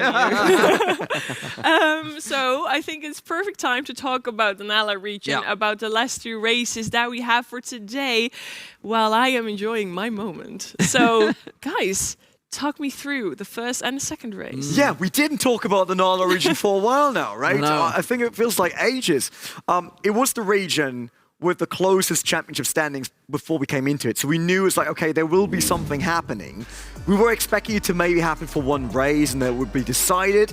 I think none of us knew that it will be an entire evening of thrilling racing. It all started with that, basically, the fight between William Hendrickson on that orange and blue car and the great car of Fidel Morera. Yeah, we kind of jumped straight into it, but that's the story right there, and immediately the flashing of lights. And I really still feel for William Hendrickson. Obviously, you know, he put on a great race, but the fact is that did have that drive-through penalty. That was De Bonk doing his work there, you know, continuing the Bond villain sort of theory that we gave him throughout there. Eric De Bond did, he made a good comeback. But the pit stops, oh my word, there was a couple of stop-goes once again, but the drive-through penalty for Hendrickson is what put Morera through into the lead. It put him down into 6th place in that first sprint race, and he did a magnificent job of working his way back up, getting himself into 4th place and giving himself a shot at the championship. Yeah, and did they make the mistake again with the pit stops? Because we already said in the other races, it was not going very well. They made a lot of mistakes there. NALA region, the only one that actually learns throughout an evening. Not having any penalties in the second race. Absolutely love that. As Lee said, William Hendrickson went through that grid back up to 4th, which meant he was still the championship. That was the weird part about this evening. He was still the championship leader after that race, so not much changed in terms of how it looked like. It was still the same. Hendrickson in front of Morera, but it was only a point, and Morera had to start from pole position, which is great, and Hendrickson only had to start from 4th, which is the second row, and that was kind of close to each other. Yeah, that was kind of the deciding factor, I think, besides the drive-through, because that's something that didn't happen to Morera, so it is on Hendrickson. Yeah. But being boxed out, that happens at the start. We know that. There's no way around it. But it's not random. It's racing. It's proper, real, thrilling racing. You never know what to expect. That's why we love it. Absolutely, right? Yeah. And is there a highlight of that game? Like a moment?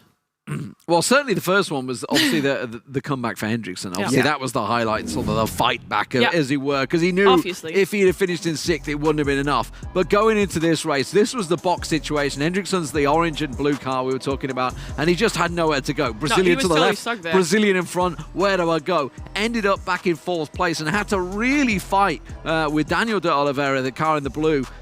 Really had to sort of work to get past him in 3rd place. Once that happened, that's when I would say the struggle began. He needed to get past Liao much quicker than he did. You know, it only worked for him in a pit stop, and that was really what cost him. And he knew from this moment, he could already see the man in front just slipping away from him. He ended up, it was a pretty much a send, I'm going to say, to get through. It was a delicate send. And he had his moments with Liao, almost wiping him out a couple of times. Yeah. And I have to say, yes, he went around Liao with a pit stop, but he sent Leao to the pits with what he did. Yes. So I would say that's totally fine that Leao was defending that much, which leads me to my second highlight of the day, which was, first of all, how Moreira was able to answer all the quick lap times of William Hendrickson throughout the entire night. Absolutely impressive. Which is really on point on this race. Yeah, and then the other moment was where Leao nearly, Hendrickson nearly killed Leao on the braking zone. Because really, my heart stopped. I was like, that's it for the race. Yeah. Both will be into the wall. Done deal. Fidel Moreira wins it. I do still question Leao lifting. When he came out there, he kind of saw it. He definitely lifted it on Hendrickson. I mean, maybe if it had kept his foot in, they would have been side by side, but he would have had the inside line going into turn 4, which is where a lot of overtakes can work out for him. So I think Leao maybe could have done more work there, but it was Fidel Moreira, absolutely magnificent throughout. As you mentioned, he managed the gap, which we obviously see all great racers doing. You know, didn't run away with it, didn't need to. Even when he saw Hendrickson wasn't in second place, he just like carried on going about his business, reserved his tyres, did what he needed to win the race. So you say he kind of had this calmness in him to know what he was doing to win this race.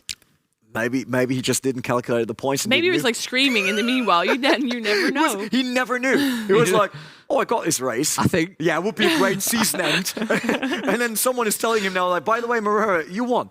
Like, yeah, I won the race. No. You won the championship. Well, we'll find out, hopefully.